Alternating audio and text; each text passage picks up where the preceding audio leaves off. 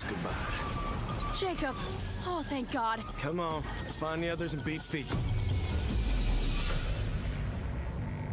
You know, Redfall used to look like it was straight out of a postcard.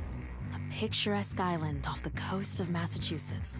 The bustling historic downtown, the seafront district, and the old lighthouse. Then, something happened. People started vanishing, and those who didn't sold out. Big time. Fast forward, basically everyone's either a vampire, a cultist trying to become a vampire, or dead. And these aren't just trashy movie vampires. These monsters blocked out the sun and pushed back all the water. Totally cut us off from the outside world. Gotta admit though, if I have to be stuck on an island full of vampires, I'm glad it's with y'all. Feelings mutual, I guess. Aw, thanks, Jacob.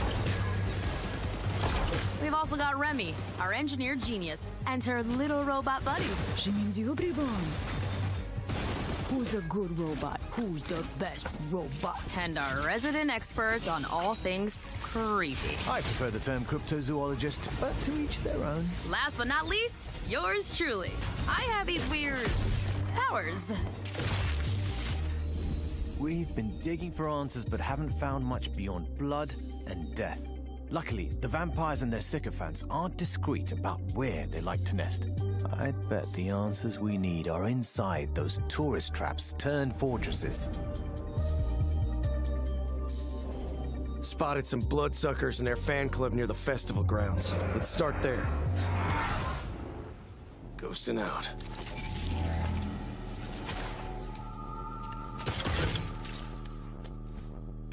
Cultists could go straight at him or just slip past.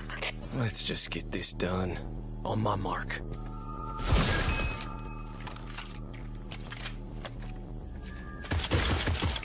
Oh shit, blood bag!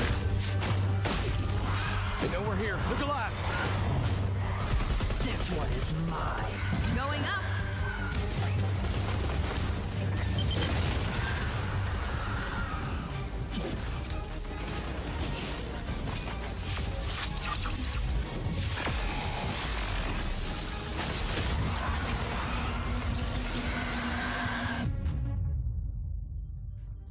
My cryptid hunter's intuition tells me there's a nest nearby. You're what? Jeff, that's not a thing. Found something. Oh, now I simply must go in there. What is that? Where does it go? Some kind of collective consciousness. That's impossible. There's the movie theater. I used to come here all the time. Why'd they have to mess this up for me? Ah, shit. Look alive! It'll collapse any second. Run!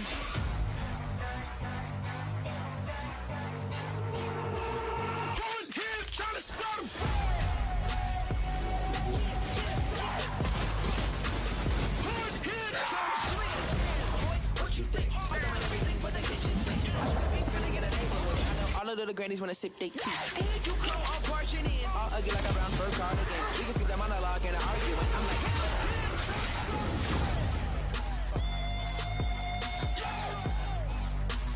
who in here trying to start a fight?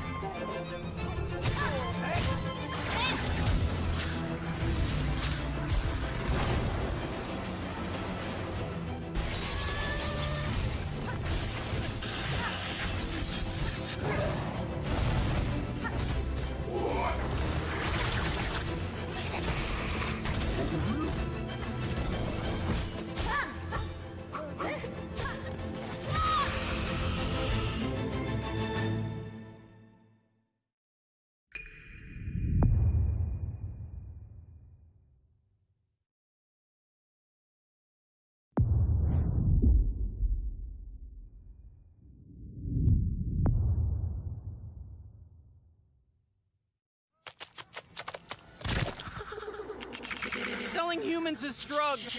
You're the only one that can stop them. I realize we're gonna have to take out the entire alien drug cartel.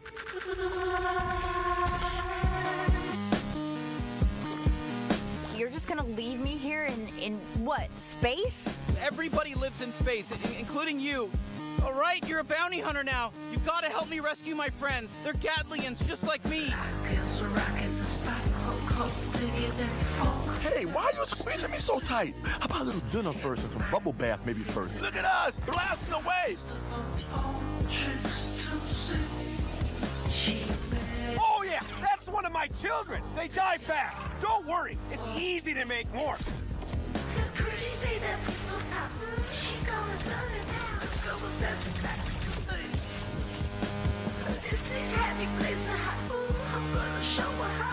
Hey there, I'm knifey. Stab, stab. Yes, more. I need more stabbing.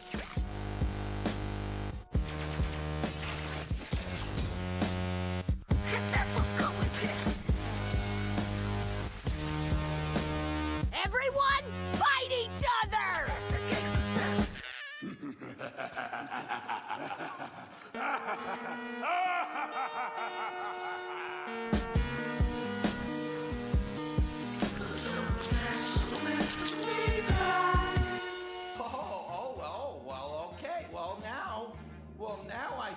Now I can.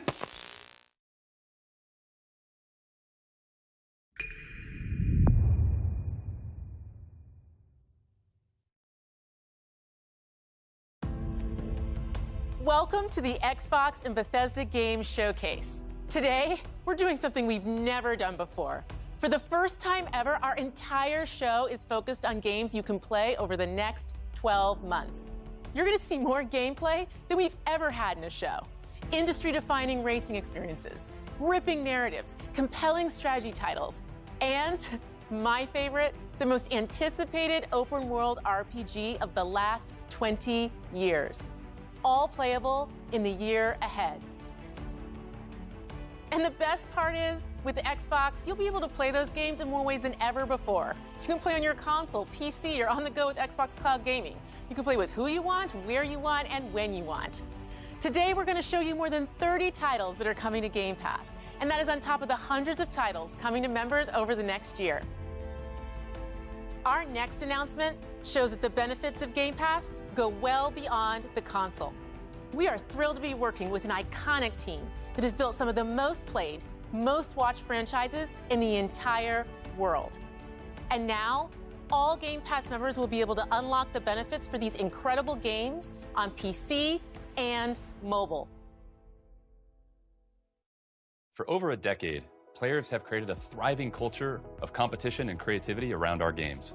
From clutch plays with friends, to unforgettable moments in esports, to amazing creations that have blown our minds, our community has continually taken Riot Games to new heights.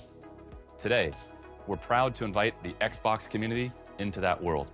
We're bringing our biggest PC and mobile games to Game Pass. Subscribers will unlock every champion on League and Wild Rift, all Valorant agents, select cards in Legends of Runeterra, and little legends in Teamfight Tactics. And that's just the start. Thank you for coming on this journey with us, and welcome to Riot Games.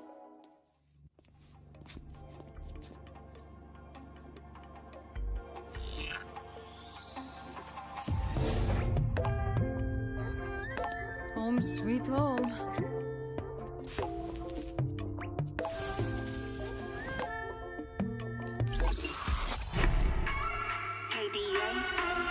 Should we show them how we do it every day?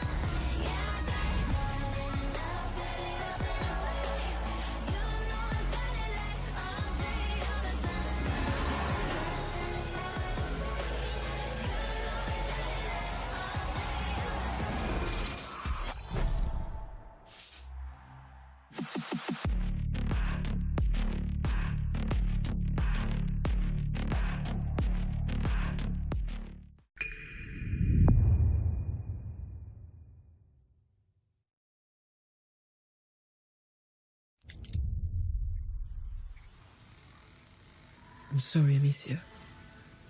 For Hugo. He's not dead yet.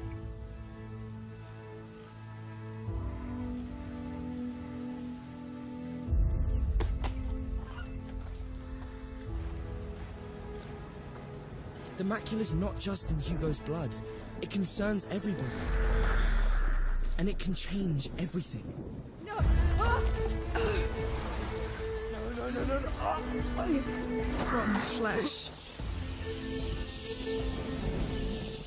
Remember, no more killing soldiers. No more killing us.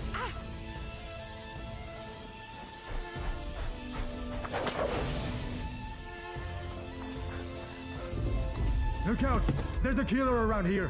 One of our men has been murdered.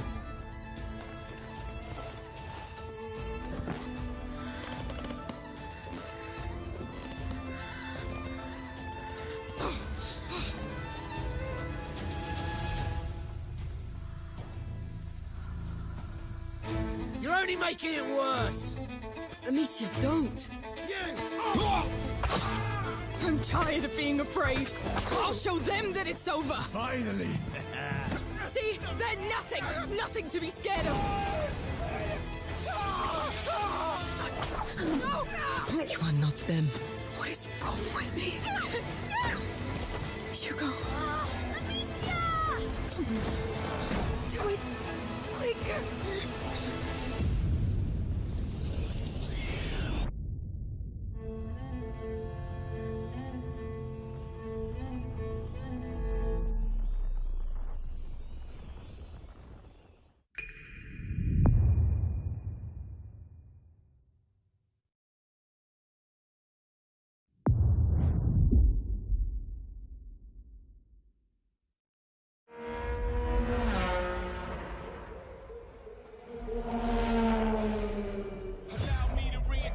Myself, my name is O, H to the O-V. I used to move snowflakes by the OC. I guess even back then you could call me CEO of the ROCO. Fresh out the frying pan into the fire. I be the music man's #1 supplier. Fly it in a piece of paper bearing my name. Got the hottest chick in the game wearing my chain. That's right, not DOC, but similar to the letters. No one could do it better. You can blame Sean, but I ain't invent the game. I just roll the dice trying to get some change.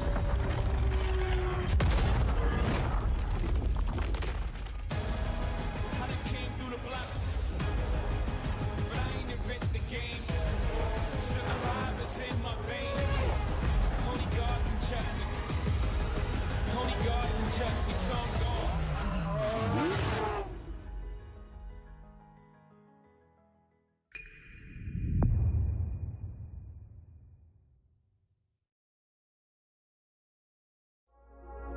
Forza Motorsport is back. I'm Dan Greenwald, GM of Motorsport, and I'm joined by Chris Sasaki, Creative Director at Turn 10. Forza is known for its photoreal beauty and state-of-the-art immersion. Built from the ground up to showcase the Xbox Series X and S consoles, including techniques like real-time ray tracing on track. This is the most technically advanced racing game ever made. Today, we're excited to show you the all-new Forza Motorsport. Welcome to Maple Valley. This track has been a fan favorite since the original Motorsport launched back in 2005. For the first time in Forza Motorsport, fully dynamic time of day brings Maple Valley to life in stunning detail.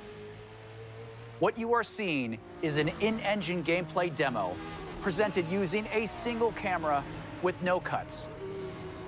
Let's jump in with the M8.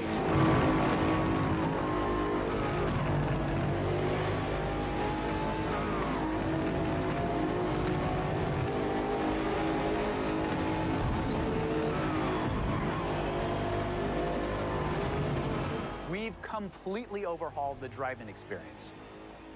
This includes a 48 times improvement in the fidelity of our physics simulation. Let's advance time of day here and look at the world details. Everything you see is new. and has been captured with photogrammetry and 3D material scans. Advanced rendering and procedural generation techniques bring a new level of realism to the track.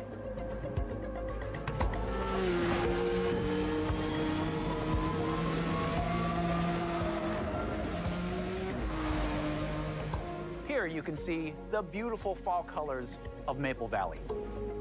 The grass, rocks, 3D vegetation, skies and clouds, they all demonstrate a generational leap in beauty and detail.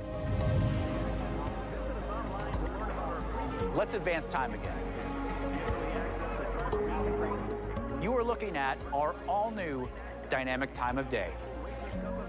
This is a fundamental system to the new Forza Motorsport, and like weather, is available on every track. These new simulation details add further depth, drama, and dynamics to the racing experience. In addition to our dynamic time of day, Forward Plus lighting and physically based lights come together to deepen the realism and immersion in the world. Changes in the time of day also change ambient temperatures, which affect track surface temps. Grip is also affected by these track temp changes, rubbering in, and of course, weather. Let's head to the pits. We've added features that players have been asking for. Tire and fuel management, multiple tire compounds, and new depth in car building create the ultimate racing playset. Advanced materials and shaders, paired with ray tracing, bring out incredible detail in the gold heat wrap, anodized aluminum, and carbon fiber. Engine bays, with their complex self-reflection, is a place where ray tracing really shines. Car damage is a racing reality. In Forza Motorsport, car damage is reproduced down to the individual scratches on the bodywork.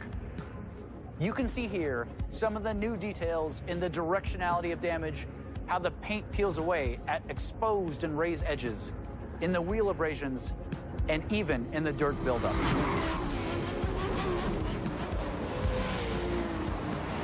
Using the power of the Xbox Series X and S consoles, ray tracing makes everything feel more connected.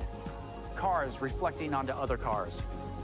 Cars reflect in their own mirrors, bodywork, brake rotors, and wings. Things just feel more natural, more real. We believe that the accuracy of our overhauled physics, the beauty of our cars and tracks, our new dynamic time of day, advanced car damage, and real-time ray tracing on track lead to a generational leap in immersion. This is the all-new Forza Motorsport.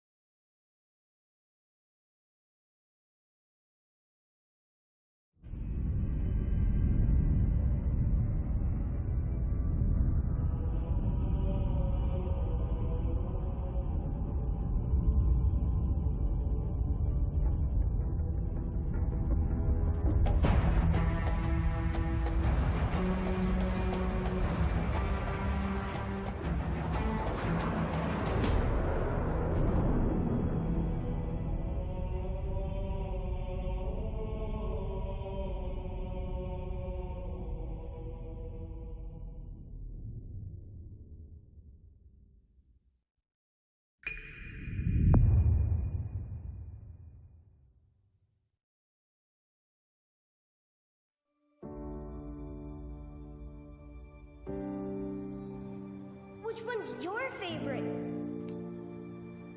Mine's Tracer. She's like, Chestnut, the cavalry's here. You're one of those heroes, aren't you? Before me, I see the future. Human. Machine. You know there's more out there, don't you? Even the best journeys end. But a new one is right around the corner.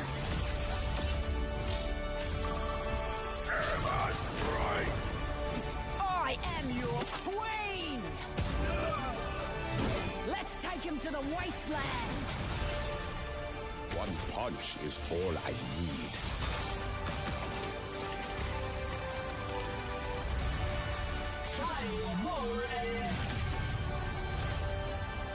Nice work, team. Keep it moving. I cannot wait to push. Draw. Yippee-ki-yay! Boom, baby! Check me out. Do something!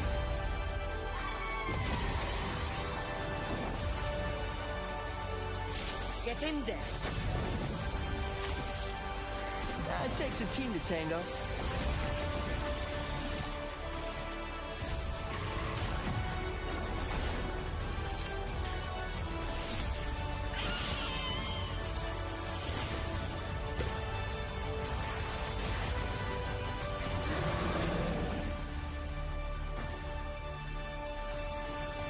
Surprise! You'll like this one. 1, 2, 3, 4!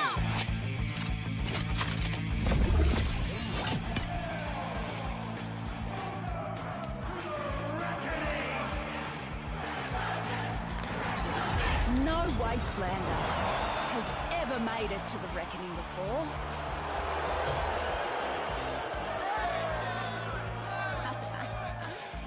But here I am. A free-for-all with zero rules.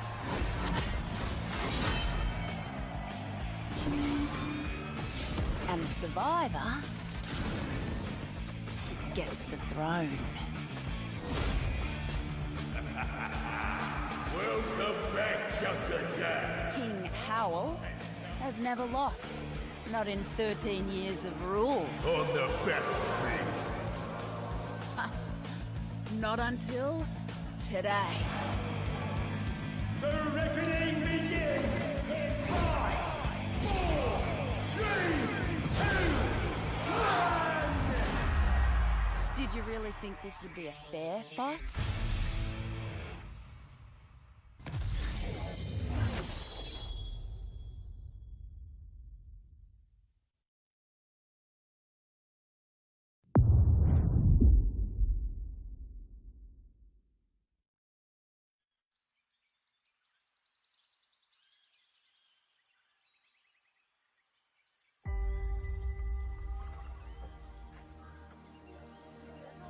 History is filled with moments of greatness. Some well-known, some lost to time. But what about the history that could have been if you were its architect? How would you reshape the world? What new stories would you tell? And when your people speak, would you listen?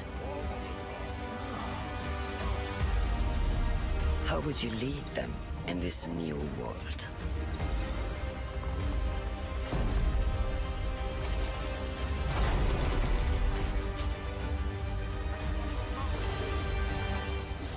History is filled with moments of greatness, but these will be yours.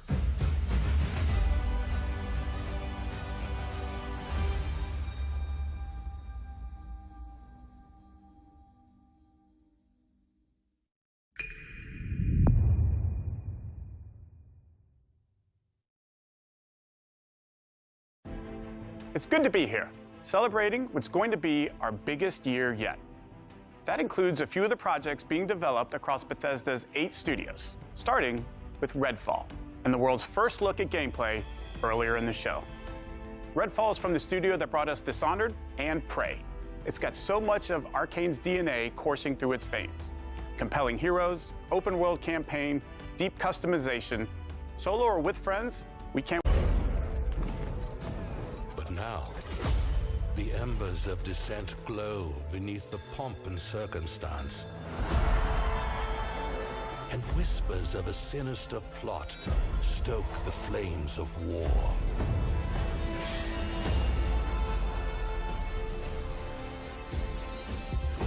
At the heart of the conflagration sits the Ascendant Lord.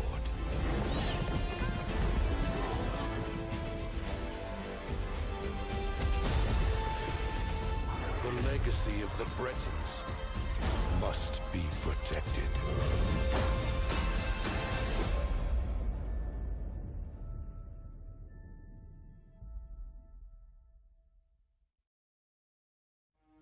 Fallout turns 25 this year.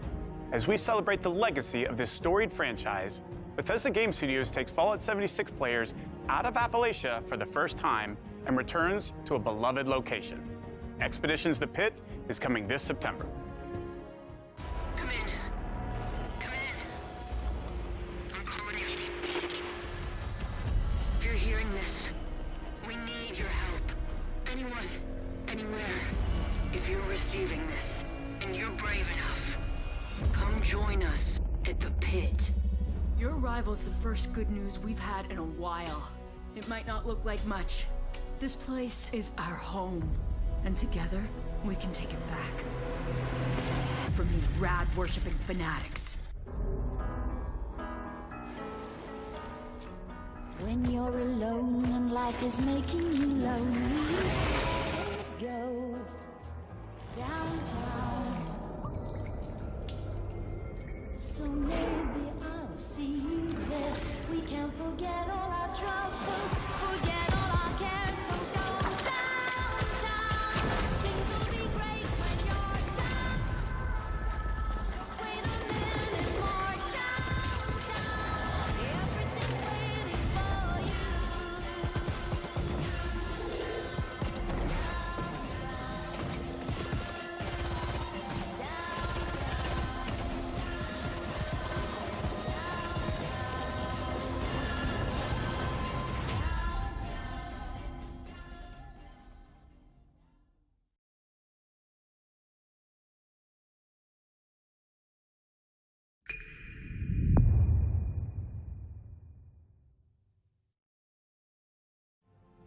Bethesda Game Studios has been busy, and not just with Fallout 76.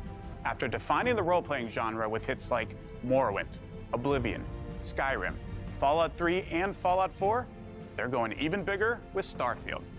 Later in the show, my good friend Todd Howard will be here to reveal more of their next epic RPG.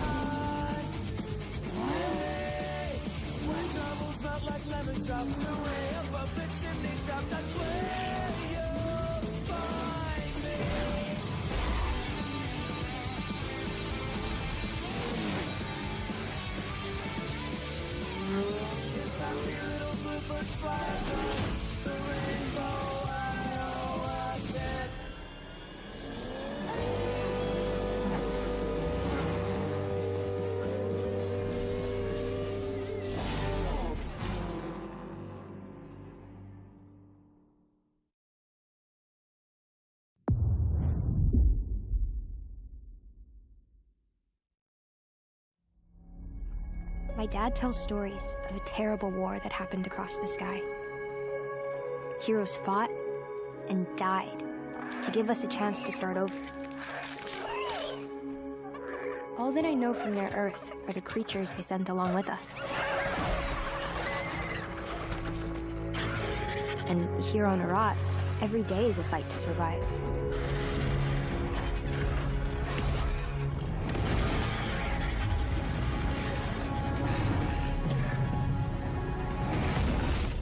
But if anyone can tame this new world, we can.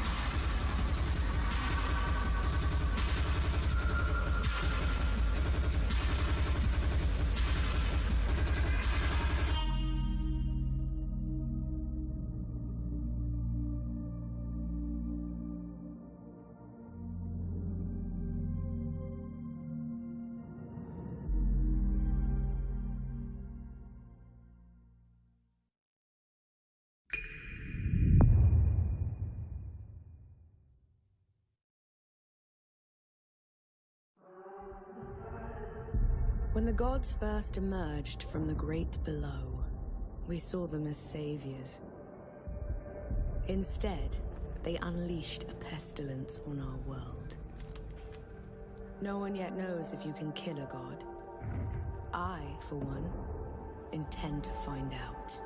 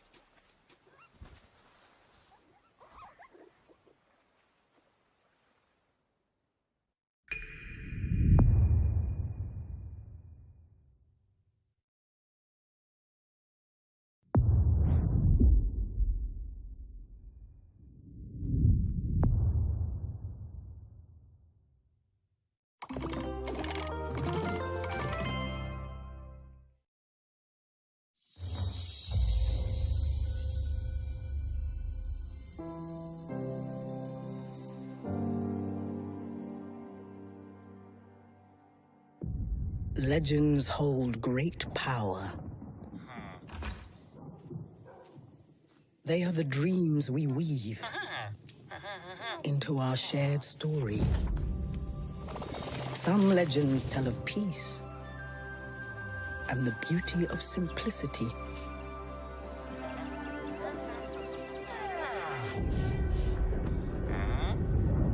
Some tell of danger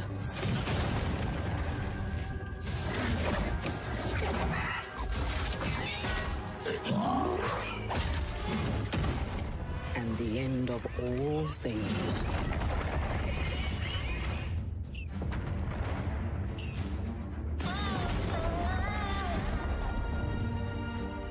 But the legends we hold dearest are legends of hope, of creativity, and of bravery. And friendships that change the world forever.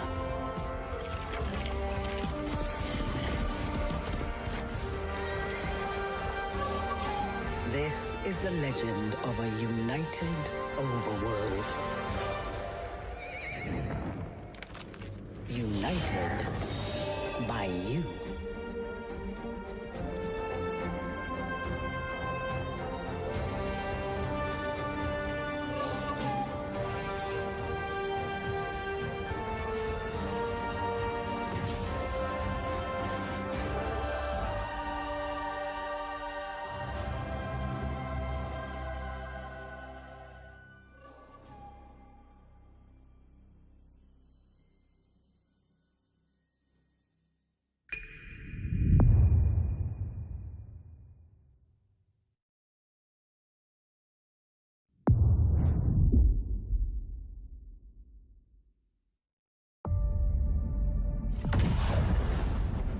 I remember when you first arrived. You made quite the entrance.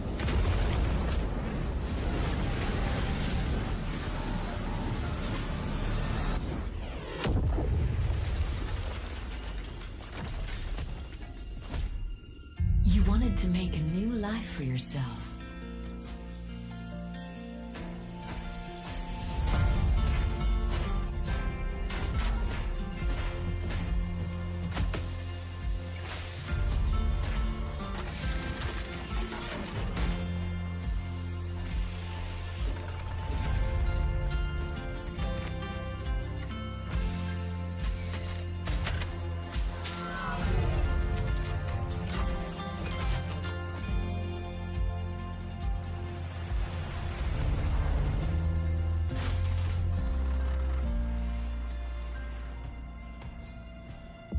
And while you explored, you uncovered a mystery.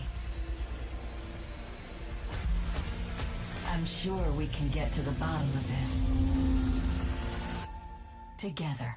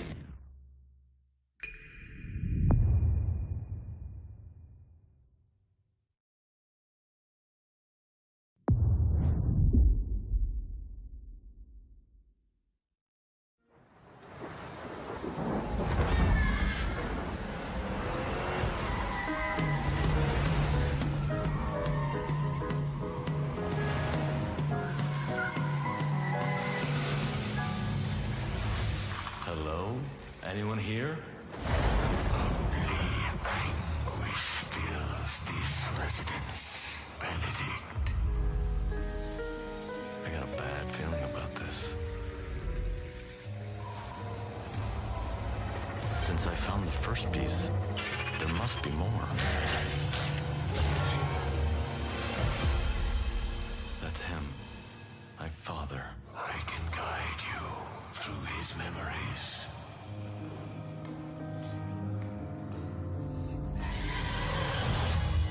We're close. Don't let your fright hold you back now.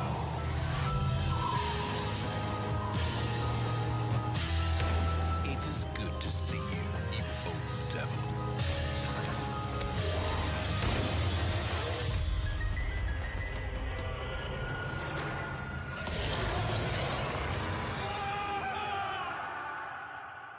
Pull yourself together, Benedict.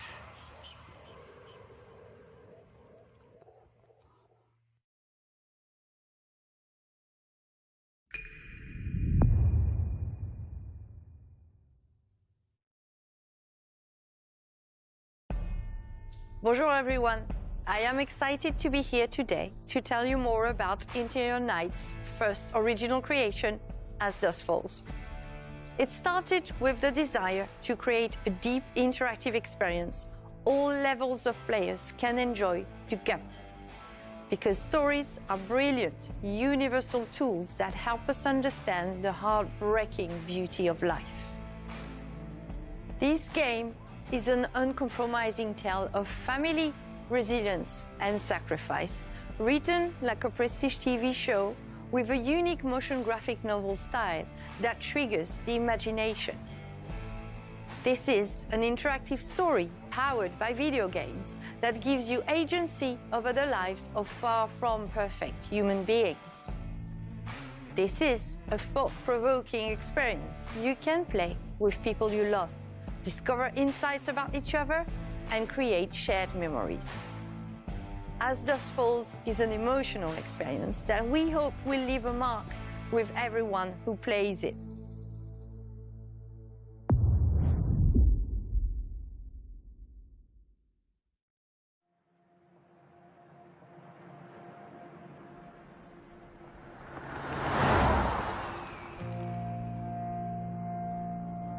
For most people, Turok is just a pit stop.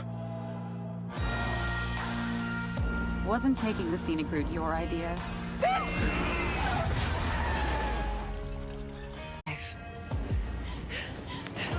Stop! Why are you following me? We've taken very different paths in life.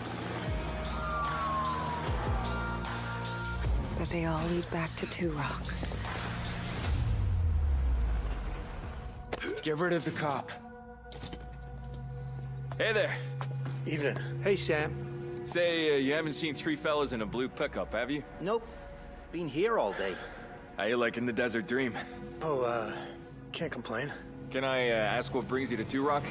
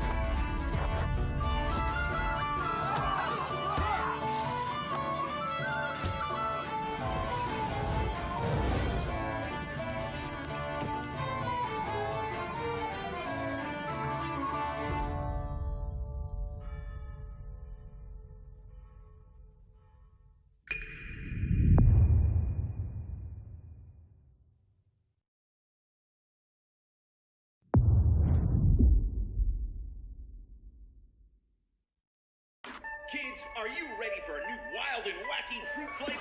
Introducing Apricot. Stop by. Make sure you get your Billy Hog hot dog.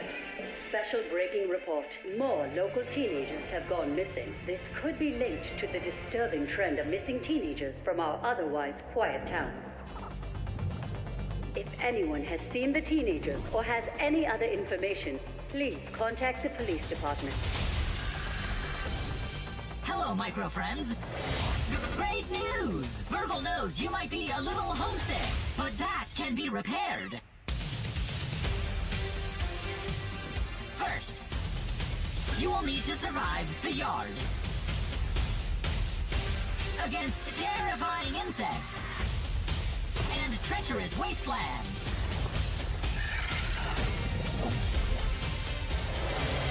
Unfortunately, my memory chip is a little rusty. But with a little maintenance, we can unravel why you are here. Before someone or something terminates your tiny existence. Good luck!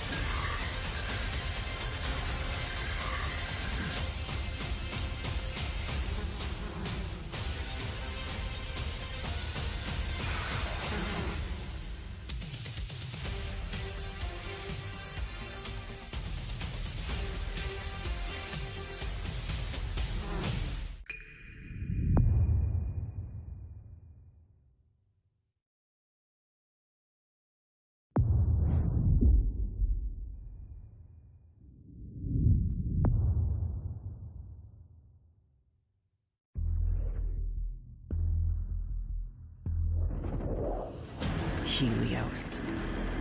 They search for someone who does not exist. The Shadow. The forgotten child of a scattered race. Lost.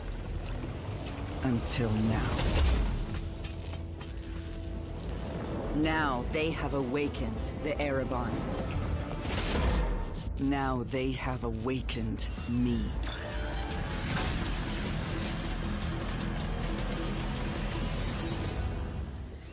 But I am not their hope. I am their reckoning.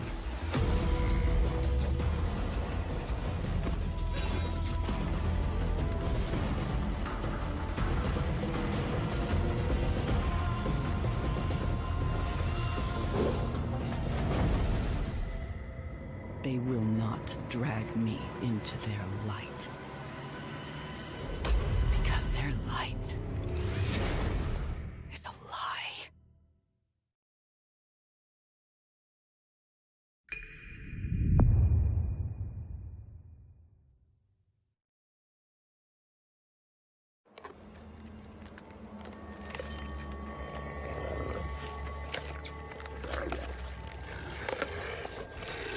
I speak now to those who heed a darker call.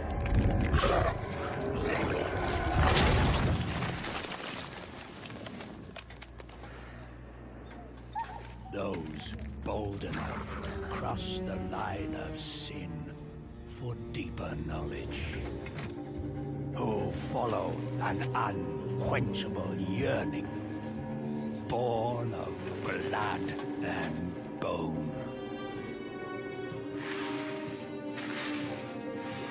Unlock the forbidden secrets and foulest black rituals, calling forth life from death. My family, my soul.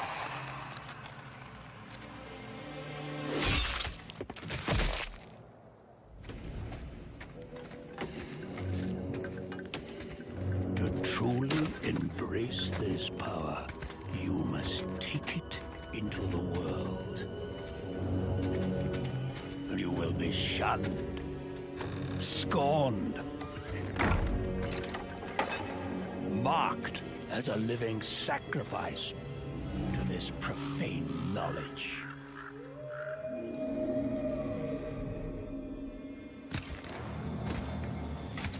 You will be a priest of Rathma, a necromancer.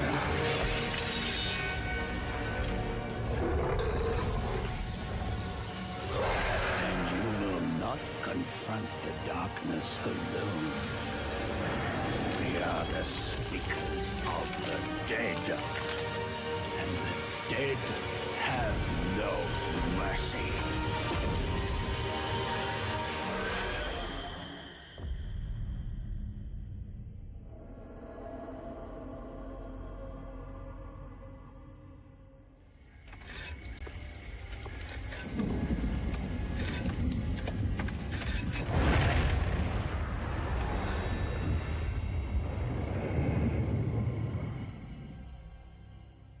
I'm very excited to announce our 5th and final class, the Necromancer, a commander of the undead who joins the other iconic classes around the campfire in Diablo 4. These include the mighty barbarian, the elemental sorceress, the crafty rogue, and the powerful druid. And you'll want them because the demon Lilith, the daughter of hatred, has returned and spreading corruption and evil as she fights to reclaim our dark Gothic world as her own. And it's up to you to stop her. Now, Diablo 4 is the culmination of the 25-year history of the franchise, building on top of the best of what's come before with some, unique twists all its own. So let's dig a little deeper by watching, for the first time I might add, some Xbox Series X gameplay, while hearing from a few of the many people behind the game.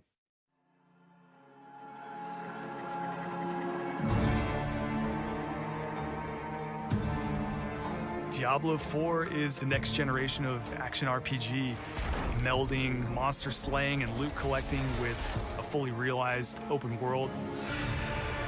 It's not for the faint of heart. It's gory and unnerving. It's creepy. Diablo 4 is all about player choice. It takes all of the pillars of a Diablo game and just expands them with all the new features that people really love and appreciate in modern games. Whoever you see yourself being, you can create in Diablo 4.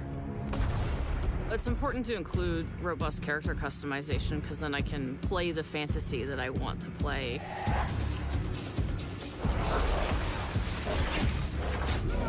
It allows you to switch around your playstyle as well. Everything feels very powerful and fun.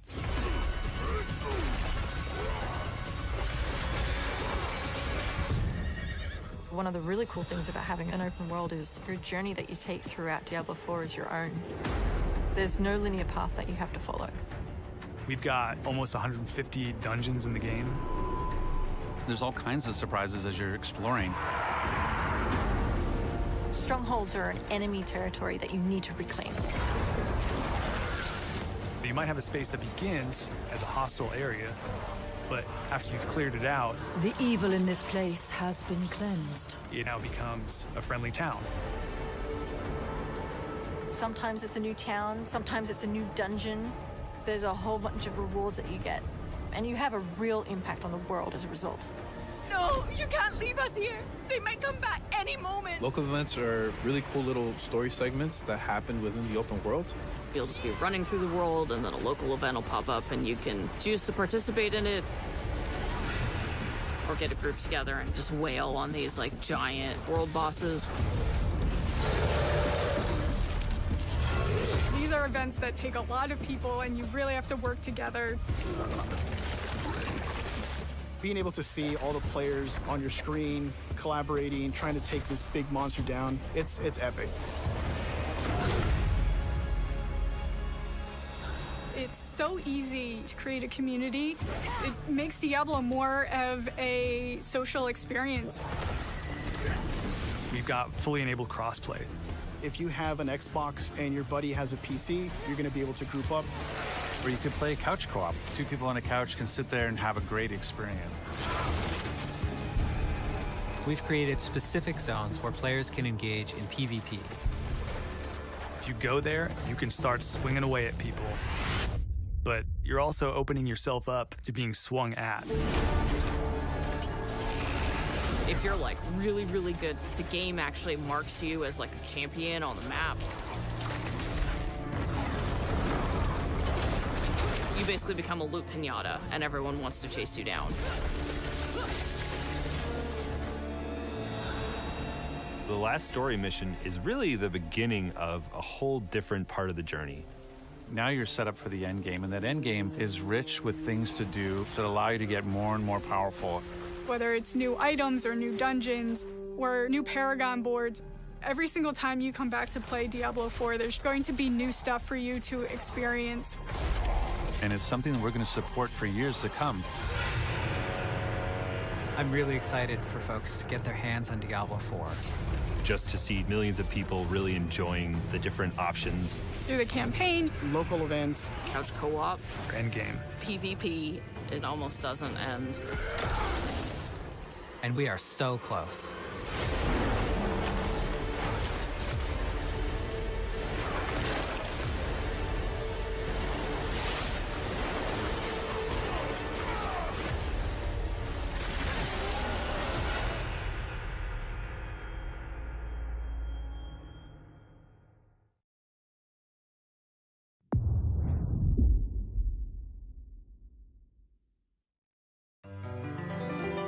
We brought updates that were free to those who sail the sea, though there's always more potential within.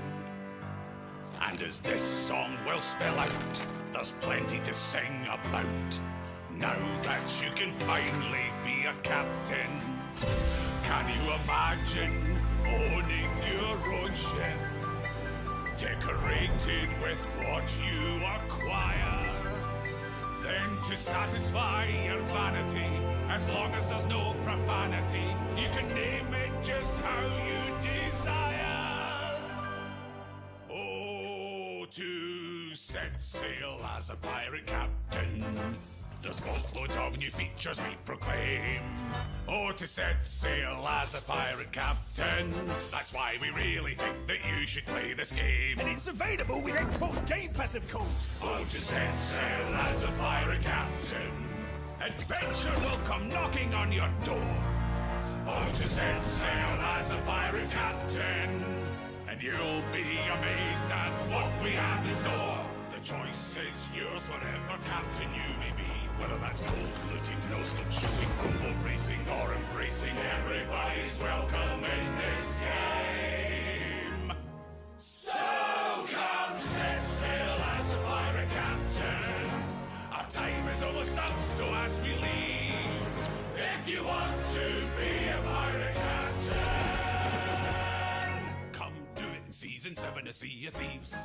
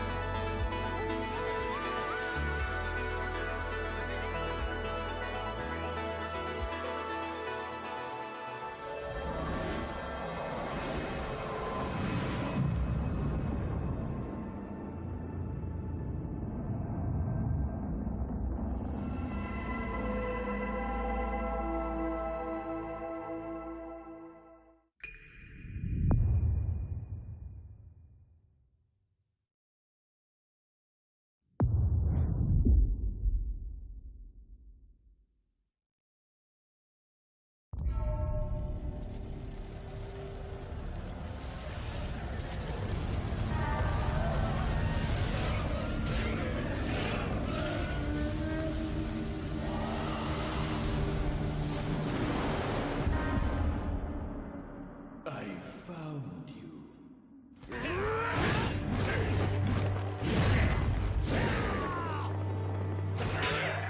Bearer of the eternal elixir field.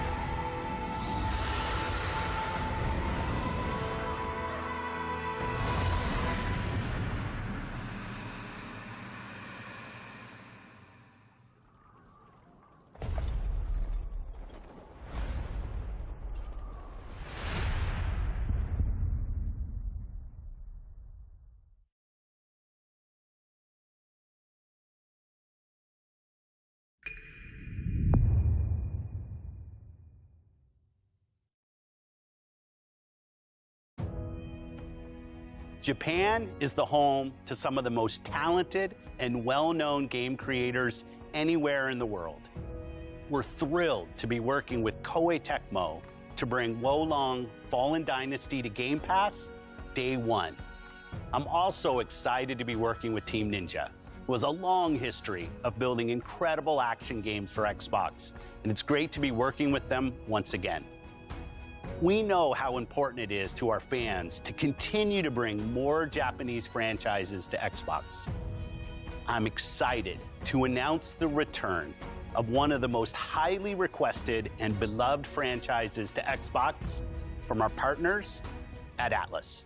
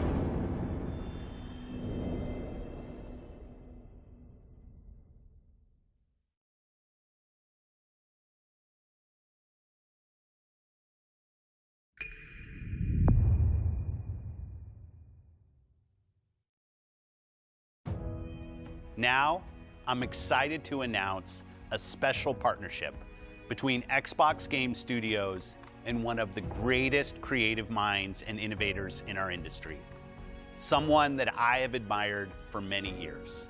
Today, I'm pleased to share we will be working together to create a brand new experience like we've never seen before. Thank you, Phil. こんにちは、小島秀夫です。ずっと作りたかったゲームがあります。それは誰も体験したことも見たこともない全く新しいものです。それが作れる日が来るのをずっと待っておりました。マイクロソフトの最先端クラウドテクノロジーと市場の変化によってその未知なる構想への挑戦がようやく可能となりました。少し時間はかかるかもしれませんが、これから、Xbox ゲームスタジオと提携し、皆さんに喜んでいただけるニュースをお届けしていきたいと思います。ご期待ください。Thank you, Kojima-san. We're thrilled to have Kojima Productions working with our teams at Xbox Game Studios. Today, for the first time ever, we have focused on showing you games that you can play over the next 12 months. Today's show celebrates a diverse lineup of global game creators of all sizes who bring with them unlimited potential. Games from these creators will be coming to Game Pass every single month, including Naraka Bladepoint, As Dusk Falls, A Plague Tale Requiem, Pentiment, Persona 5 Royale, Somerville, and Scorn, just to name a few. And we start 2023 with the launches of some of the most anticipated titles from the teams at Xbox and Bethesda: Redfall, Minecraft Legends, Starfield, Forza Motorsport, and more. This has been an incredible year as we achieved record growth across console and Game Pass, with millions of people playing our games every single day. And we have you to thank for that. Whether that's new players joining us through Xbox Cloud Gaming or our longest fans playing on Xbox and PC, we could not have done this without you. A year ago, we welcomed the talented studios at Bethesda Softworks to Xbox. Their teams have been hard at work, bringing their franchises to Game Pass, shipping updates to their games, and building new experiences for you to enjoy. We know that everyone has been eager to see Starfield. Our show today has highlighted gameplay, so it's only fitting that we end it with an extended first look at one of the most anticipated games in Xbox history. This is Starfield.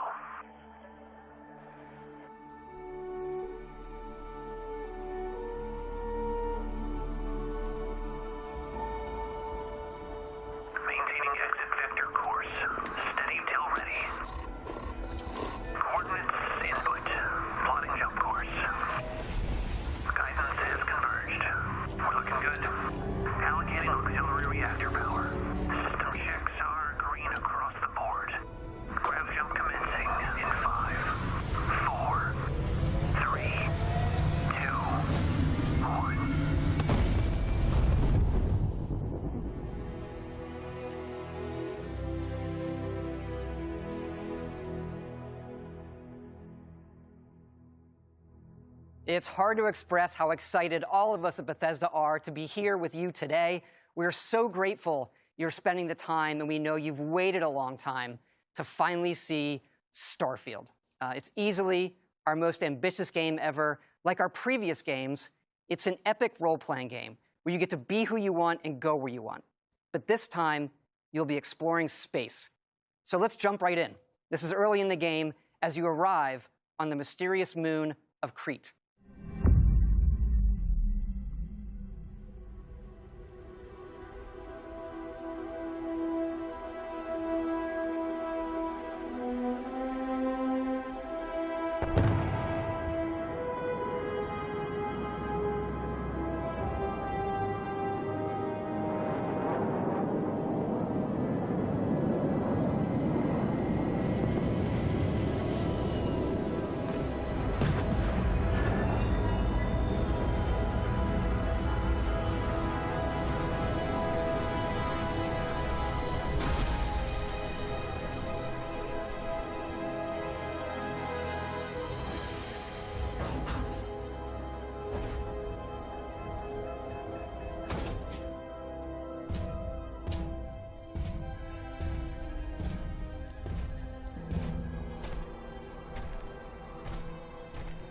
According to the scanners, the abandoned research facility is in this direction.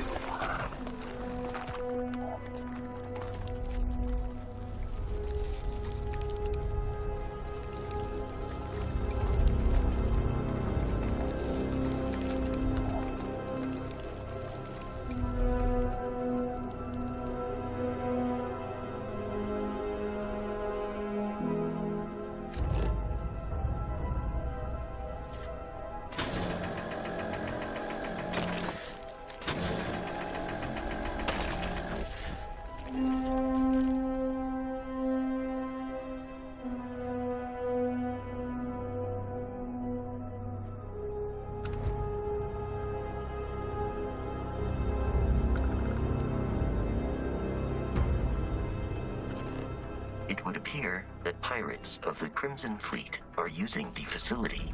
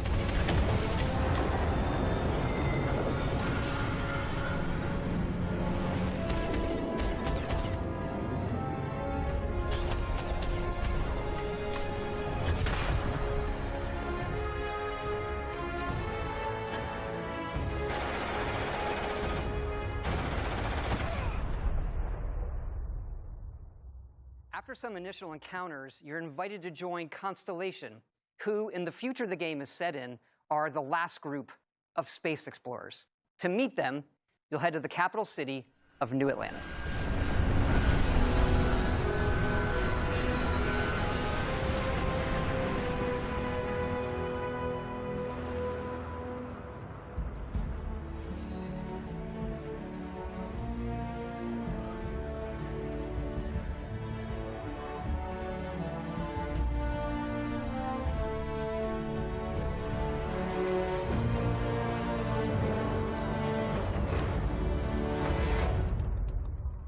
Welcome to Constellation.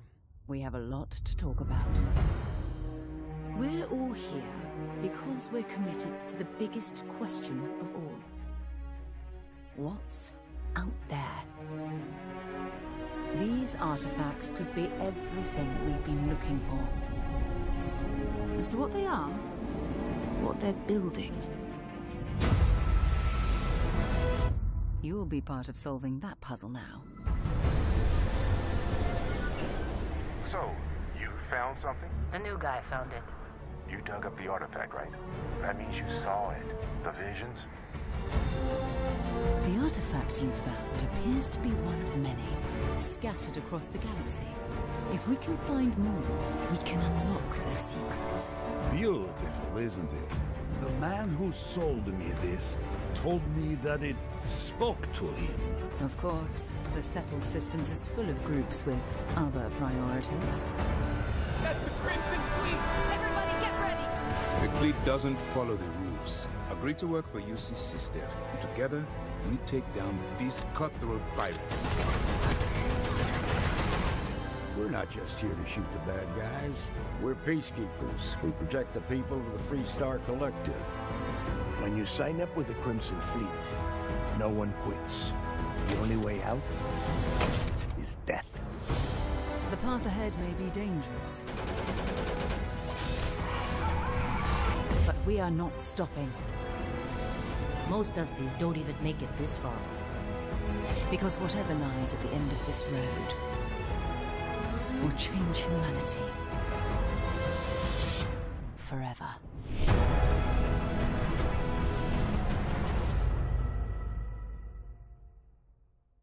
That gives you a look at the stories in Starfield.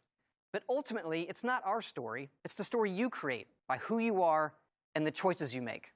And that starts with character creation. It's our most flexible yet. You can customize all the elements of how you look.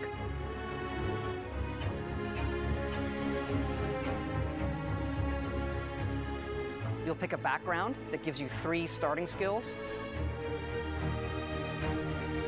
Says here you spent some time as a diplomat. Having a way with words might prove useful. There are optional traits, and these come with unique advantages and disadvantages. But it's not just in how you can look, but in how your character plays and develops. The skill system combines the best from our previous games, and you can unlock new skills as you level up, and then you rank those skills up by using them and completing challenges. And there's deep crafting systems, from running research projects with resources you find to crafting weapon mods needed to survive.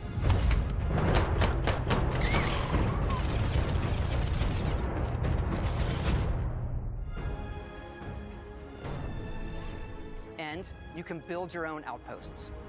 These act as a home away from home for survival and resource generation. You can choose where and how to build each one, and you can hire characters you meet to keep it up and running. But that's not all. You can even build your own spaceships.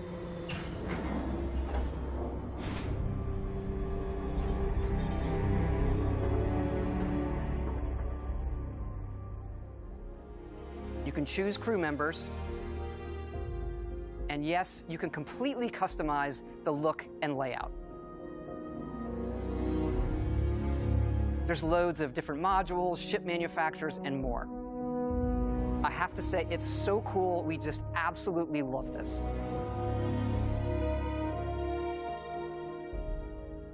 It's not just how the ship looks, it's how it performs, from engines to shields to weapon systems, because yes, you can fly it. Thrusters boosted.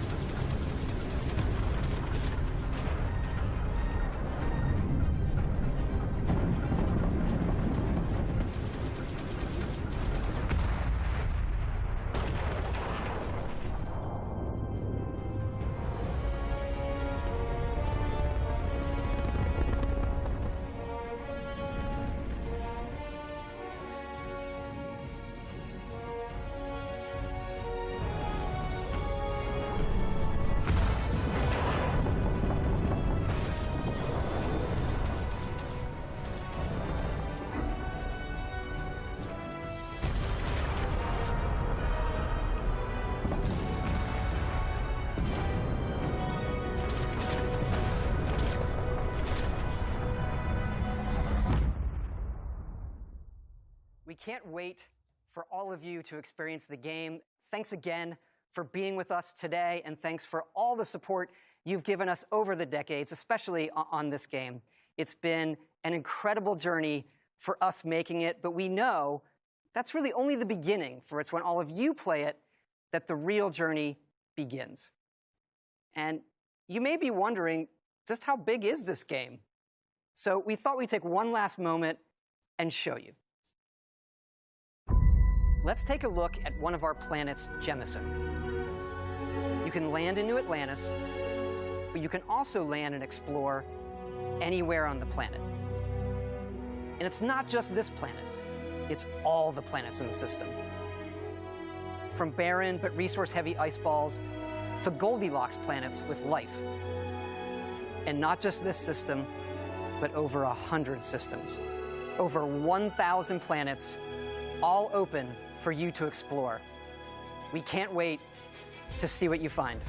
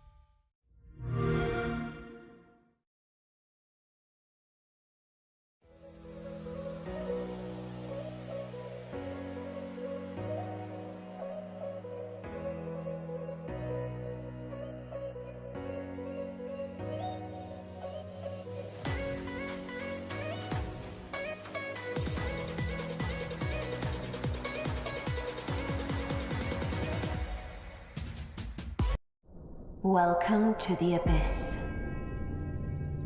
Due to your unfortunate circumstances, you have been incarcerated here on the Bastard Moon. I recommend making yourself comfortable, as you're going to be here for a very long time. I need you to take control of my remote wardens and scout the depths of the Abyss.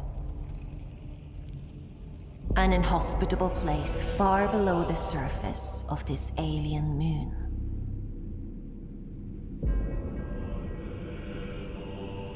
I should warn you, the Abyss has a tendency to attract undesirable things. My best advice? Try not to die.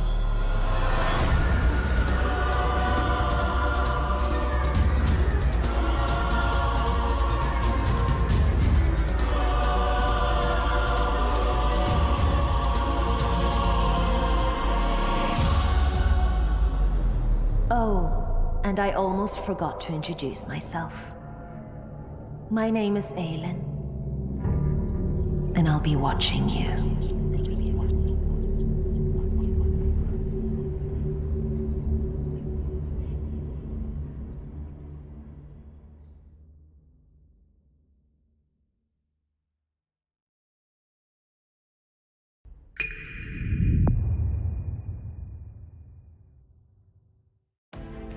Bethesda opened the showcase with a dramatic gameplay demo for Redfall and closed it with Todd Howard showing us how deep the rabbit hole goes on Starfield.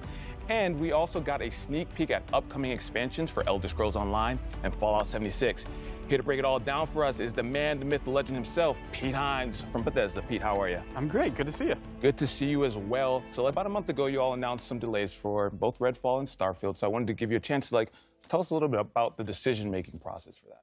Absolutely. Look, with all the time that goes into a game, it would be foolish to rush it out the door before it's ready. I think we have continued to sort of examine how we think about games and making sure that they are going to meet our players' expectations. Obviously, the last 2 years have really challenged us from a development standpoint.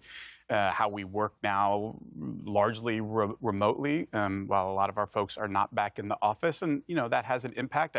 I also think we've been thinking about things like release dates and when do we give those out and how do we make sure we give one out that we actually hit and don't have to change later. So it's not something we undertake lightly, but at the end of the day, I think what our fans expect, what Xbox fans, what Bethesda fans expect is a high-quality game, and we want to do everything we can to give our teams the time to fully realize the games they're making. Yeah, and I think that's what it's all about, right? Like delivering an amazing experience for the players out there. And so, speaking of games, we're just going to jump into it. We're going to start with how the showcase started with Sounds good. Redfall. Now, before we even get into the game, Arcane's making the game, and I want you to talk a little bit about the pedigree of Arcane, just in case people don't know. Sure.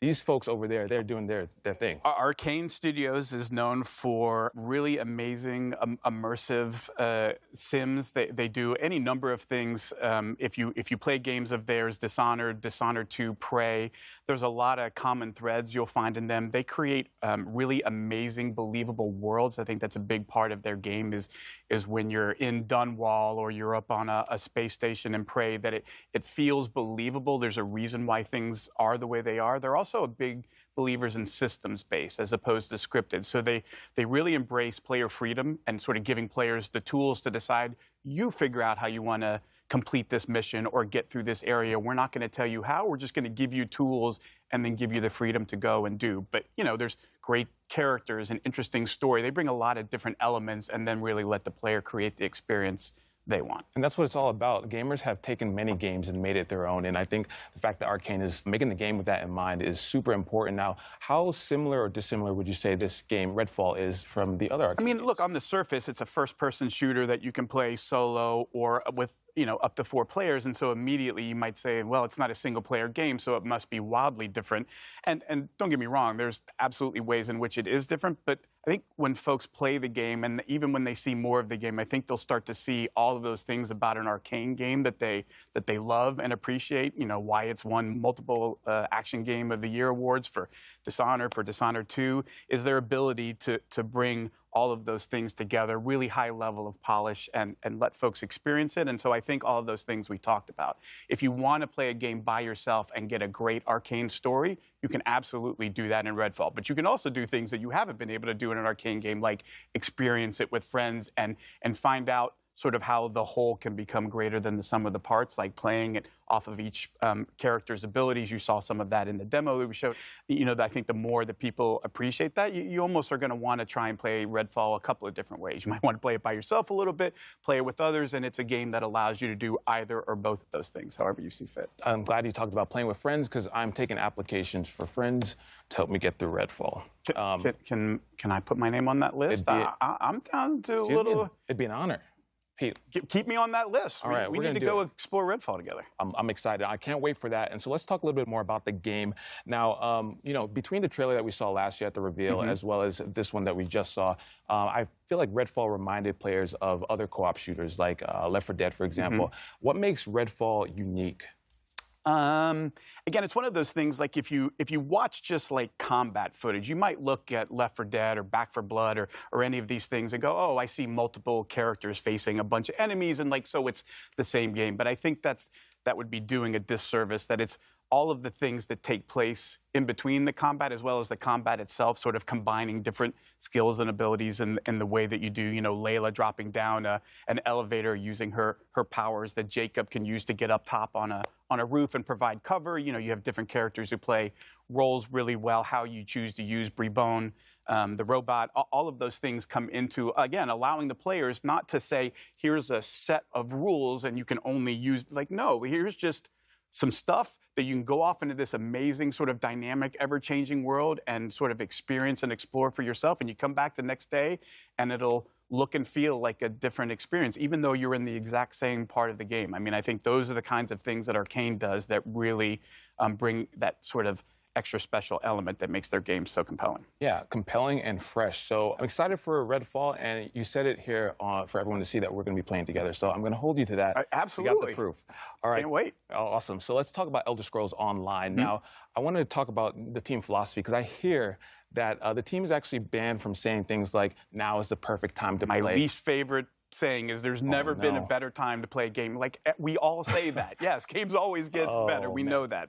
The thing that we love about where Elder Scrolls Online is going is their ability to continually refresh the experience for players, provide new experiences, like going to High Isle, a place they've never been in an Elder Scrolls game. It does a lot of things like story and intrigue. There's a lot of politics in High Isle, different factions and the conflict that's going on there. And again, a way that you can jump in and play by yourself and experience it by yourself, even though it's an MMO. But the real special sauce of Elder Scrolls Online is our amazing community. They're so welcoming. They're so helpful. You know, if you need a little bit of help, if you need a lot of help, they're there. They're there for you to help explain, to, you know, to make sure you have a fun experience. And honestly, like, that is such a huge part for an online game of creating an environment where anybody, no matter whether you just started playing or you've been playing for 8 years, can have a good experience, no matter how you decide to engage with it. I love that you mentioned that. Community is as you mentioned, is such a huge part of any online game. And so for players who may not have played Elder Scrolls, who are, like you said, looking to jump in,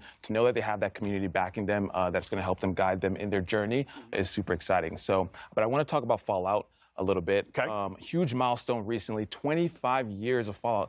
It can rent a car even now. At this point, right? We're talking about it. All right, so this has to mean something super special to the team. Absolutely, and look, we are as aware of anybody. Like, this franchise did not start with Bethesda. It's one that we took on along the way, and our intent is not just to pay homage to, like, Bethesda Fallout. Like, no, we mean all Fallout, because what this series has done, what it meant to us as players when we went and played those games, played the original Fallout, Fallout 2, and then what the franchise has become, and sort of growing and finding an even, you know, a new audience with Fallout 3, Fallout 4, Fallout New Vegas, Fallout 76 is something we really want to celebrate. And honestly, what's going on in Fallout 76 with the pit and your ability to continue to push the boundaries in an online game of story and meaningful player choice, and as you're going along, making decisions that kind of matter and have a real impact, I think is important in the evolution of Fallout 76. And just honestly, how far that game has come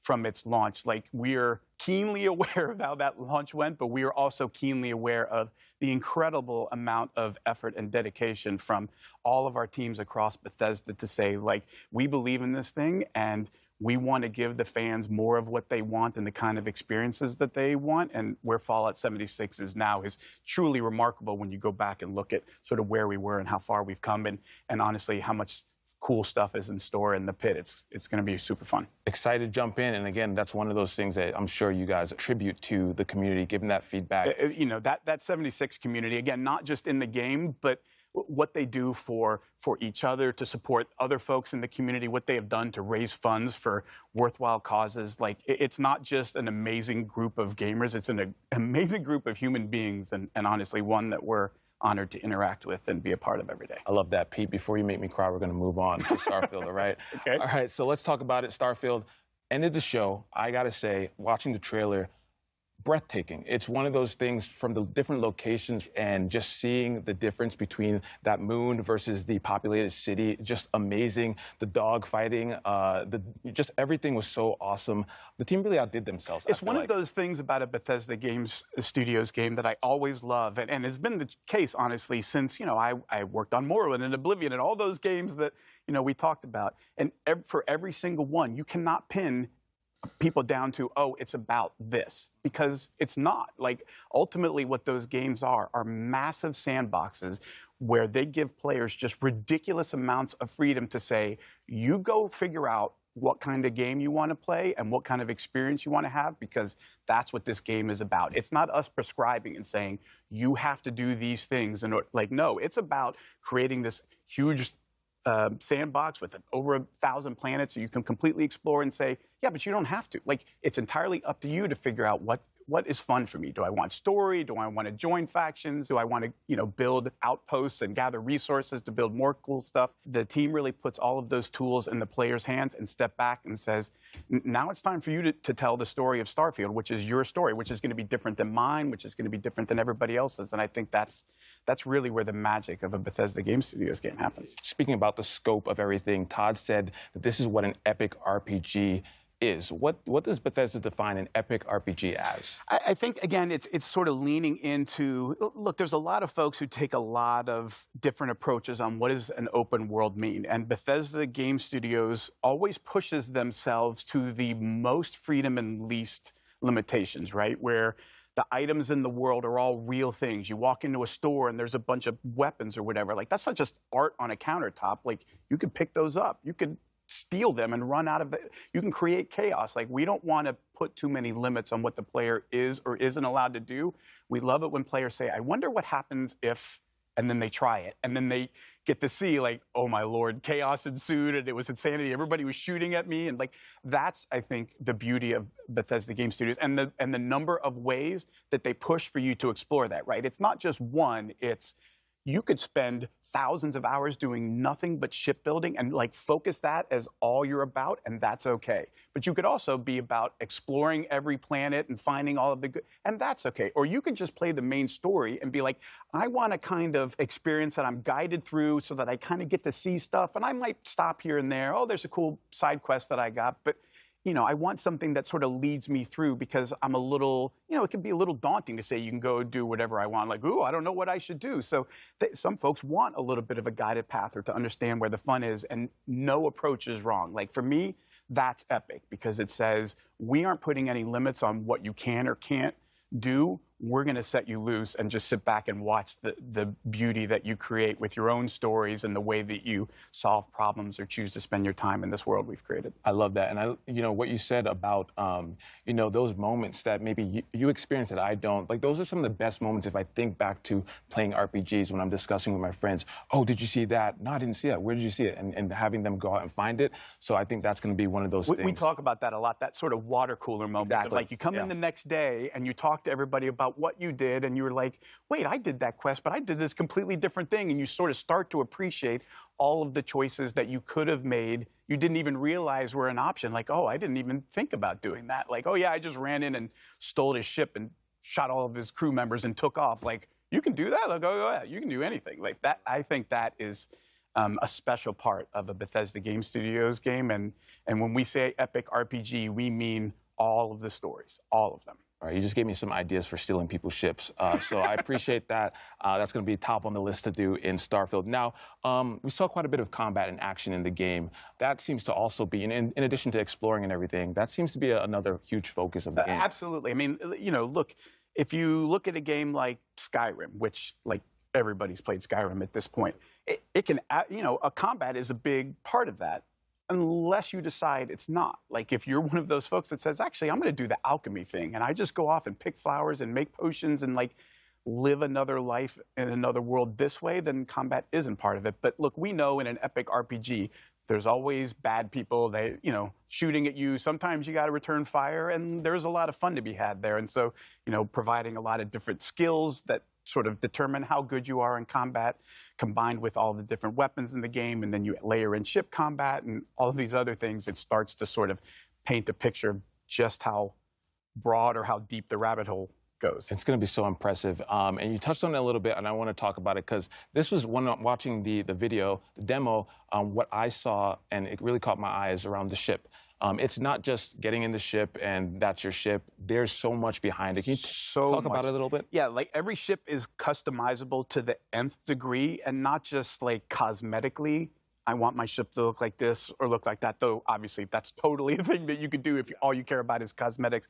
But it goes much deeper than that in terms of like what kind of shields you have, what kind of weapons you have, like what kind of ship are you building? What do you want it to be good at? What trade-offs are you willing to make or not? And then the other part of it is, of course, well, you can't just, like, it's a spaceship. Those aren't cheap. So you have to figure out, like, how am I going to do this? Where do I get the resources to build this stuff? What kind of, you know, skills do I need to level up to improve different parts of my ship beyond, you know, what I could do without those skills? So there's a lot of, again, choices in terms of you get to decide that, how much you want to put into that or not. Do you just want to give somebody money for the parts that you want? Do you want to build it? All of those things are sort of part of the fun of deciding how much do you want to interact with this and how do you want to interact with it. Absolutely. I mean, just as you mentioned, the scope, the level of player agency, something that I feel like is going to just make Starfield such a special experience. So between Redfall, ESO, Fallout 76, and Starfield, you all are just killing the game. Yeah, we got a few games coming out. It's going to be so great. Pete, thank you so much for stopping by. Thanks for having me. Of course, Pete. Now, coming up, we'll hear from our friends around the world, including Squanch Games, Obsidian Entertainment, Playground Games, and of course, Xbox fans like you. But first, let's hear from the creators of one of the world's most popular Battle Royale games.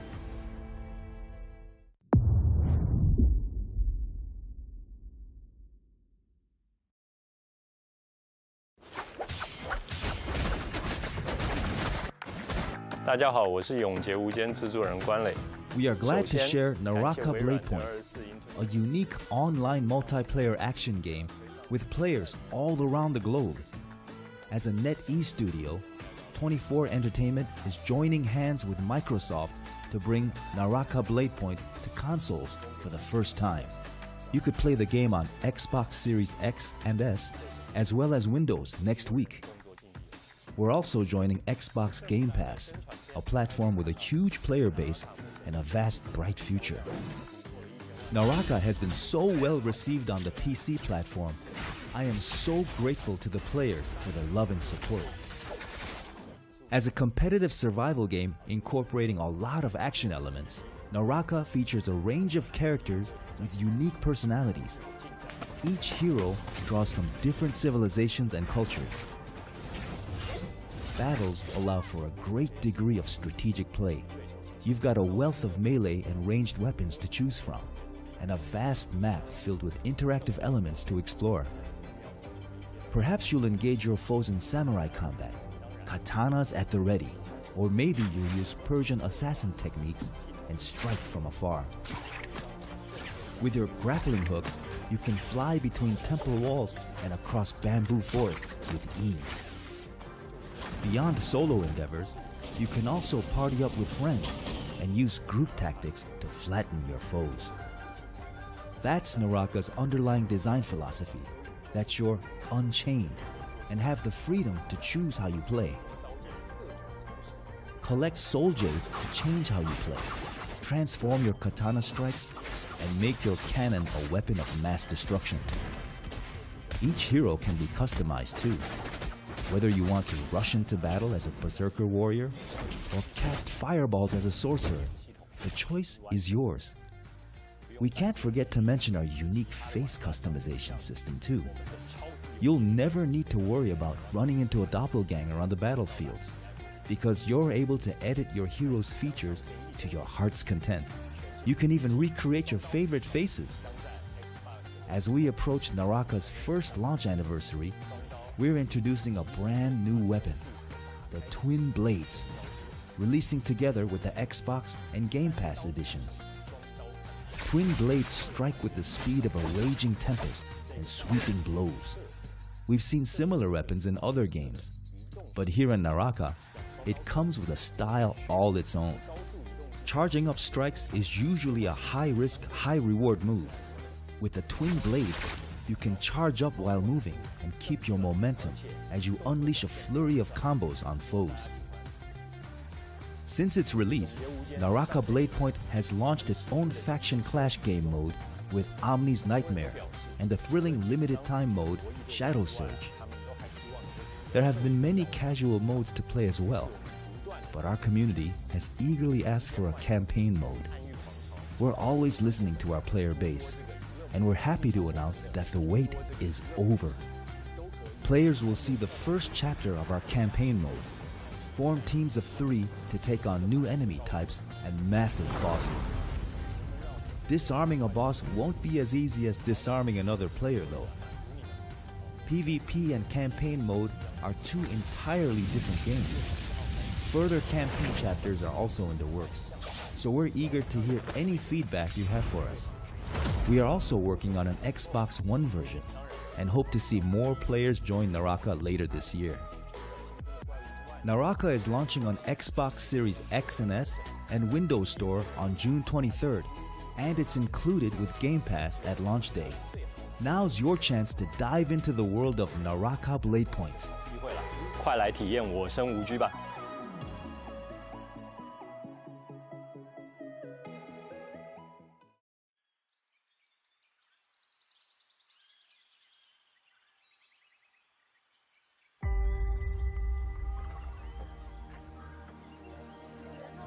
History is filled with moments of greatness. Some well-known, some lost to time. But what about the history that could have been if you were its architect? How would you reshape the world? What new stories would you tell? And when your people speak, would you listen? How would you lead them in this new world?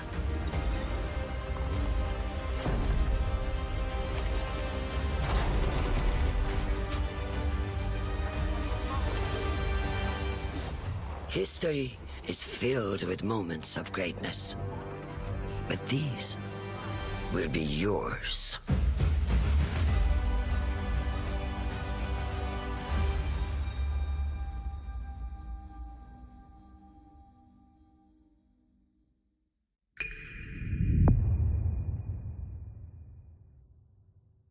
I'm excited to welcome our friends from Oxide Games for a closer look at their historical grand strategy game for PC called Aura: History Untold. Dan, Michelle, thank you two for joining us today. Thank you for having us. And on behalf of the entire studio, we are really excited to be here and finally be able to talk about Aura. I mean, we all are excited too. You just had the world premiere 2 days ago for Aura. And I have to say, I'm a really, really big history fan. I love me some history, so I've been looking forward to talking to you two about this. Now, we all know this is not your first strategy game, but the vision behind Aura is so ambitious. So tell us more about it. And also for those who are new to Oxide Games, we would love to hear more about the studio as well. So Oxide Games was founded 9.5 years ago in my basement, actually, from the development leads of Civilization V. And our goal is to push strategy games to the next level. And what's really great about working on a new IP is that you don't have kind of these previous expectations that a sequel would have. And so the sky really was the limit, and we got to really take the genre to a new space. And we really hope that not only will fans of strategy games like this, but people who've never played a strategy game before will find something they love as well. You're absolutely taking it to the next level. I think I saw like a drone was in like the 18th century or something like that. It's very, very fascinating. And I think that like if you're someone who really enjoys history, it's bringing like all the worlds together, all the periods of time together. And that's a grand vision in itself. So how does the vision of Ara impact the player experience within the game? So one of the kind of big things we wanted to do with Ara was really explore how to make the game less about finding that optimal strategy, that optimal path, and really bring in ways to make it more meaningful to the player, make it unique to themselves. So what are different kinds of choices we can bring to the player so that when you play it's different than when I play, and yet we can both be competitive together? How can we do things to really impact agency and expression and really let you express your values and your play styles through the different mechanics in the product? And Dan, what about you? How does the Envision impact the overall experience? So one of the big things that we've been working on is what we call the living world. We wanted the expression of the game to manifest itself in a way that felt authentic and cool. So we've spent a lot of effort on making sure that the choices that you make are expressed in a visual way. And so you're going to see your citizens doing things that reflect the choices that you've made. And this is actually really challenging. So one of the goals when we founded Oxide was to not have to tell the designers, no, you can't do that thing. And so the game is obviously huge. It's just massive. And so it was a very large technological constraint from doing something like that. But we have our own proprietary engine that allows us to really bring this alternate Earth to life. I think that's the beauty, right? Because in history, the great thing about learning history is that you learn about culture, you learn about stories, you learn about things that are probably brand new to your eyes.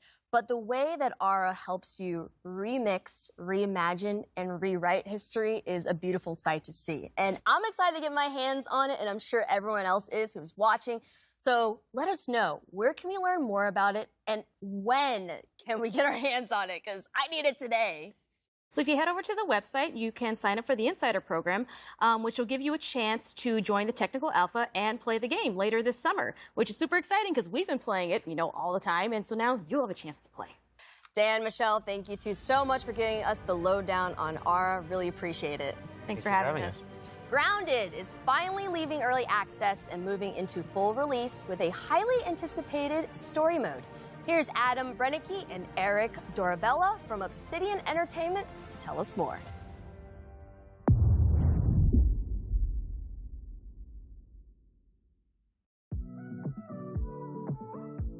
What can players expect from the 1.0 launch of Grounded? The big one, of course, is going to be a complete game, and that means story, right?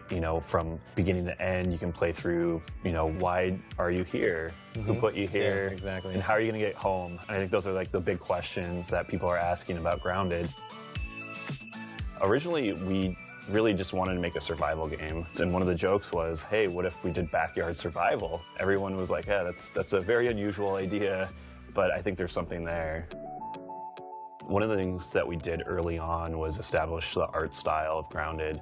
Things started coming to life as we did the initial prototypes and seeing some of the cool things, like the first time we added the spider into the yard, seeing the reactions of people in the office, even jump scares, people screaming.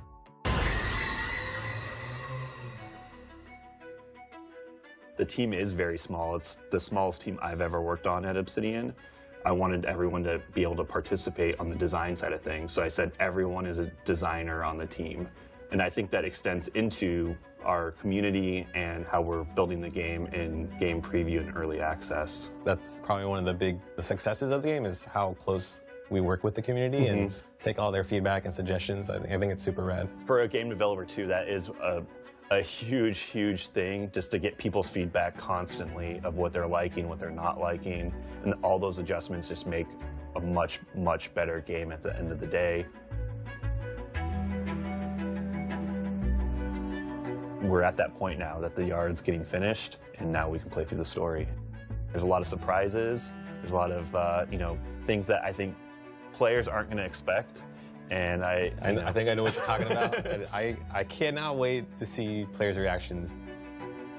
I know a lot of players are just waiting for the story to be finished to finally jump into the game. People who played the game previously are also like holding out for more content. I think it's just going to pull a lot of people back in and gain a lot of new players. So Adam, we have the Broodmother from last year. It was like our first big boss. And then we came out with a bunch of mini bosses like Termite King and the Assistant Manager. But in this trailer, we're showing players the Mantis. What can they expect from this? So we're super excited to finally show off the Mantis. I know that's been a big ask from players that they want to see a praying mantis in the game. They've been asking for this for a long time. Do we have anything else that the players can get excited about? You know, the mantis is just a little tease of one of the new boss fights, but there's more to come, right? Like potentially many boss fights that we have planned for the full release of Grounded. There's a lot more secrets and other things to uncover. When we reached 5 million players, that was already super crazy. And then we hit the next milestone of 10 million players still being Xbox. Doubling it, right? Yeah, in Xbox Game Preview Early Access. That just goes to show that we have a fantastic game. Everyone's just so surprised at like how much Grounded has grown. I just hope that players and the community understand how important they are and impactful on this game with us. Yeah, we're so thankful for everyone's support along the way. It's been an amazing journey, and we're finally almost at the finish line, right? Yeah. And I think we wouldn't be here without our amazing community and all of the fan support. I agree. Best community ever. Yeah.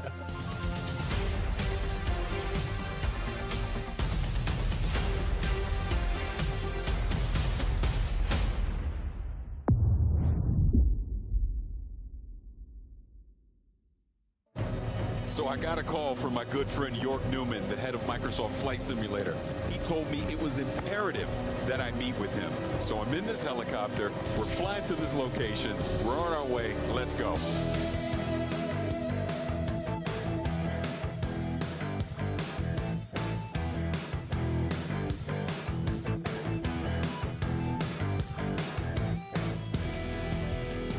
York! Hey, Paris, good to see you. Good to see you. Thanks for coming to DC, man. No, thank you. What am I doing here? Later. Let's get in. We don't have much time. Oh, okay.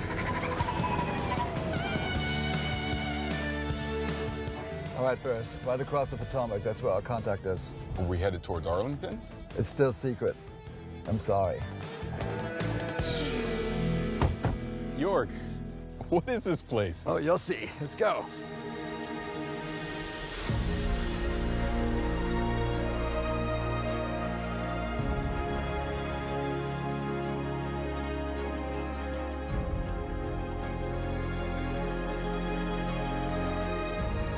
Wow, look at this place. Nick, how's it going? Hello.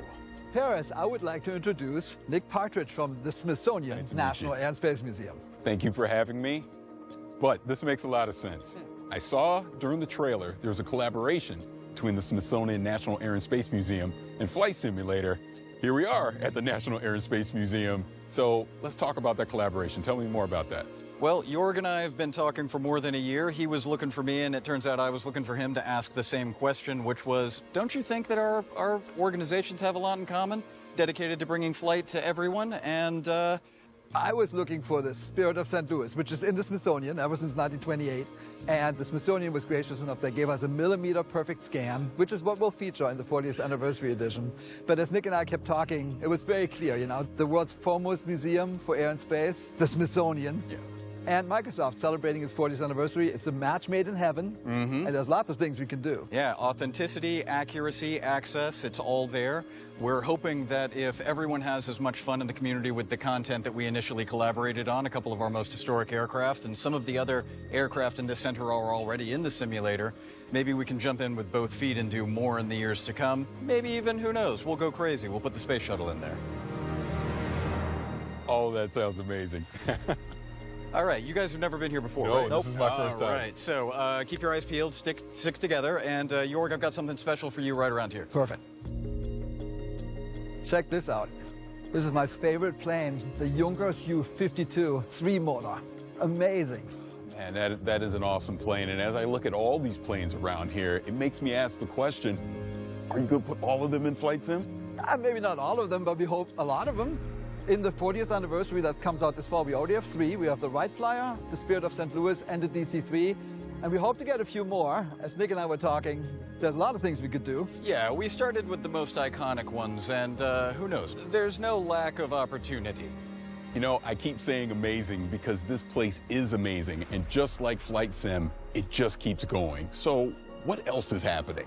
It does seem like we're going supersonic, like the Concorde here. We've been doing a major update ever since we launched, every month since August 2020. And just today, we're actually launching World Update 10. And guess what? Tell me. It's the United States, and it's huge. We have 12 cities, a new height field, brand new aerials, new missions, new airports, new everything. And as always, it's free. And check out this beauty. This is the Beechcraft Model 18. They call it the Twin Beach. It's a famous plane, and that's also launching today. And it's a great coincidence. It's actually a huge coincidence. Jorg's been working on that Beechcraft since before we met, but it's a great example of how much we already had in common. So Jorg, what can we expect the rest of the year from Flight Sim? We have a ton of great things coming up. So today is World Update 10. We have 2 more World Updates, one in August and one in October. And then in November, we have the big 40th anniversary edition, which will be an absolute delight for anyone who loves aviation. Okay, that 40th anniversary edition, tell me more about that. Yeah, so we're celebrating by bringing back some of the planes from the old Sims, like from Flight Sim 10, 9, 8, even before that. And we're restoring some of the old missions, and we're bringing back some of the airports that were in those editions. So it's a real celebration of the franchise. So this celebration is not only of the franchise, but the past as well. And we're also adding brand new things on top of it, like that the community really wanted. For example, helicopters. Sobo wrote a brand new fluid dynamic system to make all that work. And then we're adding gliders, which is a completely different way to experience the planet. It's just you and the wind. Right. And then the last one is we're bringing, it's the biggest deal for simmers, a brand new real-to-life airliner, the A310 from Airbus, by a brand new partner called Builds, a great development team. In fact, of the 10 planes we're bringing, most of them are created in collaboration with third parties. So it's a really cool way for us to integrate with the creator community. Now, how do I get this? If you're on Game Pass, if you already own Flight Sim, the 40th anniversary edition is a free upgrade. This has just been an incredible experience, seeing all these planes and going through the history and everything that's coming to Flight Simulator. I mean, thank you so much. Thanks for coming to DC. Paris, thank you, Nick, for the great collaboration with the Smithsonian and for kicking off the 40th anniversary edition of Flight Sim. It's been wonderful. Thank you so much. Yeah, thank you.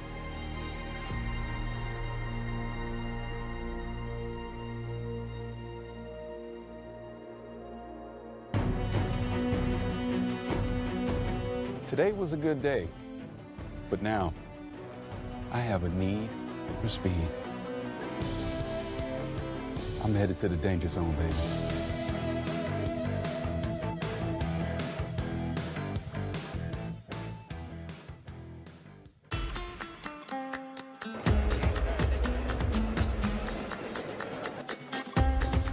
Estamos aquí para disfrutar del mejor día de mi vida, el día de la Xbox, que estoy muy emocionado.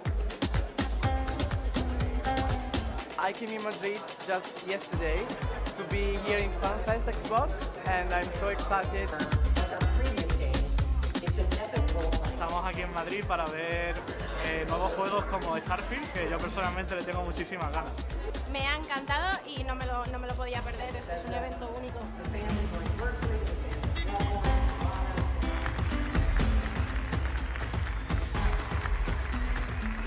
Why gaming? Just a passion. Es una experiencia única.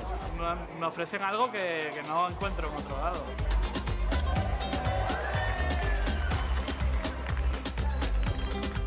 Lo que te digo, es como una familia para mí. Me ha parecido genial y un cierre para un evento así maravilloso. Just the passion that people have. I feel very welcome.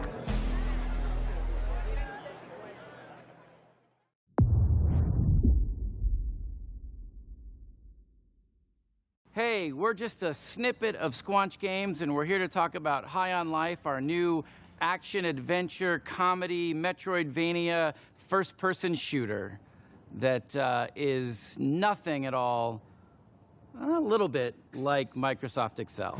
All right, you're a bounty hunter now. You gotta help me rescue my friends. They're Gatlians, just like me.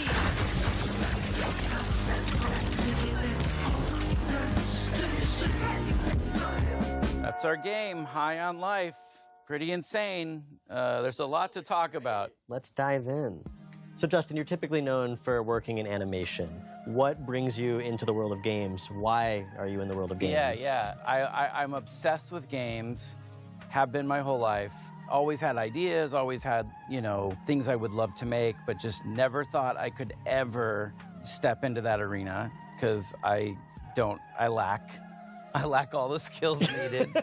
You don't know how games work. Other than like creative direction, creative ideas, like other than that, I lack all the skills to execute. But that's why, that's part of why you want to start Squanch, right? Is like to be able to have an idea like that and let it grow to something amazing. And to be able to be creatively free. I wanted to make games that I wanted to play. And that was sort of the spark that just lit the fire of Squanch Games. And then we shipped Trover and we shipped Accounting Plus, and now we're on this absolutely dream game. This is like our real legit swing at like a proper, like we're indie, but like this is like our AAA, or is it triple I for indie? We're triple I.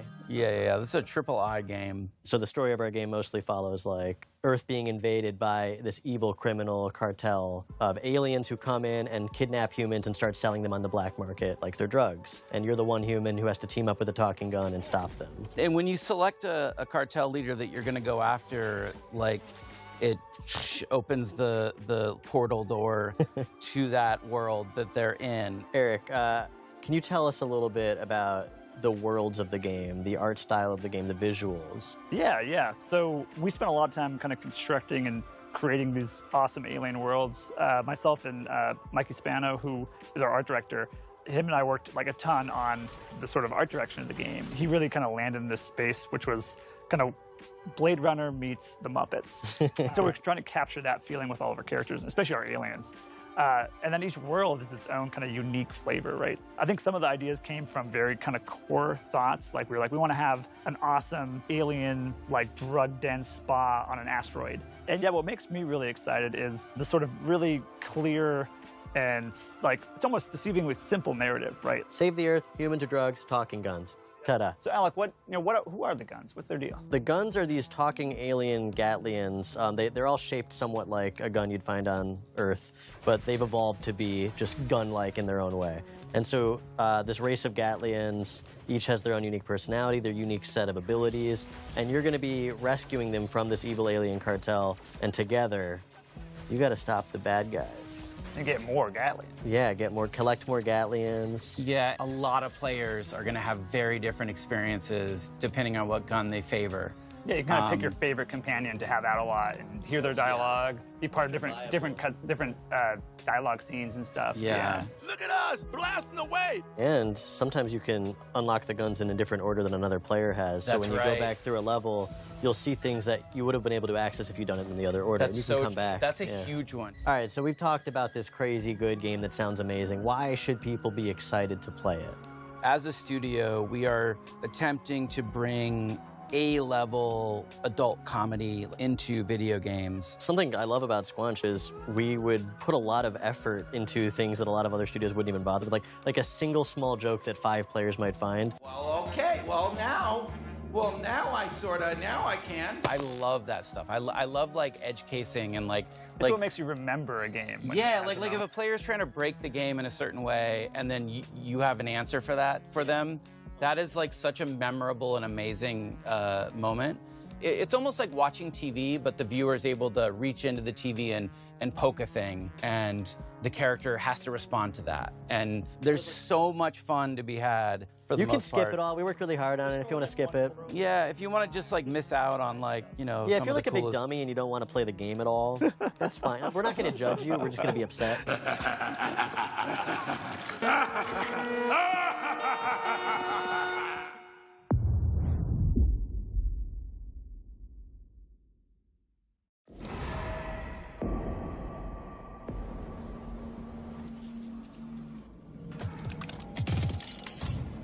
This is gonna be fun.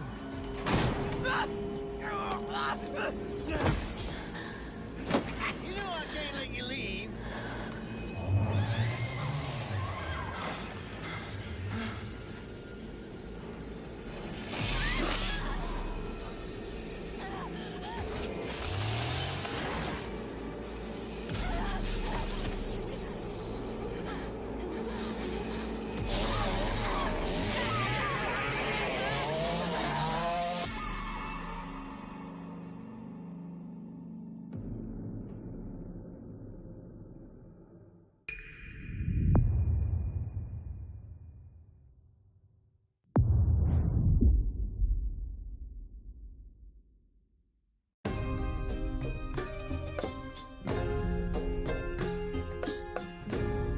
Pentiment is a narrative adventure game set in 16th century Bavaria, which is part of the Holy Roman Empire. You play a character named Andreas Mahler, who is an artist working at a Benedictine abbey. He gets involved in a series of murders and scandals and tries to unravel them over a period of about 25 years. The name Pentiment, it is specifically referring to paintings in which there's an older painting underneath the painting that you see on the top. And if you scrape away the top layer, you see what was left behind. This has a bunch of significance. Obviously, you're playing a painter, but also it has a lot of significance to the idea of history kind of being covered and uncovered over time.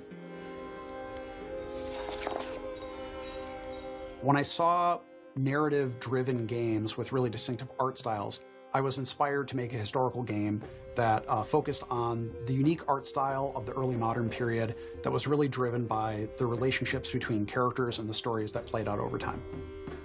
Hannah Kennedy was really integral to defining the art style of Pentiment, especially blending the late medieval illuminated manuscripts with the early modern woodcuts. Yeah, so there's a lot of major points to solve and kind of marry between wanting this to be a true to the history, true to the feel of the source material that we were referencing as far as the narrative, but also thinking about the types of games that were like what we imagined we wanted as far as a gameplay experience. From the beginning, I knew that I wanted to portray a community that changed over time, which meant that characters are changing over time. That's really the focus of everything. The buildings do change, but really it's the characters where you see all the crazy stuff happen. Kids that I had become attached to because it's a 4-year-old and we designed them to be a 4-year-old and then they're getting married and then I felt a weird like emotional reaction to that because I'm like, oh, baby's all grown up.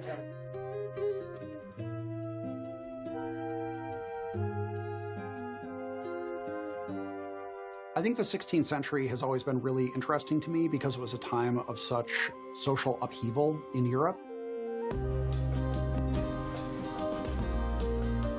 I think when we look at social change in the past, it seems like it's a thing that always happens outside of our time. But right now, I think we're maybe more aware than ever that social change is happening constantly, and people are always struggling with it. It's always a difficult process.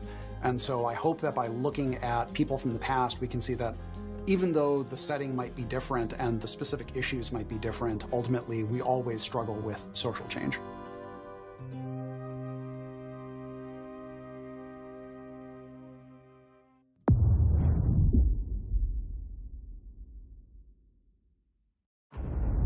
It's putting on this bandana. All right, let's do crime.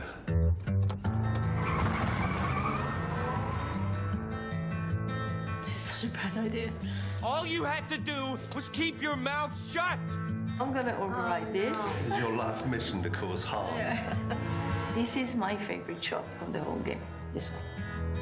With As Dusk Falls, what we're trying to do is to make a brilliant interactive experience for anyone who loves brilliant storytelling. So people who enjoy films, people who enjoy TV series. It's also a social experience and about sharing these stories with the people you love.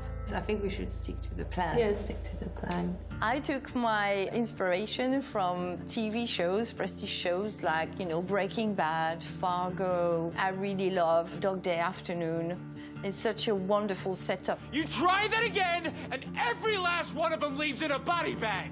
When you write for interactive stories, it's all about the stakes. You want big choices, the tentpole ones that everyone will remember from the chapter they played, but also you weave in the smaller stakes, the drama bit, like the relationships. Are you gonna stay married? When you lost your job, this wall went up, and I missed you, okay? The game deals with very mature themes that you don't normally find in a video game. It really gives you agency over characters that are relatable, that are familiar to you. It's like an interactive story, but with the power of video game behind it. I only gotta yell and my brothers will come. Now hold your horses, young man. I think you should at least listen to what I have to say. In the first book, it's mainly structured around a hostage situation in a motel in the middle of the desert in Arizona, so it's a pressure cooker. You want your wife to live? Answer and do exactly what I say. Book 2 takes another approach entirely, and it's a chase across multiple states in the US. There's nowhere else to run. As Dusk Falls is an interactive show, but the important part here is the word interactive.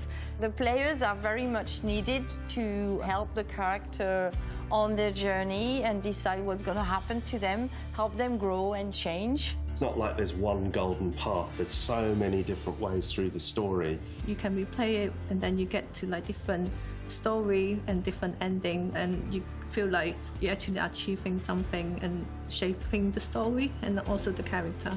Some of your true self comes out into that thinking. I don't know, what would you do? I'll try to, yeah. And at the end of the game, when you play, we tell you about your playstyle, and it reveals something about the player themselves, their values, and the way they interact with the others that they played with. I think for me, one of the really important things was that this art style could tell lots of different types of stories. We want to take really beautiful, sort of subtle facial performances, really strong dramatic moments, and just really represent that such that every frame is a painting. It's a single player and multiplayer experience, so 1 to 8 players. Because we wanted to draw in people who weren't necessarily gamers. Gamers are going to love this game as well because it's a very mature, in-depth story. But this game really taps into your life skills rather than your gamer skills, puts everyone on a level playing field. You did well there, that is a ferocious job. I did it! You share the same character, you discuss, you make decisions, and majority wins. It's like each player is like a voice in the character head. Are you taking the money this time? I am definitely not. Take the cash. It's been a massive journey, and I can't believe we're just like so close, touching distance to this game. Yeah, I'm gonna miss it when it's done.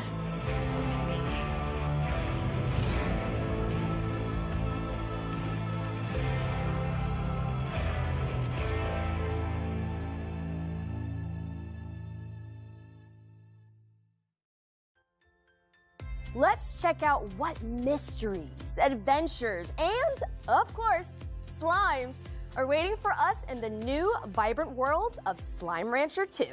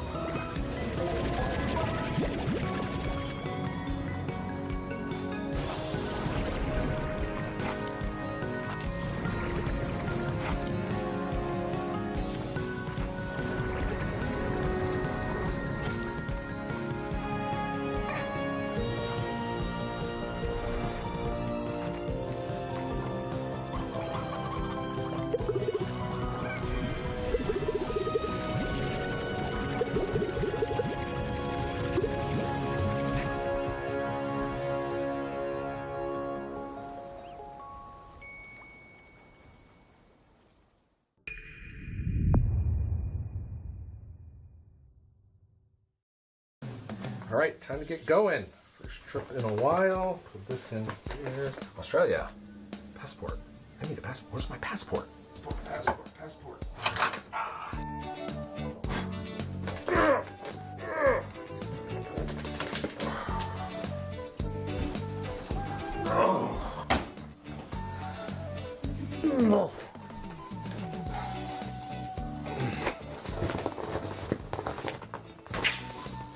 All right.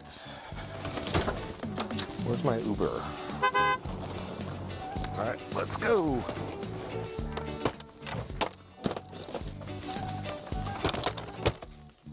Let's go.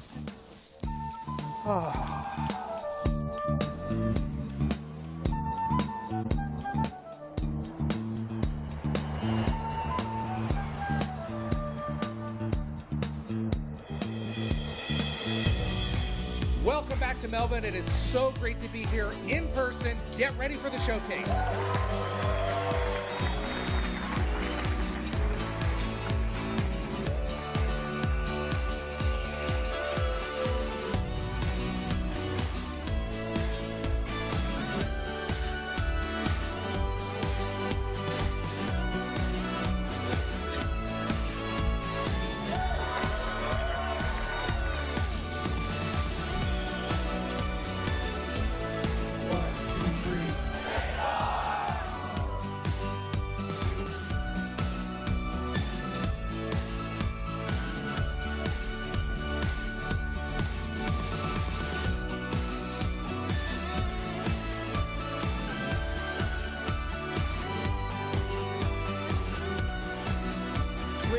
Here in Melbourne with FanFest.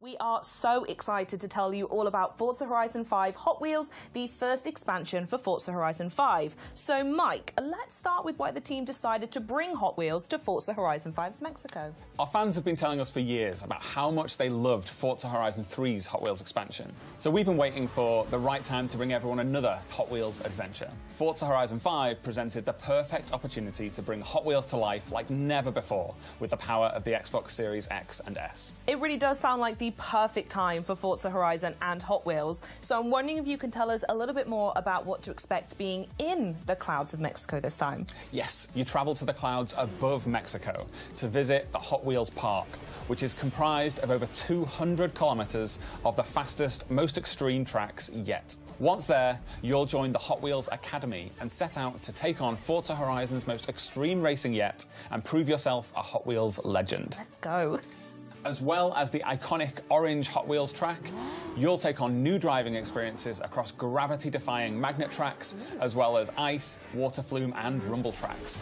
So we spoke loads about biomes in the build-up to Forza Horizon 5's launch. Are we expecting something similar in Forza Horizon 5 Hot Wheels as well? Yes, so we're truly going to see the power of the Xbox Series X and S when we look at Forza Horizon 5 Hot Wheels' all-new biomes. The amount of detail and diversity that we can pack into the 4 new biomes is breathtaking. We have the rugged Giants Canyon, where you'll hear the growl of your engine bouncing back off the intricately detailed rock formations. The Ice Cauldron, where frozen tundra drips into the glistening molten lava. In Forest Falls, you'll see a tree canopy towering over epic waterfalls. And finally, the visually stunning and exhilarating Horizon Nexus, where the Horizon Festival is suspended among a web of Hot Wheels tracks. And there's more, because new players can jump into Forza Horizon 5 Hot Wheels as early as possible during the main game's initial experience. And how are people going to be able to use Event Lab in Forza Horizon 5 Hot Wheels? So in Event Lab, you'll have the freedom to design, build, and share using the new Hot Wheels Creation Kit. That's over 80 new track and stunt pieces that instantly snap together thanks to our new building tools. You can then share your creations with the entire community for players to discover and play. We are anticipating our community building an ever-evolving catalogue of new player-created Hot Wheels events that everyone will enjoy. They all sound absolutely incredible, Mike, but I'm going to ask you the most important question in the room. Can you tell me a bit more about the cars? Yes. So we have 10 new amazing cars coming to the pack, including 4 new Hot Wheels cars, which have been scaled up to real-life proportions. We have the Diora 2, the Bad to the Blade, the Baja Bone Shaker, and the Chevrolet Hot Wheels Copo Camaro. Forza Horizon 5 Hot Wheels introduces the most extreme tracks we've seen yet in Forza. So we've added some new extreme track toys and hypercars to go with them. Love that. I want to call out the Hennessy Venom F5 and the Mosler MT900 GT3. Their speed is unlike anything we've seen before. So we know Forza Horizon 5 fans naturally love co-op, so how is that continuing in Hot Wheels? So, in a first for Forza, you can join up with your friends and play from the very start of the experience in co-op. You and your friends will then take on a new campaign, moving your way up through faster and faster car classes until you unlock the extreme speed of X-Class and become a Hot Wheels legend. You can also choose to take on the world in Horizon Open or team up with your friends to take on a team of drivatars in the Horizon Tour. Ooh, I absolutely love that. Final question now, though. When can we expect to play? Yes, so Forza Horizon 5 Hot Wheels releases on July 19th on Xbox Series X and S, Xbox One, Windows PC, and Steam. Mike, thank you so much for joining me. This has been so much fun, and I cannot wait to play.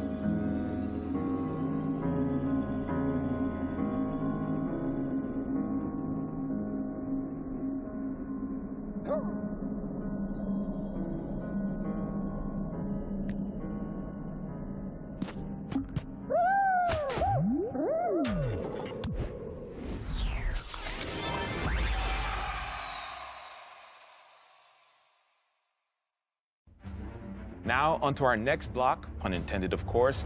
Minecraft Legends is the action strategy take on the franchise you never knew you needed. I'm here with Dennis Rees from Mojang Studios, who has just released the world premiere trailer of Minecraft Legends. Dennis, welcome to the show. Thanks for having me, Malik. So happy to have you. I mean, this is a really exciting time for the team. Let's talk Minecraft as a whole, though. That game, I have nothing to back this up, but I feel like everyone on the planet's played Minecraft at this point. But that wasn't enough for you all. You all went and made Minecraft Dungeons, and now we're moving on to the recently revealed Minecraft Legends. So one, tell me a little bit about what it means for the team to actually be able to reveal the game, and then two, just let us know what Minecraft Legends is. Well, we are so excited to finally be able to talk about this game with the world. We've been working on this game for some time now.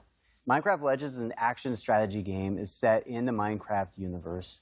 And in order to build this, we really wanted to partner with a great company that understands strategy games. And so that's when we reached out with Blackbird Interactive. And in doing so, we were able to create an experience that is welcoming for people who may have not played Minecraft, but also people who have. And I mean, you've seen the trailer. It's about going and traveling through these beautiful biomes, exploring this world that is familiar yet still mysterious. And so as you explore these lush biomes, you collect resources, and then you use those resources to build defenses from these dangerous but very cute piglins.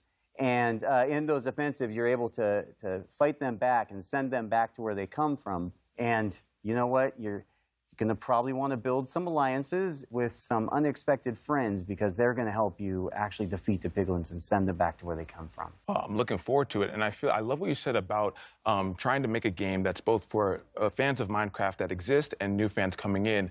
Minecraft can go in so many different directions, I feel like, with a new game. What made you choose action strategy? Well, really, it was many years ago, as a group of folks at Mojang sitting around talking about what game genres they really enjoy. And action and strategy were the more popular ones that came up. And so we started to think about who we could partner with to build that experience. And that's where we came into Blackbird Interactive. And that was back in 2018. And, the project was codenamed Badger.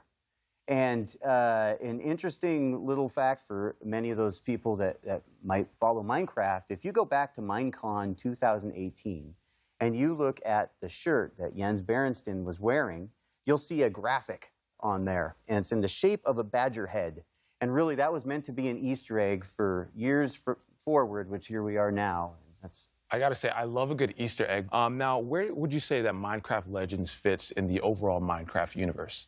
Well, the Minecraft universe is just always growing and expanding. And if it's not from our partner communities, then it's from Mojang specifically. Like you mentioned, Minecraft Dungeons. That's a great example where Mojang went out and we built this dungeon crawler experience in the Minecraft universe, and players love it. It's wonderful. And with Minecraft Legends, we're trying to do something similar, really. And here we're going to be introducing a narratively driven campaign with a whole bunch of new characters and a lot of other things that I'm not ready to share right now. Dennis, I thought we were friends. You can share it with me and everyone watching. No? Okay, I won't pry anymore. But tell us when the game is coming out and where we can keep up to date. It's coming out in 2023 on PC and console on Xbox Game Pass. And if you want to know more, just follow us Twitter or jump on Minecraft.net. Dennis, I'm so excited to jump into Minecraft Legends. Thank you so much for stopping by and giving us the lowdown. Thanks for having me.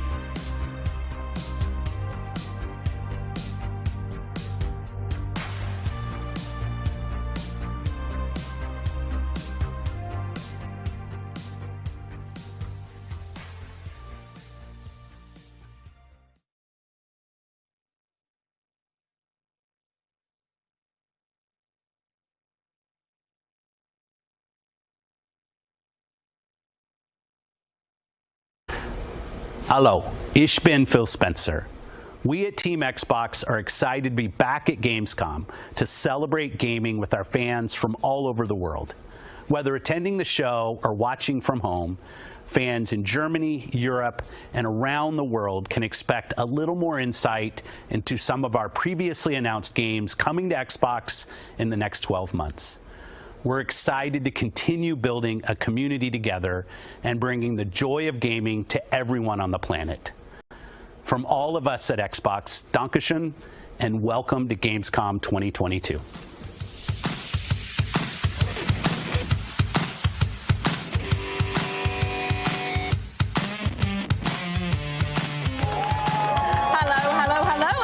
It's been 3 long years, but today we are finally back in Cologne, Germany to bring you all things Gamescom. And it feels so good to be back. For the next 6 hours, we'll be bringing you in-depth discussions with the creators of some of this year's most anticipated games. And I think these guys are excited! That's right, Charlie. Today we'll be talking with the brilliant minds responsible for A Plague Tale Requiem, Age of Empires, Sea of Thieves, Minecraft Legends, Microsoft Flight Simulator, Pentiment, High on Life, Lies of P, Grounded, Under the Waves, Planet of Lana, and Gunfire Reborn. And listen, I cannot tell you how good it feels to be back here, surrounded by fans and developers, and not just talking through a computer screen after all of these years. Am I right, everyone? Yeah. That's right. So great to be back and to be bringing such brilliant games along to Gamescom with us. If you're watching at home, we want to hear what you're excited about. So as we go through the show, use the hashtag #XboxGamescom to join the conversation. Now let's get into the content, and I'm going to ask my colleagues to clear the runway so we can welcome the creators of Flight Simulator to the stage. But before we sit down with the team, what a better way to celebrate Gamescom than with an entrance to the city from the Flight Simulator directly. Enjoy and viel Spaß!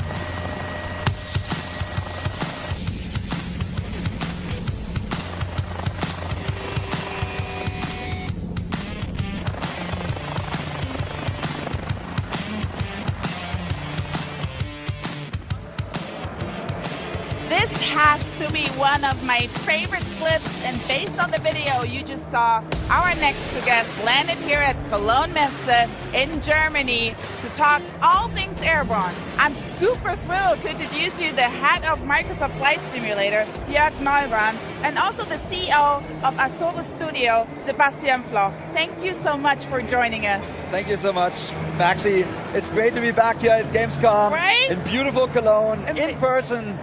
Let's go.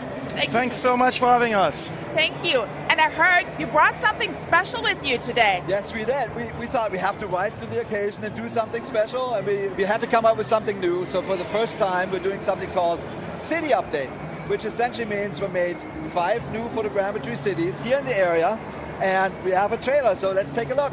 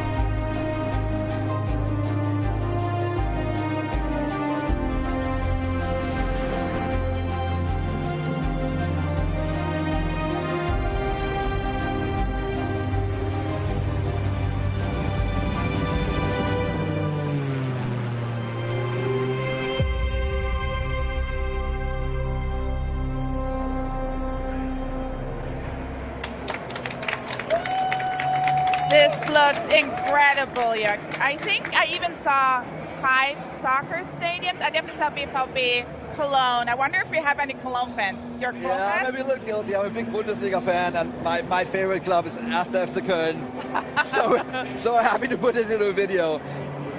But yeah, the spirit. I hear it till here. But yeah, really incredible, amazing. Thank you. Yeah, photogrammetry is awesome. So just to explain, we flew all this last year. So basically we have planes flying really low, taking a photograph a second.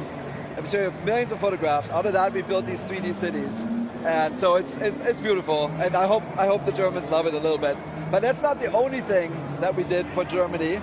So when we go into a region, we try to do a regional plane. We call those local legends. It's a plane that is not that well known in the world, but it's known in the country.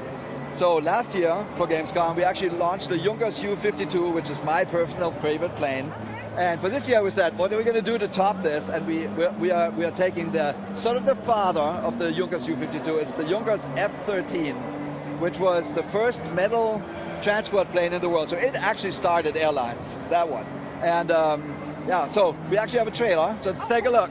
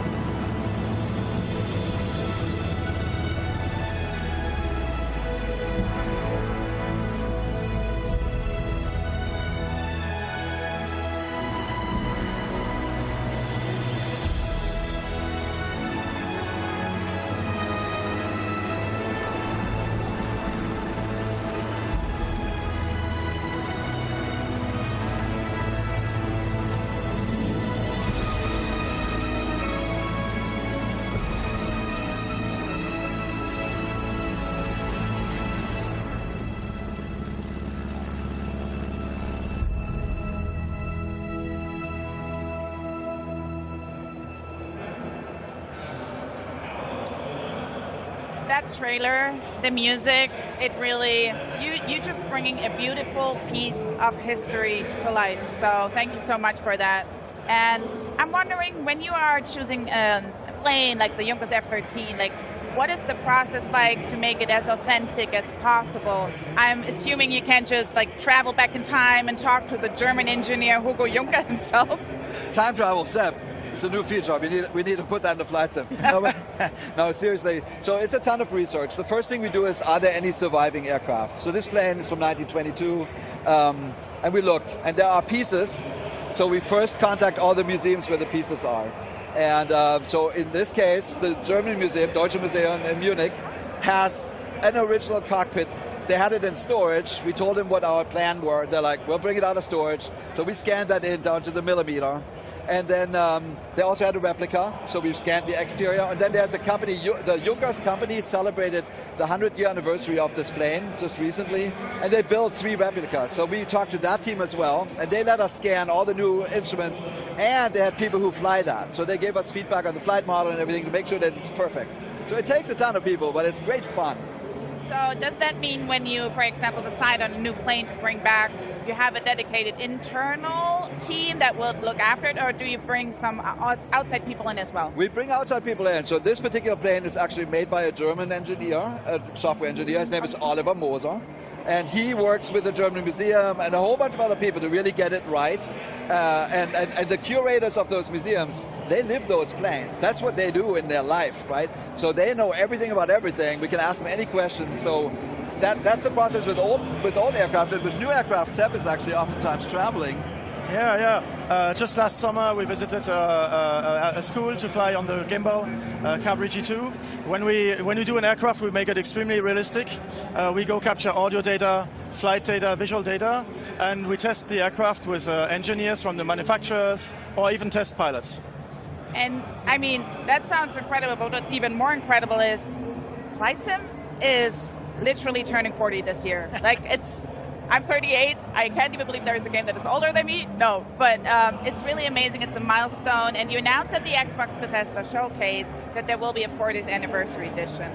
Before we dive into that one, what does it feel like to run Microsoft's longest gaming franchise? Do you have any key elements that you could share? Yeah, I mean, it's like we're a little bit in awe, right? We're living history. We feel very thankful. We always say we're standing on the shoulders of giants. Bruce Ardwick made the first flight sim. He invented the genre. We try to stay very true to that fundamental vision. And I would say that what stands out to me is the fans.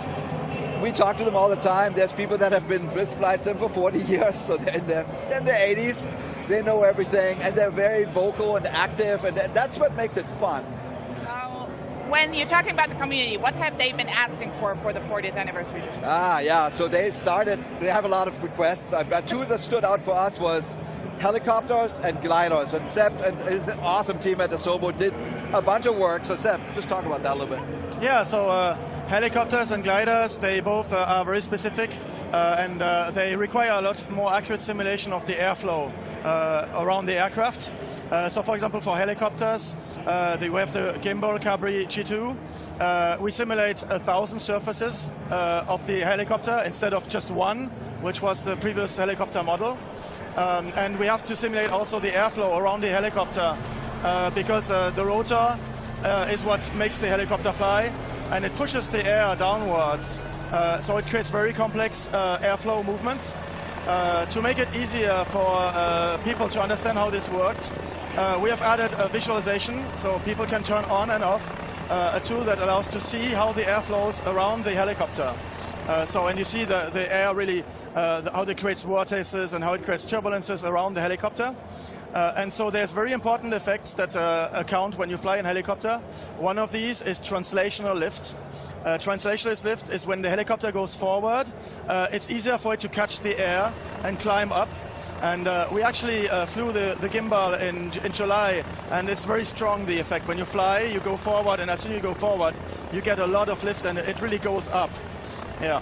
Another effect we have is the ground effect.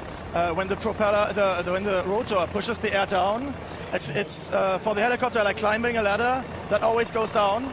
And when you go closer to the ground, the air is blocked by the ground. It goes down slower, and the helicopter is more efficient at climbing up. So does that make, just a question, like, because you said July and it's very hot, that makes a difference, right? Oh yeah. The gimbal G2 has enough power to easily climb vertically when it's cold, but in July when we flew, it was 100 degrees Fahrenheit, and we couldn't even go up vertically. We had to go up forward. And another thing you said, it sounds very dangerous. This like this blade flapping. I'm sorry. I don't have any aircraft knowledge this deep, but it sounds like it's a baby bird's first fly. I don't know. Almost. It feels like wings. So the helicopter physics is really very complex. We had to push it up from 100 hertz to 1,000 hertz, so just to capture a rotor going around because it spins so fast. And flapping is when the helicopter wants to go left, it needs to push on the left side, so the rotor goes up and down and up and down. It actually resonates when it turns around, but everything is offset by about 90 degrees because it's also soft, right? It takes time for the rotor to bend and push the helicopter on the other side. One important effect is the vortex effect with the ring vortex. When the helicopter spins, when the helicopter rotor spins, it creates a vortex. When you go down, it goes into its own airflow, its own vortex, and it's very hard for it to climb at that moment. I love these deets. I could talk forever about this, but I think the most important question now is, could you explain a little bit what is the difference between a glider and all the other aircraft? Like, yeah, very important. A glider, most of the gliders don't have a way to go up in the air, so they need to find a way to take off. So they have either a tow plane or they will have a winch which is going to launch them into the air. And once you're up there, if you want to stay in the air, you need to find places where the air goes up. And so experienced pilots will know where to find updrafts. But we added a system for anyone to see them in the environment, so you can see the air flowing up, and it's easier to find where that happens. The pilots can then fly in the environment, go up. It allows you, the glider has a very long glide distance, but when there's updraft, it can stay in the air for hours, basically, as long as there's sunlight and as long as it heats up the air. And it makes it very fun. You can glide along mountains, on the hills where everything is south exposed, goes up, and so it makes it a very complex and enjoyable experience with its visualization. You spent clearly a lot of time in this. Have you shown this to any pilots or other people outside? Yeah, for example, the helicopter simulation, we show that to instructors of the same helicopter model, and they flew with it, compared it to the real-life helicopter. They were super impressed by how realistic this is, how it reproduces exactly the flight of the helicopter in all the different conditions. And for the gliders, we're actually working with a studio called Flight Sim Studio. They're glider pilots, they know tons about this. So yeah, we look for experts just to make it right. So since the instructors were so impressed, would you think that the community would be equally impressed? Yeah, we've been showing this a little bit, the visualization tools and all that. And you know, in the past, like our last flight sim was called Flight Sim 10. It was basically a helicopter was a box with a single point. Now SEP has thousands of points. The physics simulation is out of this world. Nobody's ever seen anything like this before. And they are over the moon. So they can't wait. They can't wait. So I love hearing about helicopters and gliders and planes. Do you have any other aircrafts coming to the 40th anniversary edition? Yeah, so there's actually the third big question from the community was it's called True to Life airliner. That means, you know, airliners are hugely complex. They have thousands of buttons. And True to Life means that every button does something. So we work with a team, they're called InnyBuilds. They're experts. They're doing an A310 Airbus. And I think the community can't wait. I mean, those things are typically just pay-wear, and we now put it into the base sim. I think it's like a gift. Like, the whole idea of the 40th anniversary edition is like, it's a box of chocolate. Here's some gifts. I like chocolate. I like chocolate. What I like more is actually trailers. Do we have one? We do. So just to speak to the rest of the... So we also want to celebrate aviation. You know, aviation, when you think about it, it's 120 years, and we have 40 of that. So it's like, let's connect those things together. So we picked some of the classic planes from the 1903 Wright Flyer, and we spent like 5 decades all the way to 1940s. And we do have a trailer for that. And let's go.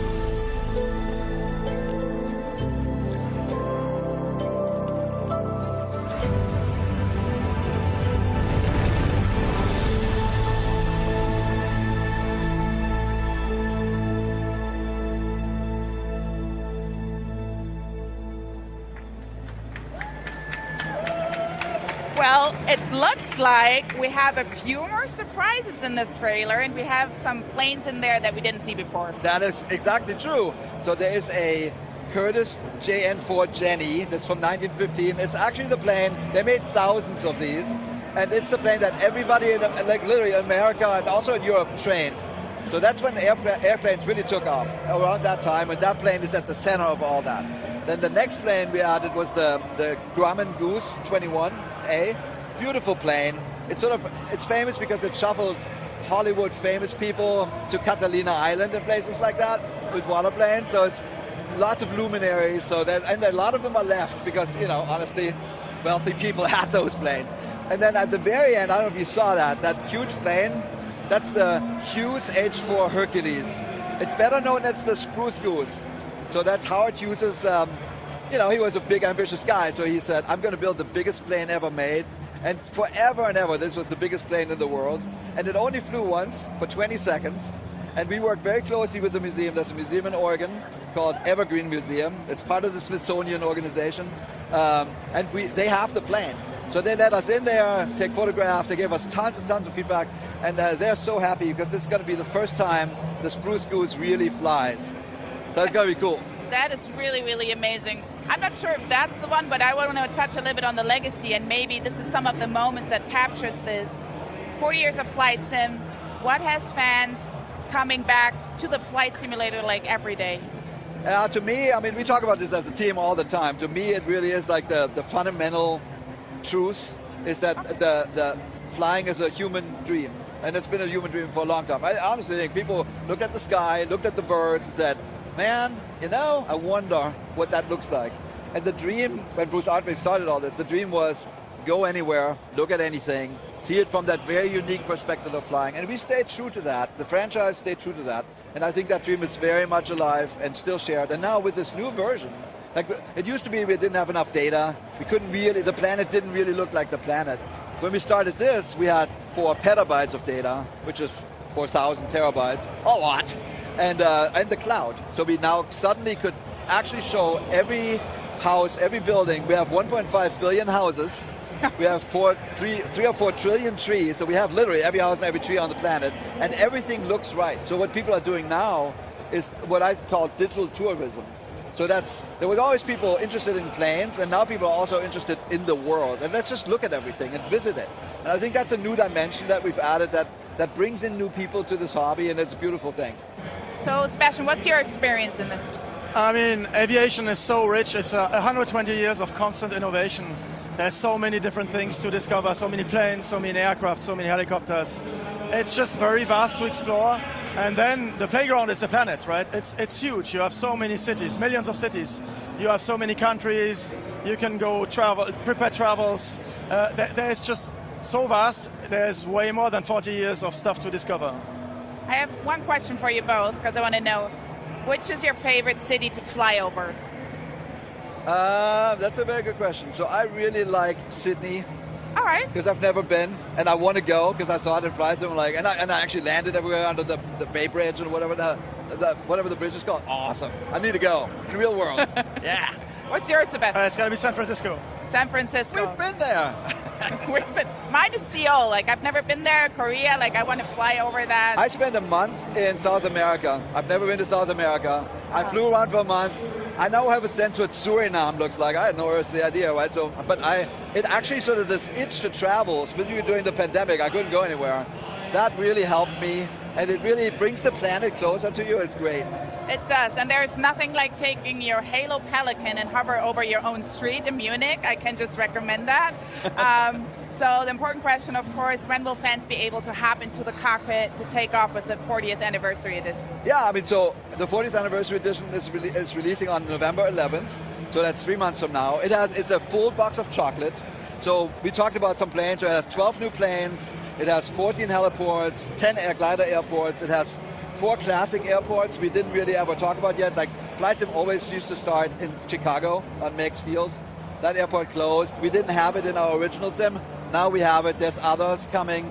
There's new missions. We're bringing missions back from the old sim. So I think it's a true celebration of the franchise. And just in case people don't know, the 40th anniversary edition is in fact free for people who are on Xbox, on Game Pass, and who already own Flight Sim. Well, I love celebrations. I love everything that is free. So I can't wait to hit the skies with this 40th anniversary edition of Flight Simulator. Thank you so much, Jörg.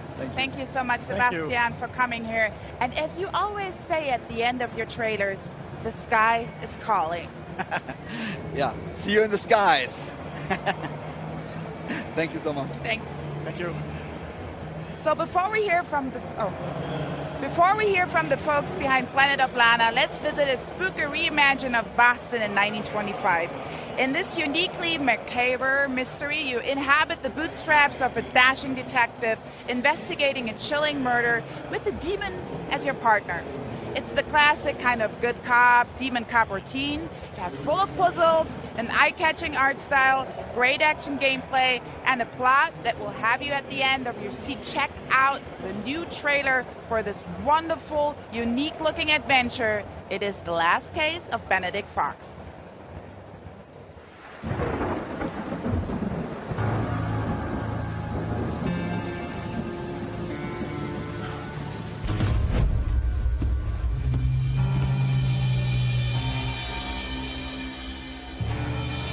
That's him. My father.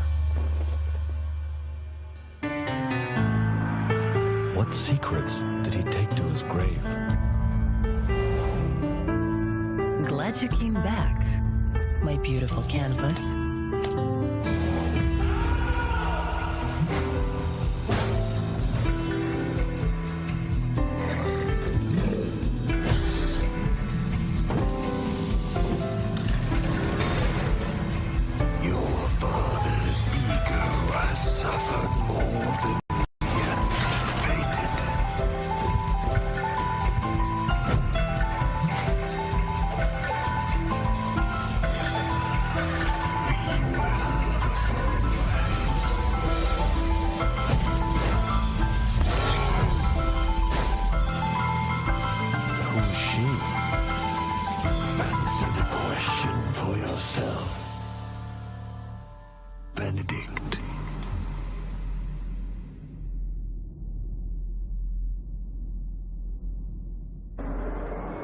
Coming up next is Plague Tale Weekrim, but first, Charlie is standing by with our very own Aaron Greenberg, and I have a very special question for Aaron.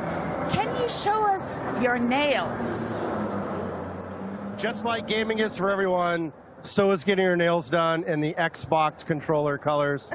Thank you, Maxie. That was so great. And now I've learned about shellac. It's a whole process, right? And I feel like I'm in you... a secret beauty club now or something. He really is. I do hope you take these techniques back with you to Seattle. Maybe Phil next, a Trends, maybe?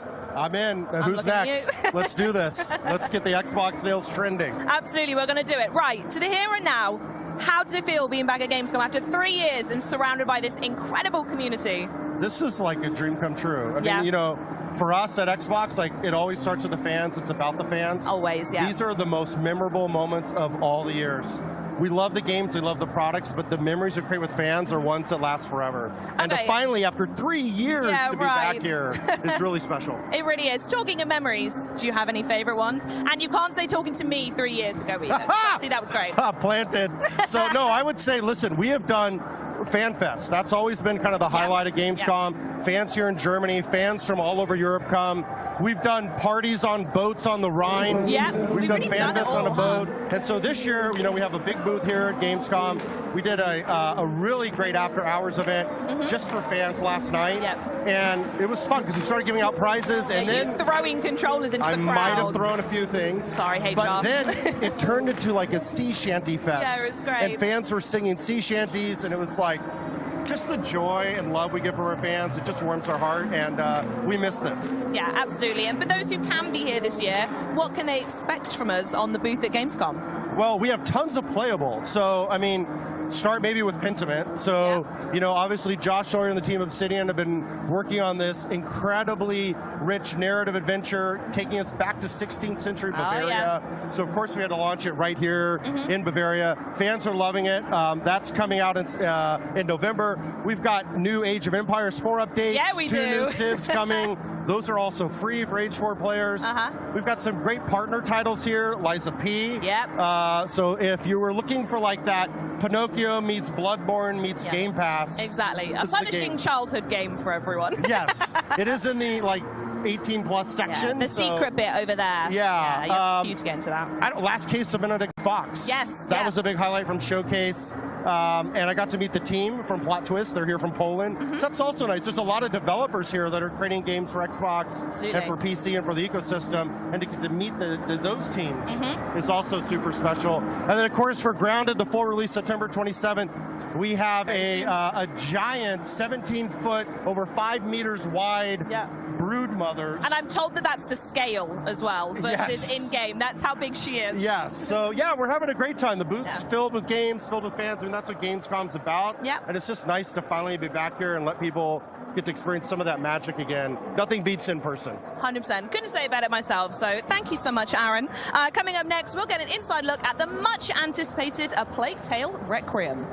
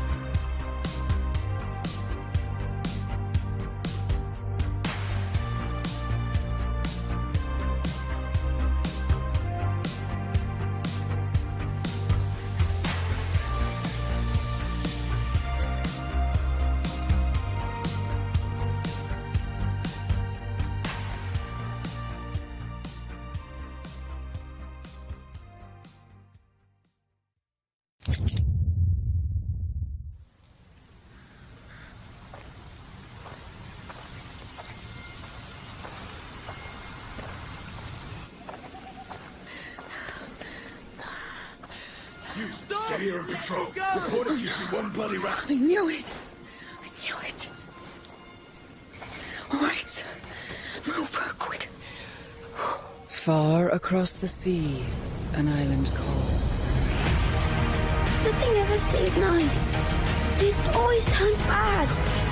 Things aren't always nice. You can change them. How? The way we always do. We fight. How far will you go to save the ones you love? A Plague Tale Requiem picks up a few months after the end of Innocence, right around the first days of summer. Amicia and Hugo are headed south, along with their mother Beatrice and the young alchemist Lucas, reaching places still spared by the devouring plague, the raging wars, and the rabid rats that are running rampant in the north. Is that a fair? Beneath the warm sun of 14th century Provence, the de Runes are almost able to enjoy a normal life. You're great!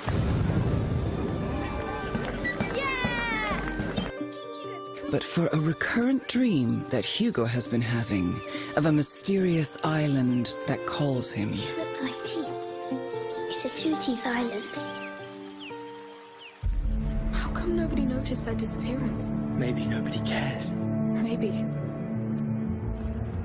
One day, the macular illness that's been dormant inside Hugo awakens, and the dreaded living nightmare begins again. In the wake, Amicia finds herself with no other choice but to trust her brother's dreams and head further south towards the elusive island before he's consumed by the terrible macular affliction. The bite, yes. They've locked the arena down. They let them die here. It's starting all over again. Her mind is made up. She will find a cure in what dreams and prophecy may hold. Get used to it. With almost no one they can trust. This is your life now. Amicia and Hugo must traverse land and water as restless forces stand against them. Amicia, you're all right. After the events of last winter, Amicia is hardened, experienced, and when backed against the wall, can be surprisingly resourceful.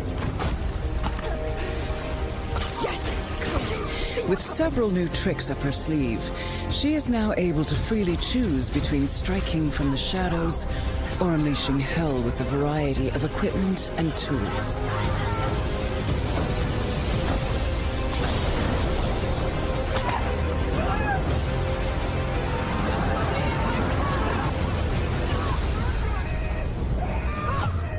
Hugo wants more than ever to help his big sister and not hinder their progress. We need to leave or we'll doom everything.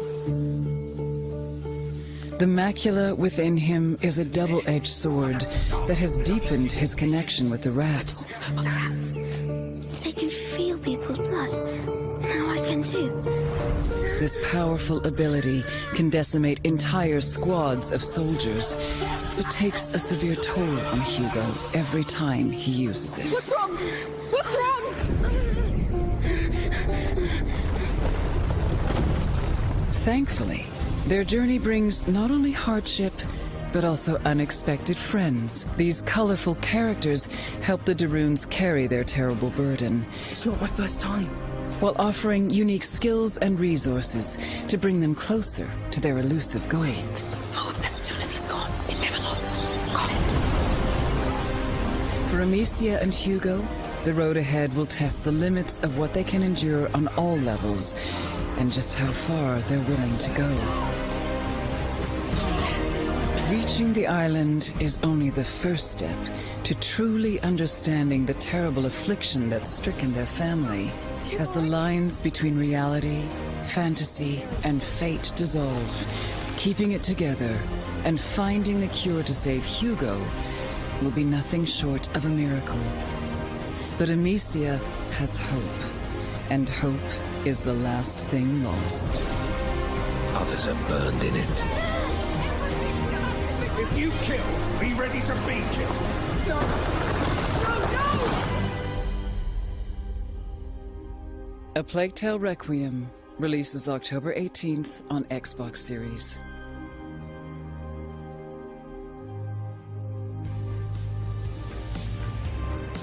Wow, what a journey. I don't know about you, but I've been eager to get back to the rat-infested France of the 14th century, which is a sentence I never thought I'd say, and it's in part thanks to this guy over here, Kevin Chateau, game director for A Plague Tale Requiem, releasing this fall. Kevin, thank you so much for joining us today. Thanks for having me. I'm super happy to be here. It's such a good day. So we're going to dive right into that trailer. As it mentioned, this is the follow-up to the smash hit Innocence. So I was wondering if you can catch us up to where Amicia and Hugo are up to now. So the game takes place in the 14th century southwest France. They came from the southwest, but they had to flee because of the event of the first one. And so we join them 6 months after the event of the first one on the road. They are arriving in Provence, so southeast France, and we are going to explore this region and also a bit of the Mediterranean Sea. Lovely. So for those who haven't, or people who are waiting to jump right into Requiem, I should say, but maybe they've not played Innocence, would you say it's recommended reading? Is it important to go back? I'm certain you'll say it is, but what do you think for new fans? No, of course they should. Well, yeah, play absolutely. It, yeah. No, it's we have not rebooted, but rethink everything in the game. So it's a brand new game. We have done everything to onboard everyone joining a Plague Tale universe. So even if you haven't played the first one, you can jump in. It will be good for you. Absolutely. So I was actually wondering if you could talk a little bit about the sort of accessibility and the onboarding that you've done and what you had in mind during development. What are some of the key changes coming to Requiem, especially for those who loved the original as well? So there's a lot of new things, of course. You've seen it in a trailer. In terms of gameplay, it's much more wider, bigger, much more open than the first one was. Yeah, I picked up on that actually, yeah. Yeah, it was quite narrow, the first one, so we were able to open it even further and offer new tools to Amicia, like the deadly crossbow she has now, or the knife she can use. Quite the arsenal she's got with her now, yeah. Yeah, and it's quite different for her because now she's using war weapon. It was not something she was doing in the first one, so she's ready to deal with death much more than... Very ready. Deal with death and deal out death by the looks of the trailer. So you mentioned the word new a lot, and I think it's important to point out that this is a new console generation that we're working with at the moment. So what kind of shiny current gen features can we expect to see in Requiem?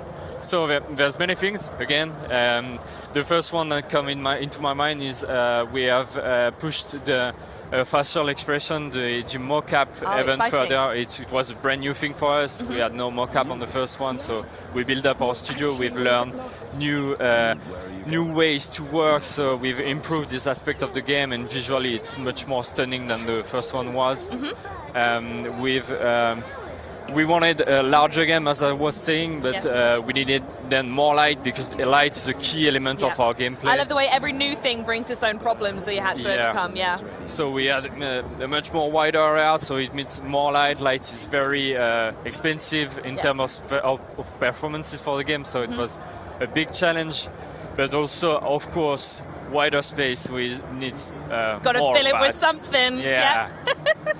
So we jump up from 5,000 to 300,000 rats on the screen. That's a lot of rats to begin with. So sorry, say that one more time. That's 5,000 to 300,000 rats. Yeah, that's it.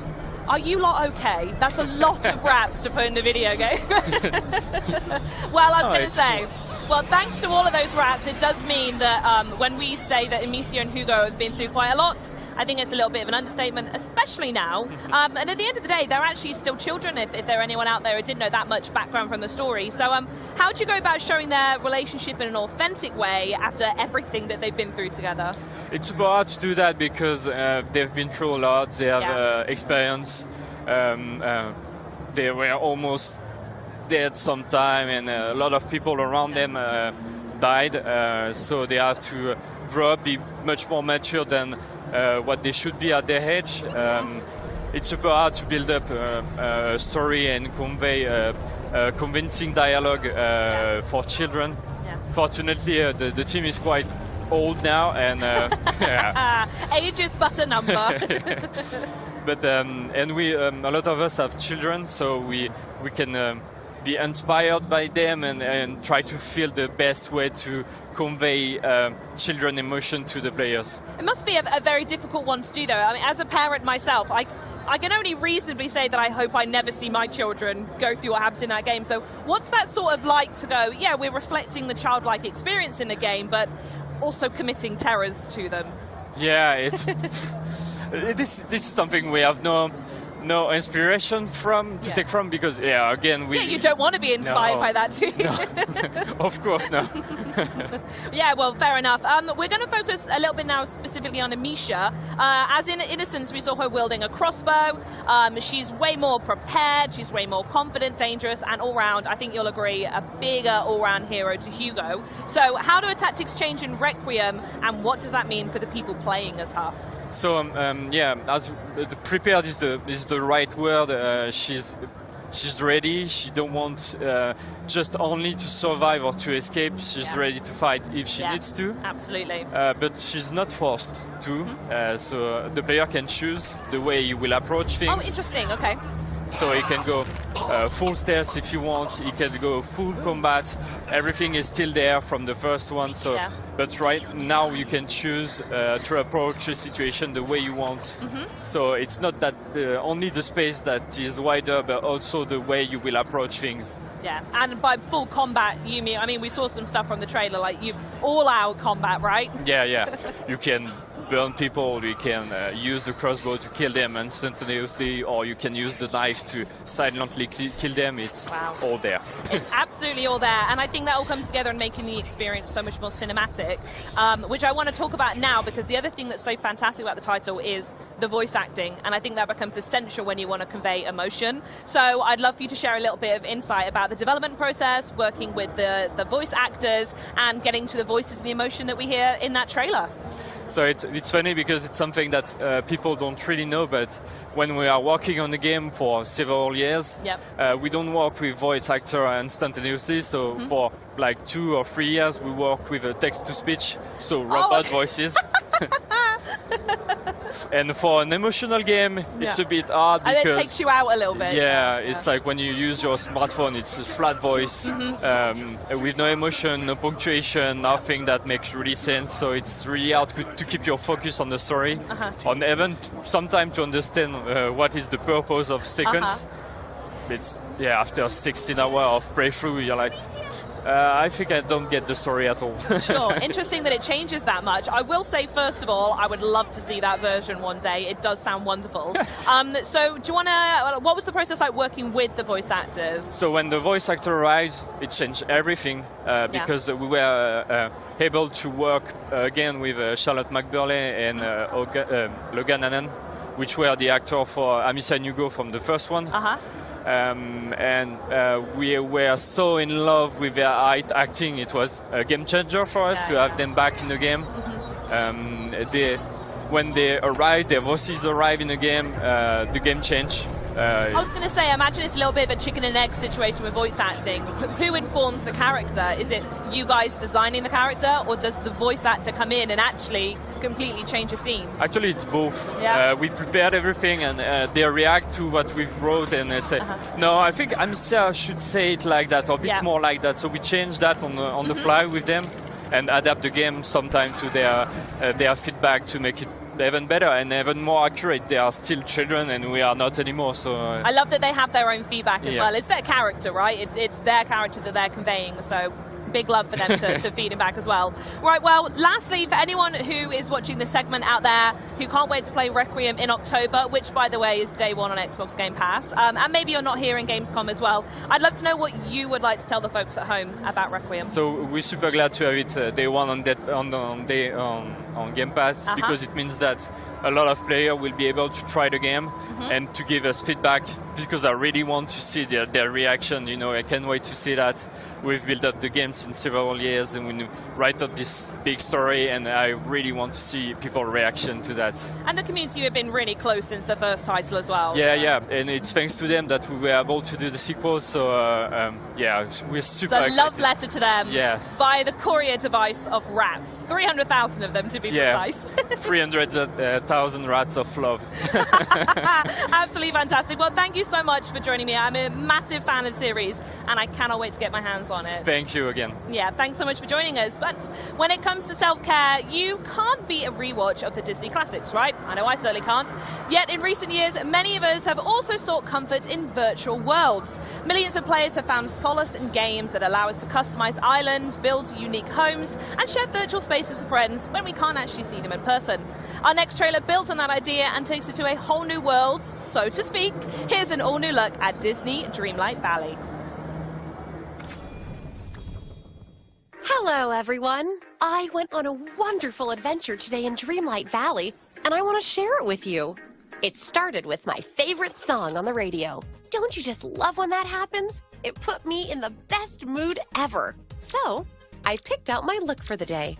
I was in the mood for something adventurous, and I had the perfect outfit. I was feeling a bit creative, so I added a little touch of magic to my look. And then, I was off. I made my way to Chez Remy for brunch. I love cooking with Remy.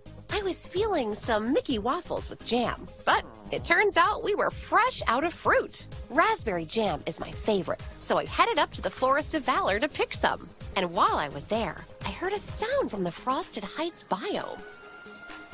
But I just couldn't cross the bridge. I'll have to adventure back there to check it out. My stomach started to rumble, so I headed back over to the plaza. And we were ready to cook. I always learn something new with Remy. There are so many recipes to try to create the perfect Disney-themed meal. Ah, here we go. I even whipped up an extra and shared it with Kristoff. After brunch, the weather was just so perfect that I couldn't resist going for a walk and some shopping. While looking in the windows of Scrooge McDuck's general store, I ran into Scrooge himself. He asked for my help spreading the word around town about his shop. Of course, I said yes. So I headed over to my crafting table, whipped up a few signs, and placed them around town. I was exhausted after so much excitement, and I just felt like relaxing a bit, so I decided to move my house over to Dazzle Beach to watch the sunset. When I set up my house, I noticed a strange pillar. Merlin had quite a story to tell about it. I put up the perfect hangout spot, and I invited Ariel to hang out because happy moments are always better when you share them with friends. It really was a perfect day in Dreamlight Valley. Pre-order Disney Dreamlight Valley now.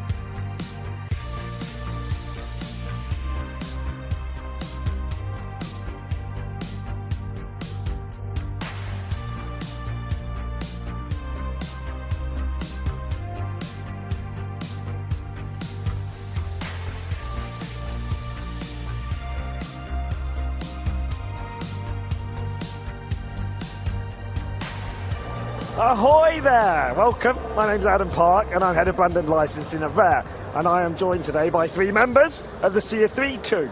Sea of 3 crew? Sea of Thieves, yeah. Kind of work. Sea of Thieves. So, I'll go along the row. So we've got Joe Neats, executive producer on Sea of Thieves. We've got Mike Chapman, who's our creative director. And then we've got Joe, who is our senior community manager. So how is everyone? Excited, tired, everything, all of the above. That wonderful mix you get at events. Yeah. Feeling the buzz of the live show. Yeah. Chatting to fans, the energy. So, it's awesome. I mean, it is our first official show since 2019. Yeah. So how is it actually being... I mean, I'm sure everyone's asking the same question. But how is it back at a show with people? Right. Overwhelming, but in the best way, right? Yeah. Like, it really is. Like, it's just the passion, the excitement, the buzz, I think that we all have coming to a show like this, right? And kind of meeting the fans, but then giving it back to us from everybody that we see. It's just like, it's incredible. Like, we've brought so many of the team here. We've got about 13, I think, with us. Like, and because it's just so valuable bringing people to shows, getting that buzz, getting that energy that you just take back to the studio to kind of just pour into more Sea of Thieves, basically, right? Yeah, absolutely. Like 2019, but it feels so much longer. Yeah. Like the first live show for us since 2019, so exactly what Joe said, feeling the buzz from the fans, and we get to take that energy back to the studio to keep making this here. And so, Joe, this is your first official Sea of Thieves event. Yes, first official Sea of Thieves event and first Gamescom in general. It's amazing. Like, obviously, we had a little taste of this end of July with Sotfest. Yep. And that was wonderful to see the fans in person after so long, and for the first time for, I think, a lot of us. And now we've brought it to Gamescom, and some of them are here, and you're seeing them again and recognising them, and you get that real sense of what it means to them to be a part of this community. And we've got all sorts going on the stand, so go on, show off. So we've got tattoo stands, we've got Gold Hunters Live, which people can tune into. You can come and win things, photo ops, meet the team, so it's great being back. But, so obviously it's been 3 years since we've done anything like this. What's gone on generally, Mike? I'm going to ask you to start with. Sure. Sea of Thieves, has anything happened in the last 3 years? What haven't we done? What? Honestly, I think like, our passion has always been to keep building out this pirate world. And over the last 3 years, you think back to the things that we've added the emissary system. In fact, that players can go and role play as their trading companies for extra rewards. We've added new quest types. We brought in our seasonal progression systems.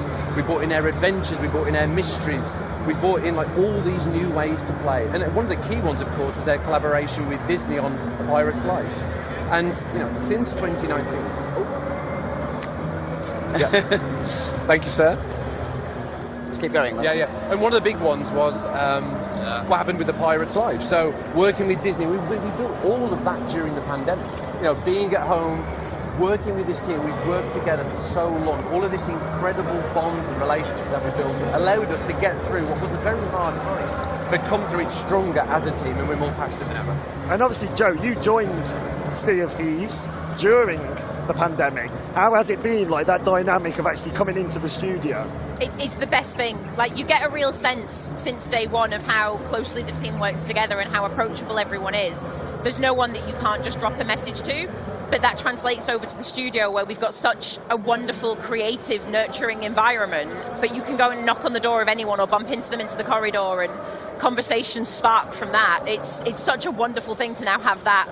Everyone's not just behind a screen anymore. And how do you feel, Joe? I mean, again, it's been a long 3 years. We've achieved a lot in that time. How does it feel being back somewhere like this with what we've done? Well, honestly, like, I think we were talking about this kind of earlier, right? Like you were talking about during the pandemic, the team's all separated, but being back in the studio, you just get that energy that you feed off each other. You feed off kind of the team and the people around you. And coming to a show like this, you kind of get that same thing. Like I said, it's just you feed off the energy. Like, and even though we're exhausted and we've all got sore throats and I've got a cough sweet in my mouth at all times, like water on hand, like, but it is water, I promise. It's just. It just gives you this energy and desire and passion to just like want to go back to the studio and just pour it into your work and pour it into the game, and you kind of want to take it and bottle it, right, and then take it back to the whole studio like we always do when we go back. We take photos and videos and do a big presentation and really try and just get people to understand what it's like to meet the fans, right? And you get the afterglow, and this is what we'll experience next week. We'll have this wonderful Gamescom afterglow as we get to take that back to the studio, like Joe said, and put it into all the ambitious things we've got planned for this year and beyond. Well, before we get on to that, teases and the like. So you did, like you mentioned it, one of the things we introduced in the last few years was seasons. Yes. Season 7. Yeah. Just gone live a couple of weeks back. Indeed. And it's a biggie. It is a biggie. It's a biggie. So, like, what have you, and I'm going to start with you, Mike, but I will come to you, what have you kind of enjoyed seeing people do? And what has Season 7, like, introduced to Sea of Thieves? Well, Season 7, you're right, is a big one.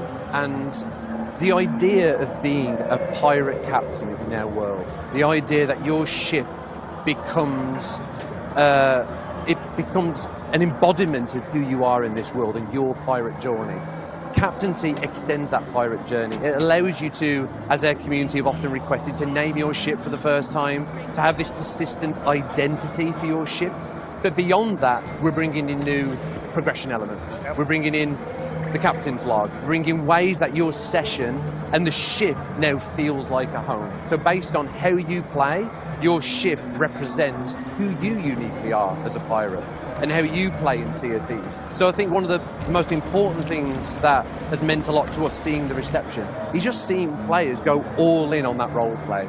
You know, we're going all in on the idea of this is who I am, and when you board someone's ship, that representing who they are in the Sea of Thieves world. And why captaincy now? Like, what made sense to bring it in at this point? Well, it's one of those features. I think we were always going to do it. Yeah. Why it made sense now was, and it kind of goes back to the question around what's happened in the last 3 years. You think about how much richer that Sea of Thieves experience has become. There's so many ways to play in Sea of Thieves now. There's so many ways to be who you uniquely are as a pirate, where the sandbox has got richer. There's new activities, there's new quests, there's new enemy threats. There's just new ways to play. So captaincy coming in now and rewarding you for all the unique things that's now in the sandbox, it kind of just puts this lovely new layer to that pirate journey. And it just celebrates this rich game that Sea of Thieves has become. And I suppose, Joe, from a community perspective, you must have seen this played out in real time. Like, how has the community taken to captaincy? That's the thing. Like, from day one, they've been asking, when can we name our ships? When can we do this? And then we've not only delivered that, we've delivered so much more on top of it, that people now have this pirate identity that until now was just conversations or role plays.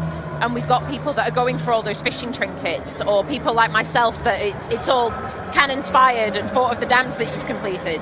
And you've got that real sense of identity now from our players, because they can represent themselves on their ship, and they're colour coordinating everything, and they're decorating, and they're playing how they've always played, but now they're rewarded for it with their own identity. And they absolutely adore it. It's wonderful. Yeah. I mean, a big part of that is beyond just the notion of being a pirate captain. We wanted the idea that pirate captains in a world like ours would become the VIPs. They become the rock stars of the world. So as part of captaincy, and that's a big update that we brought in, there's a set of perks and conveniences that captains now have. So when you own your first ship in the Sea of Thieves, there's a unique cash-in point just for you in the Sea of Thieves world to make offloading that treasure, you know, as part of going out there and having adventures, making that feel so much more efficient, using the harpoon to harpoon the treasure off the deck, cashing in that treasure really efficiently. But alongside that as well, you've got the new trinket system. So this new progression system that allows you to unlock these trophies that represent who you are. There's the captain's voyages, so you can select exactly what you want to do and store all of the voyages that you could do on this bookcase immersively in the captain's cabin. As part of that as well, you can go to the shipwright and you can purchase resources right there from the outpost and have them delivered to your barrels. So the idea that if you are a ship captain in the Sea of Thieves, you can get your ship ready quickly, you can pick the adventure you're going to go on, and you can just walk straight on that ship and have your adventures. And then that adventure be persistent. There's that sense of consequence for your actions. Your ship showing the battle scars of all your adventures. You choosing to, maybe you want to keep that. Maybe you want to role play with this kind of battle-scarred ship. Or you can pay a small amount of gold to make the hull pristine again. So it really strengthens and really amplifies everything that's already unique about Sea of Thieves. That second option is me. I have to pay to get it redone. I get in too many fights. I love that though. I love the way it just allows players to be more uniquely who they are. Yeah. And like being out on the waves and looking through the spyglass and seeing all these ship names and how players have chosen to represent themselves. I mean, that's the magic, and it's enriched the sandbox of Sea of Thieves, and that's what we always want to do. So, I'm going to go now. So we mentioned ship names. It's a biggie. big part of captaincy. You don't have to tell me, but I'm going to ask a couple of you this. What did you name your ships? And I'm going to start with you, Joe. So I named my sloop is Littlefoot. Yeah. My rare loadout brig is Get Red. Nice. And my galleon, which is the one that we use the most. So if you see it on the seas, come and say hello. That's the purple loadout, and that is the Purple Rain with the quartermaster sails. Very good. Nice. And what about you, Mike? Great, so I've got a sloop and a brig. So for the sloop is called the Golden Blade. So fans of Sea of Thieves will know that the Silver Blade, the Burning Blade, it's a big part of their lore. So the Golden Blade's a little tease for our fans maybe, someone that's really into the lore, but my sloop is called the Golden Blade and my brig is called Inferno. And that is actually a reference to One-Eyed Willie's ship, Inferno, in the 80s classic, The Goonies. And why, Mike, is the Goonies so unique? Because it's something that comes up, like, right back. And Joe? It's because the 80s was the best decade. Like, beyond, like, that's just Hands like, down, not no even. contest. Broadcast over. Yeah. No, but you took the whole team to see the Goonies during development. We did. We hired a cinema out, didn't we? We hired the Electric Cinema out in Birmingham, very lovely independent cinema. But yeah, had some pirate-themed cocktails that they put on, and yeah, we took the whole team to see it because it was all about that camaraderie, that adventuring together, right? In all seriousness, like it's hard not to get emotional when Joe. Like, such an incredible memory of the development of Sea of Thieves, and in such a deep and meaningful way. When we went to watch the Goonies together, it felt like we, as a team, were about to embark on our own pirate adventure, like the characters in that movie. And we knew we wanted to create a game where the bonds between the crew felt like the bonds between the characters in the Goonies. They're on this pirate adventure, they don't know what's going to happen, they're going to be surprised by all the dangers and the perils that come their way. So the Goonies for us is just, it's a lovely memory, but it really feels in tune with the spirit of what Sea of Thieves has always been. Yeah. So Joe, instead of asking you what your ship's called, no one's asked me. No one's asked you. Mine was Notorious BRG, which works verbally, doesn't work when written. Anyway, so what's some of the favourite ships you've seen, though?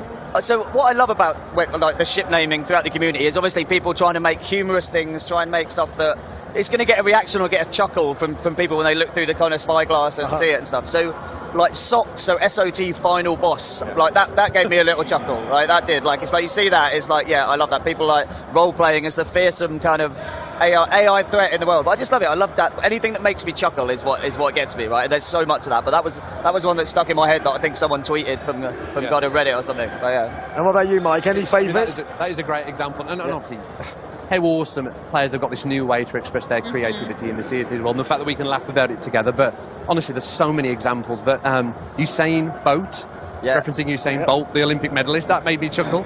I like the way that you felt like you had to explain that. Well, I want to make sure. It's all right. The world-known Olympic medalist. But one that I just can't forget. It's a little bit dark, but she kept the house. Beautiful. That really made me chuckle. That is good. It's very clever. It's very clever. And how about you, Joe? Honestly, the really obvious ones are the ones that make me giggle. I ran across a galleon that was just, this boat is big. Yeah. And I was like, yes. Little salute on your way. Aye, it is. Yeah. And it's those ones that I like, but you see them when you say you've got the role-playing ones where they've gone for some variation on something we've got in game, or you've got just the funny puns that we've seen as well. And it's that creativity that you see, and you're like, you can almost judge what kind of pirate they are. Yeah. But not all the time, and I love that. Yeah. No, you're right, actually, because if someone's got a humorous, like, this boat is big thing, you can imagine approaching them maybe and, like, having a laugh with them, right, and speak to them over, using the speaker choppy or something. Yeah. So, yeah, you're right, actually. It really adds a kind of different sort of feeling, doesn't it, to encountering other ships. So I do actually have the top 10 boat names. Oh, okay. Right. This is where we would have Top of the Pops music. Okay. For people of a certain vintage. Go on. Right. Did you prep them to, like... No. Okay. Well, actually, does anyone want to guess? See if anyone can guess what number one is. I just flashed it at the camera. Like a tour. Like a tour. That would happen. We knew you'd do that. I am a Conservative MP.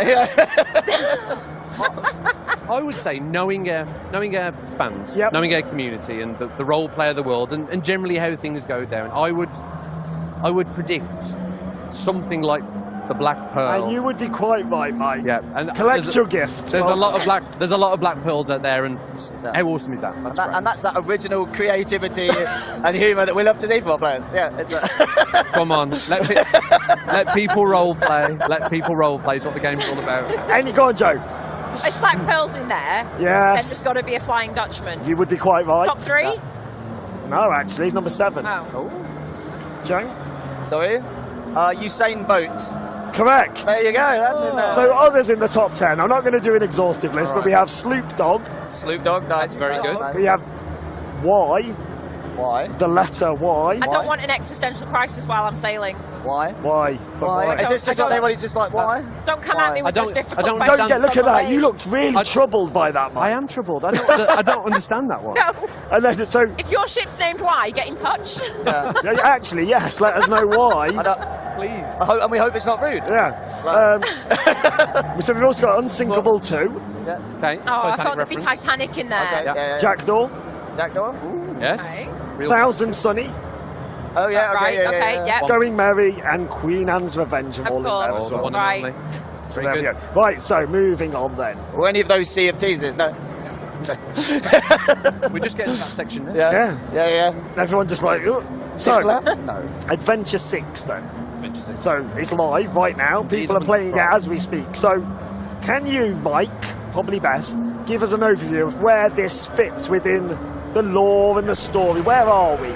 Yeah, so we're in a really interesting time in the Sea of Thieves now in our storytelling, where it's set against the backdrop of these emerging factions in the Sea of Thieves. And our players will know that last year, as part of the Pirates' life, the Dark Brethren emerged, working with Davy Jones, and of course Davy Jones got defeated because of the valiant efforts of our players. But the Dark Brethren are still around, with Amaranta, their new member, who's an ex-Sea Dog, and we've got everybody's favourite, Duke. So there's the Dark Brethren, there's of course the one and only Pirate Lord and his pirate legends. Players are often part of that. And we've got the third area of that, the third faction, which is of course Captain Flameheart. So Captain Flameheart and the Reaper's Bones and the Servant of the Flame. So what you're seeing now at this point in Sea of Thieves history is this factional war between these pirate groups that have all got their own vision for the pirate's life and the way they want the pirate's life to be in the Sea of Thieves. And unfortunately, poor Merrick has got himself ensnared in the middle of that. And in Adventure 6, players are recruited by the Pirate Lord to go on this daring rescue mission into the Sea of the Damned, to the new hideout of the Dark Brethren, which is the Twisted Sea Dog Tavern, a memory of that iconic Sea Dogs Tavern from the main world. And you work together with crews to save Merrick. But one of the big things that players who played it will already realise is this actually brings a chapter of Merrick's story that began with the Hungering Deep, continued with the Shrouded Deep, to the Forsaken Hunter, where Merrick was unfortunately killed and went to the Sea of the Damned, to now in Hunter's Cry. It brings this chapter of Merrick's story to a touching conclusion. The story's not over, but it brings this part of the story to a conclusion. So definitely worth experiencing that story, because it's going to have important ramifications for the rest of it. So I met someone yesterday, and they were a massive fan of Merrick, and they wanted to talk to you about that. They came to the stand, they're down there, like with a cutlass. But like, no, they were like, they wanted to talk to you. They had some questions. They had some questions. Deals can always be struck, and I'm open to ideas, but it's Merrick or Shelley. Shelley the Crab. That's what it's going to come down to. Is this a decision point? It's the next decision point. It's the new Daddy or Chips, isn't it? You can't do that! Daddy or Chips? That's a deep cut, that is. Place your bet. Place your bet. So, you're still chuckling at your own jokes, Joe? That's what I do. That's why he's here. So how far are the adventures planned? And like, and without teasing anything or giving anything away, like, how far out are we looking? In terms of where do you know the story is, how far out? Really far. So I think... What's really? Really far. Well, I'd say, like, thematically, like, where we want to go and the direction we're heading into and how we want to represent the pirate's life in all these different ways in the Sea of Thieves. That is planned out a multiple years' worth at a high level. In terms of absolute specifics of what the story beats are and exactly which characters are involved and in what way, That's planned out. I mean, it's probably a year and a half's worth of storytelling and adventures that we've got planned out. And we need to do that because that's the way that you make things meaningful and make it feel authentic to the Sea of Thieves. When we know what's going to happen to a character in a year and a half's time, we can start seeding things early. Start bringing players organically into that storytelling. And we love to do that because it makes everything feel more meaningful. And how do you think the community engage with the lore? Is it, because obviously it's not a prerequisite to playing the game, but those who love lore. Oh, yes, they do. I was going to say you have to get those specifics right, because if one thread is out of place, if one character isn't in the right look, they're going to notice, and they're going to tag Mike on Twitter until he answers for his lore crimes.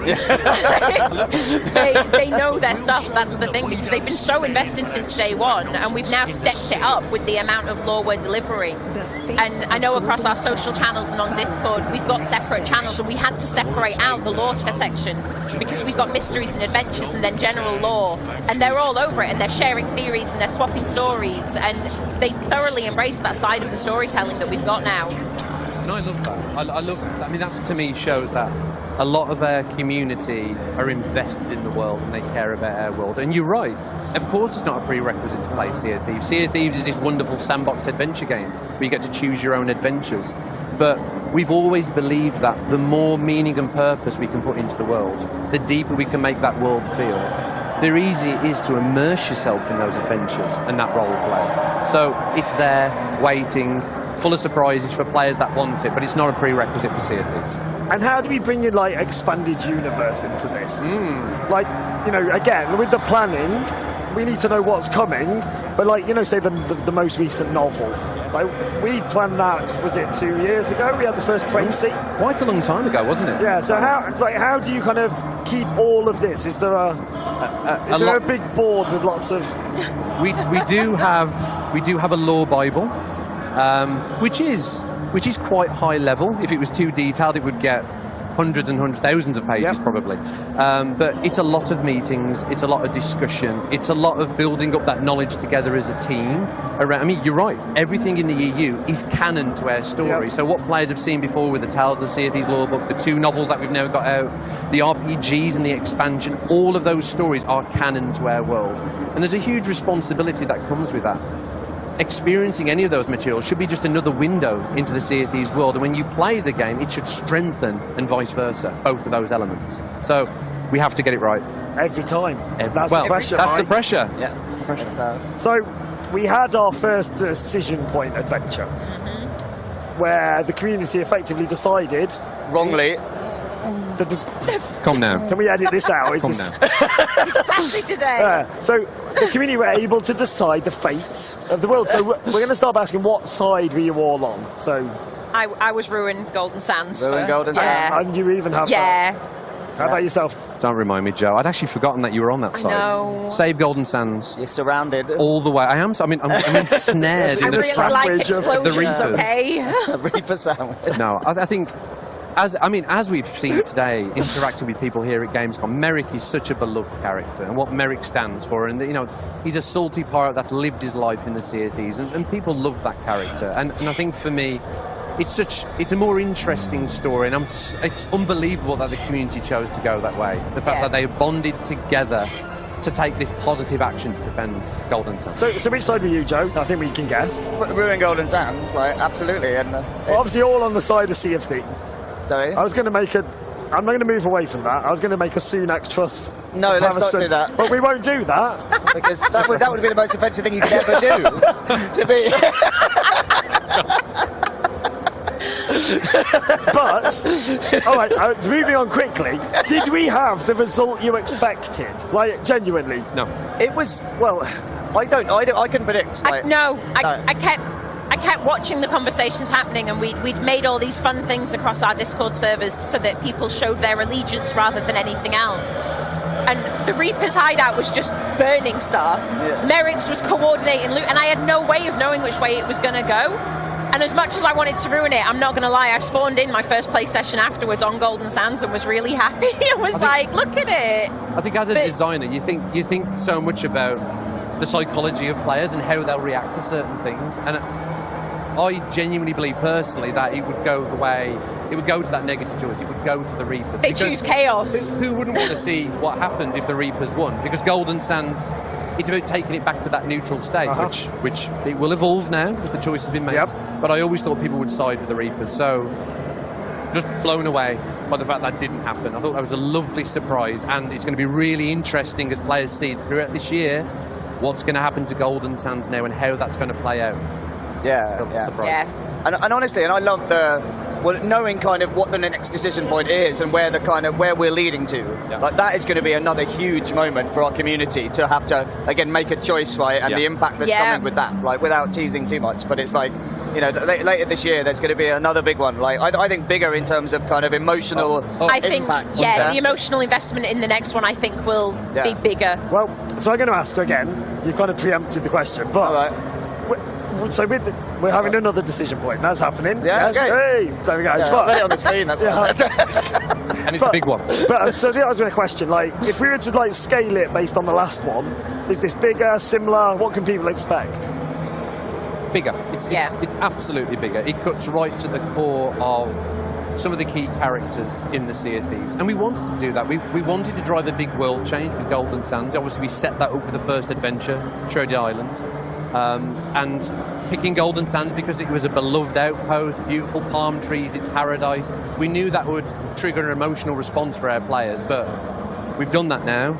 We've seen how players interact with it. We've learned some lessons about how to set up these type of live storytelling events, and now we're going to go even further. We're going to be even more ambitious with this second choice this year. So look out for that. And also mechanically, again, without spoiling it, but you've learned a lot from how we designed the first one and the activities people were doing, and how we're going to be kind of like. I love what we've got planned there in terms of like the activities people are going to be doing and how that's going to play out, and how it's just I think going to make the whole Sea of Thieves feel so different during that time period. Yes. Right? It'll be a real moment in time, and Joe's right. We've deliberately in our ventures so far done very different things.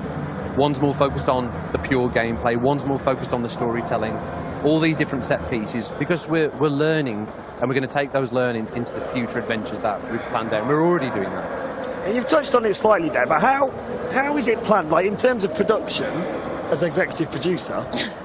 Asking. In terms of production, as design director, like how do you kind of prepare for that decision point though? Like, you know, do we have both tracks ready to go, or is it more a case of, well, we assume this will happen, or we have a more neutral state? So that genuinely is probably one of the most complex things we've ever done. Well, you got like 2 minutes. I'll keep it brief. But you've got to plan for both outcomes. We deliberately don't start building the bigger things because that would be an incredible waste of the team's time that we could put to more valuable things. But we have to plan out a junction point. So earlier on, when I was talking about the fact that we've got adventures planned out for the next year and a half, there's almost a fork in the roads there, where there's almost option A and there's option B, based on some of these community choices that we're planning. So it makes a complex job even more complex, but like so worthwhile. So worthwhile to see that play out with the community. And Joe, just kind of, we're going to wrap up in a moment, but like from what you know of the next decision point, like do you think we're going to see that kind of groundswell from the community again? I think they're gonna go wild for the next one. I think it's really exciting, and with that other decision point, they've seen how they can alter the world that they're playing in, and that most of them spend a lot of their time in. And I think this next one really is going to step it up, and I think we will see that resurgence of the passion that we saw in the last decision point, and then some. So to wrap up then, we're here for a couple more days. What can people expect, like from us at Gamescom? Just come to the stand, basically. Like there's always going to be Sea of Thieves crew at the stand, right? And each day we have like there's a meet and greet slot that we've tweeted out. I don't know when, but it is 5 o'clock today, 5 p.m. today. 5 o'clock today, and then 1 o'clock, I think, every other day, I think. But and then you can come play, you can win the medallions, like you can watch the stream, but the whole point we're here is just to chat and meet with fans, right? That's why we brought so many people here. That's the energy we want. Come and give Mike feedback and questions about specifically everything. On Merrick. Yeah, specifically on Merrick. Well, I love it. Honestly, that is the privilege of being at a live show like this. Nothing energizes you more than talking to fans, feeling their passion, hearing their questions and their feedback. We don't just want to hear the good stuff. We want to hear the bad stuff. We want to learn. We want to make this service of Sea of Thieves and this pirate world the best it can possibly be. If you love pirates, Sea of Thieves should be the game for you. So we love nothing more than talking to our fans. We love the game as much as our fans do. What a wonderful place to leave it. Yeah, isn't that lovely? You didn't even ask any questions about Skull and Bones. What's that then? What about, tell me about Skull and Bones, Joe. Yeah. Oh, we're out of time. But no, so thank you. But this has been great. So thank you ever so much. And as Joe says, if you are here, do come down and see us. Please do, honestly. But if not, we'll see you on the seas. Indeed, yes. Thank you, Ring. Bye. Has fallen. Humanity is hanging on by a thread. But you know what? It's not all bad news, because our planet is full of badass dinosaurs. And seriously, who doesn't love a dinosaur? Seriously. In this exciting new glimpse at Second Extinction's full release, players get to explore more of Earth than ever before. The full launch adds a new vast open map for players to roam, more dinosaurs to fight, a revamped progression system, and tons of exciting new features. I mean, I'm talking about co-op, first-person shooter, and mutated dinosaurs. I am so in. Here's a brand new trailer for Second Extinction.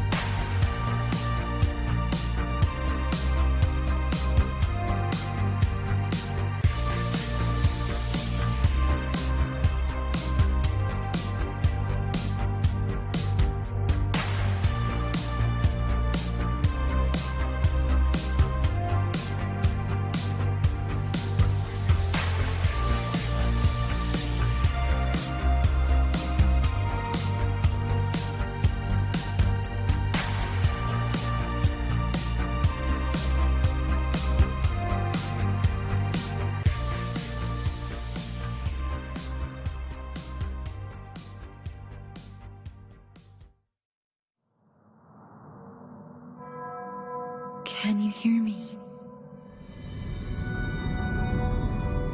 I hope this reaches you. This city is falling apart. Chaos, madness, death. And there might be no going back.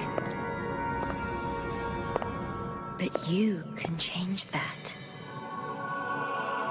It depends on the choice you make. Truth or lie.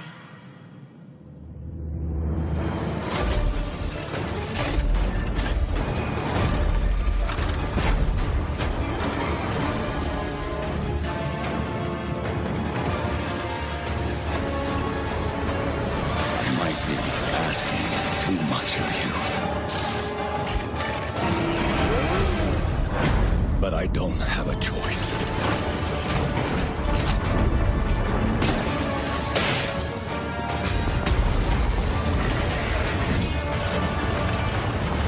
Only you can do this. Please, help me.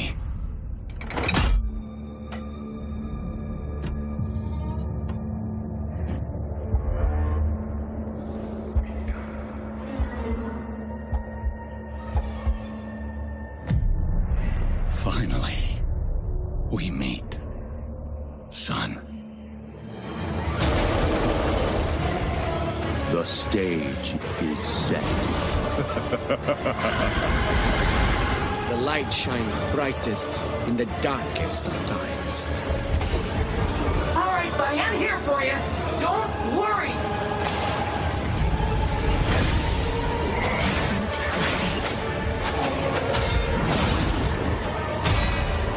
Don't give up.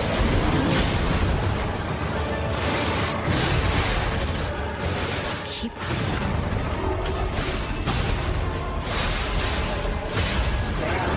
You can lean on me if you want.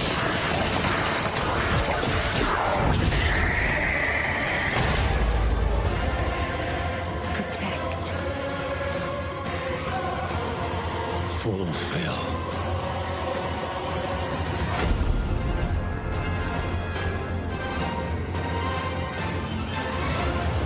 Your destiny.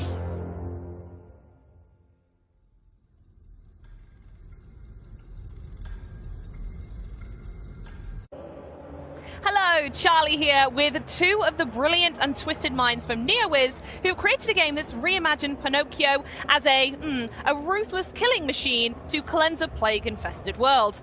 Made by the studio behind beloved fantasy MMO Bless Unleashed, and coming from a team of developers who worked on the absolutely awesome Monster Hunter world, I am super excited about this one. Please welcome Ji-won Choi and Jason Park.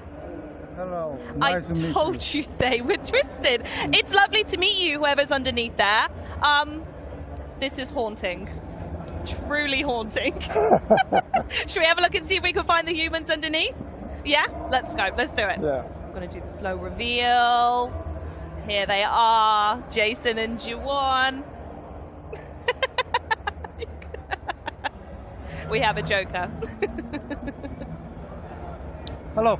Nice to meet you. There they are. Amazing. They've joined us. Welcome. Now, when I think of Pinocchio, it doesn't quite look up to the trailer that we saw just now. So could you let us know where the idea of Pinocchio as a killing machine actually came from?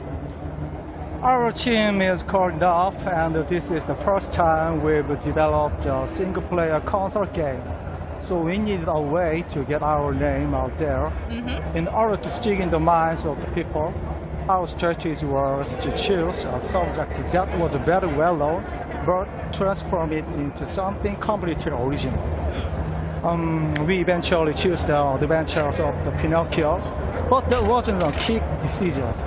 We first thought about what features we wanted our Souls-like game to have. The first, don't ever reference dark fantasy or medieval themes.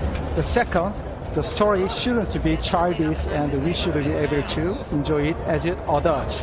And last, the game should be full of adventures and unforgettable characters. this is naturally led us to Pinocchio because it matched the conditions we set. Yeah. I had learned Pinocchio when I was a child, but I was shocked when I read it again more carefully recently. The adventures of the Pinocchio is definitely not a story for children, but rather like an R-rated movie for adults. It was a real pleasure to take the fantastic source material and create our own original story. Totally free. I bet it is, and now we're at Gamescom showing it off to the world. Yeah. So when you brought up the initial idea of making a game based on the story of Pinocchio, honestly, I was not convinced at all. I was thinking that Pinocchio is a story for just for kids, not sure for online soul-like games. However, even though I read Pinocchio's story a long time ago, I remember it vaguely, so I went to the bookstore, bought the book, and read it again. And what I've learned is that Pinocchio is not just a fairy tale. It's more like a reflection of human nature and filled with a lot of unique and attractive characters. That's when I realized we need this is something we have to do, revitalizing this amazing story as a game. I think it sounds like I might need a reread of Pinocchio then. But until then, do you want to give us a bit of a deep dive of the story and the world that your Pinocchio inhabits? As you already know, Lies of P is based on the original story of Pinocchio, which is actually quite brutal. And while the main characters in Lies of P are from the Pinocchio, our game's story is completely different and filled with new events. For example, Lies of P takes place in the imaginary city of Krat, on where petrification disease is spreading and causing a lot of conflict. And while you meet a lot of familiar characters from the Pinocchio, they want to be anything like you remember. We introduced the Black Rabbit Brotherhood before, but I'd also like to tell you about Antonia, who appears at the beginning of the trailer. In the original story, Antonia is actually Antonio, Geppetto's friend. That is all I can reveal today, though, and I will save the rest for the future. I was going to say, I definitely don't remember these masks from my childhood, it's got to be said. Yeah, so me too. My favorite is Black Rabbit Brotherhood. They're also in the original story. Poor Black Rabbit holding a coffin on their shoulders. They're in Lies of P. They're not just a rabbit. They're brutal warriors. They are still carrying a coffin and always trying to squeeze you into it. I really want to see how you guys survive when they're hunting you. So, in order to go up against them, I have seen from the trailer so far that there are some ridiculous weapons, and you can even take some enemies to the wood shop with them, if I saw that correctly. So talk us through the combat we can expect from Lies of P, and how similar is it to the Souls-like games we've been seeing recently? I can confidently say that Lies of P is full of a unique and one-of-a-kind battle system. And the first system I'd like to talk about is the weapon combination system. Weapons are divided into two parts, the blade and the handle, and can be combined in countless ways. Each blade and the handle have their own weight, motions, features, and special skills called flavor art. Oh, okay. So players are free to mix and match and create the perfect weapon for them. It should be fun to try out more than hundreds of possible combinations. Wow. And another unique system in Lies of P is the Legion arm system, which you probably already saw on the main character's left arm. Yep. He has actually body of perfect, so it's possible to modify it with the parts and use special skills. They are particularly flashy and dynamic and can also be strengthened. It'd be fun to choose the right Legion arm for the situation you are in. Now, I had a chance to play it earlier, by the way, I'm just going to say, and it is so difficult. So I just want to let anyone know out there that this game is so difficult, you are going to absolutely love it. But to answer the elephant in the room, obviously the original Pinocchio game had a big emphasis on his nose growing with every single lie. So I have to ask, does this element of the Pinocchio story play into Lies of P at all?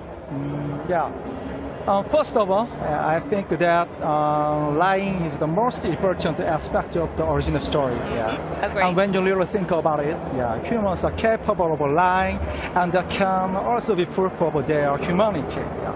This also means that we approach the concept of lying in a completely different way than the original. Think about it. Is there any more human than using lies to achieve something? Yeah. We think that in order to become real human, one has to lie, and that is reflected in the game by players experiencing a variety of events by lying. The choices they make will also affect the ending. Yeah. As for what this might do to his nose, I can spoil it for you. Oh, dang it. And you need to find it out for yourself. But I can guarantee you will not expect anything.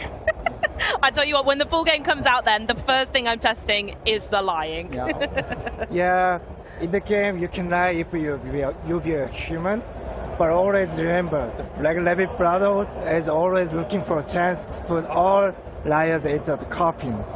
Right, okay, moving swiftly onwards from that then. There had to be a ton of people putting a lot of time into Lies of P to pull the strings, pun intended, to get a game like this off the ground. So can you talk about the development process, and were there any difficulties actually getting people to buy into this reimagining? Actually, in Korea, the majority of games are online PC and mobile games. So there aren't many developers with expertise in single-player games for console. Oh, okay. Yeah. So we did a lot of trial and error and made a lot of mistakes. But this was unavoidable. Yeah. Despite these challenging circumstances, the fact that our team has a lot of developers who already had experience with console game projects was a major help. Yeah. Most of all, our team absolutely loves console games, so it was easy to get everyone on board with our visions for Lies of P. Yeah. I would like to give all the credit to our team members. They are the reason why Lies of P could come this far. Yeah. And I'm really proud of our team. And I'm sure they are so proud of you both sat here today representing the game as well. So shout out to you two in particular. Yeah, it is the first time for us to make a single-player game. We all have a lot of experiences on developing action games, but only limited to online games. At first, I was thinking that making single-player games would be easier in terms of technical perspective, like no network sync issues, etc. But it didn't take long that I realized I underestimated. Yeah, our game needed a lot of features we haven't even imagined when we develop online games. Okay. We only have one playable character, which is easier to make because online games normally have more than 5.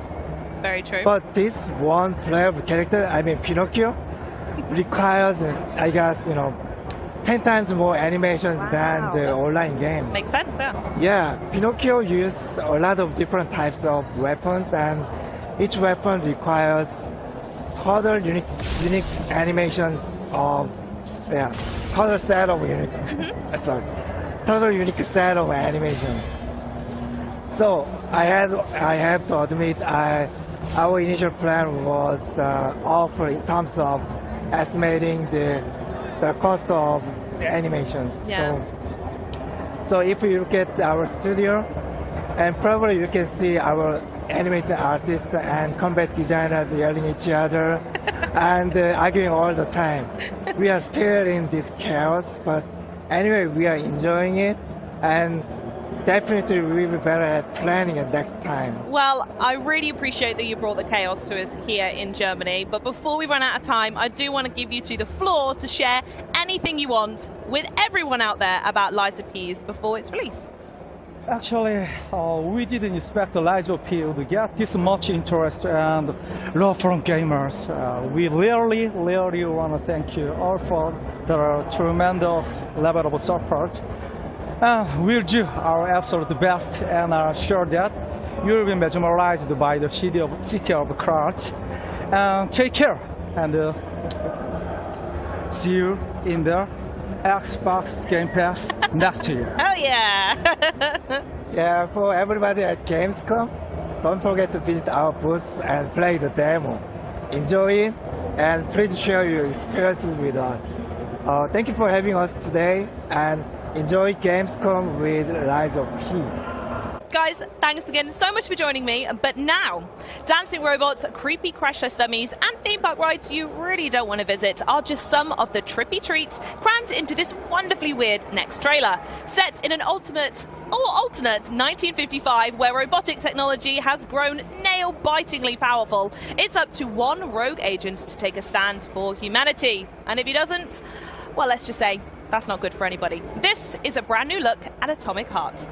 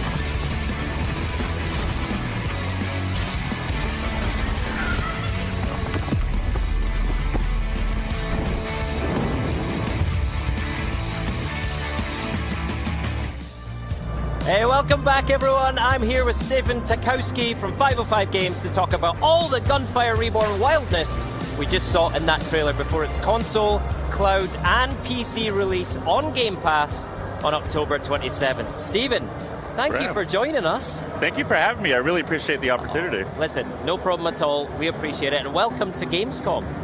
Thank you. I mean, I'm having a great time. Good to be back, right? Absolutely. Good. Okay, so Gunfire Reborn's been around for a little while now, right? Yeah. But it's coming to Xbox, console, and cloud for the very first time, which is great news. So give us an introduction to the game. Sure. So Gunfire Reborn is a level-based adventure game with FPS, roguelike, and RPG elements. And you pretty much play with several characters who will have various abilities, and you will go on adventures through 4 different environments, and in those environments there's unique levels, enemies, and bosses. Great. And you can see from the footage there, it's super bright, super colorful, super fast. Now, it's a roguelite as well, right? So correct. I'm right in thinking that every time you start a new run, it's going to be a different experience, yeah? Sure, yeah, it's a true roguelike. Each route is going to be different each time you play, so it'll always be different from one gameplay to the next. You don't know what drops you're getting, so you have to adjust to your environment because you really don't know what you're going to have. And but you know, along the way, you're going to find different weapons. You're going to find weapon inscriptions, which are different rarities of weapons, and you don't know what to expect. But you just got to be prepared and. You'll know there's going to be a boss at the end of each level, which is your typical roguelike experience. But yeah, that's pretty much it. Excellent. And you saw from the trailer as well, you can play it solo and you can play co-op, multiplayer, which is awesome. But let's talk about solo first, right? Sure. What is that roguelite, Gunfire Reborn experience if you're just playing on your own? Well, the solo experience is great. A lot of games, you want to play roguelike with friends. This one plays solo. It's the best way to level up your character, unlock new characters, and upgrade your character. So solo experience is more like an RPG, and there's 4 environments that you have to go through. It can be challenging because you only get 1 revive for the entire experience. Right. And so in solo play, you're essentially, as you say, you're leveling up, you're unlocking new characters, you're working on your profile basically to then take it into multiplayer, is that right? That's correct. And multiplayer is super fun with Gunfire Reborn. You can play 4-player co-op, and it's just a great experience. It's such clean combat. It's really exciting to see it on Xbox Game Pass because you play with your friends on Xbox, and it's just a really smooth combat, and you really learn to play with your friends. You have to have unique strategies with your friends, and everyone picks a hero based on how you want to go into it, but you don't know what you're going to get. You don't know what weapons you're going to have, and so you do have to adjust on the fly, even with a group of friends. Excellent. I love that. Let's talk about those heroes then. I think we got a sense of them from the trailer, right? We've got a really colorful cast of animal heroes. Yeah. Talk us through them and pick out your favorite for us as well. Sure. So we have a cat, we have a dog, we have a bird, we have a snow leopard, nice. We have a rabbit, and we have a turtle. They all have their unique abilities and perks. Some of them are optimal for elemental damage. Some of them are great for delivering melee damage or crits. So you do have to spend some time. I mean, the game has a lot there. So if you want to spend the time and drill down and learn the game, you will be rewarded. It's an excellent game that you can really spend hundreds of hours on, and we have a massive community online who really appreciate it. You see guides everywhere on optimal builds. You'll see tier lists for everything, and it's just a really popular game, and you have to decide which hero is best for you. Nice. For me, I would say getting started, the Crown Prince is a very well-balanced character. Definitely recommend it. Any weapon he can use, and he does corrosive damage with his bomb, which is really important. And then you have each character has an optimal strategy. You just got to decide which one's best for you. Nice. Okay. You mentioned the community. I want to come back to that because there is this incredible community already built around Gunfire Reborn. So, I want to give them a shout out and come back to them. But speaking of animals, you've got the animal heroes. I think I also saw an animal being used as a weapon, right? Like a lizard as a weapon. Yeah, that's called Justice, and very lizard. Creative weapons. There's a whole arsenal. There's 8 different classes of weapons to choose from. You you can be short range, you got your shotgun, long range, sniper. You know, you have to decide, what do you want to do? Pistol? Do you want to use melee? And based on your strategy, based on your class, you know, your hero, you can decide. But it's roguelike, so each game, you don't know what you're getting, but you have choices. You know, there's generally 3 choices unless, you know, a boss drops, you know, an item for you. Then you have to pick up that weapon, or you can choose not to pick up that weapon. And you can also refund the weapons as well. So, you know, you have a lot of options for your gameplay, and you look at the stats on each of these weapons, and you have to do your research, and you'll be rewarded for a game like this. I love it. All right, so we've talked a bit about the heroes, a bit about the weapons. I need to know about these villains as well. Who are we up against in Gunfire Reborn? Sure. So enemies in Gunfire, there's 3 classes. You know, you have your standard enemies. You know, you defeat them, you get soul essence, you get copper. You have your elite enemies that you find in like vaults, which are these like hidden cracks throughout the levels that you can get some pretty sweet rewards from, whether it's like a weapon or a goblet or a scroll. And then you have the bosses at the end of the levels. And usually you'll get like a legendary scroll, 2 weapons, you know, goblet, soul essence, and copper. And, you know, those bosses definitely can be challenging at first. But once you play the game and get used to it, you realize they all have a strategy to defeat.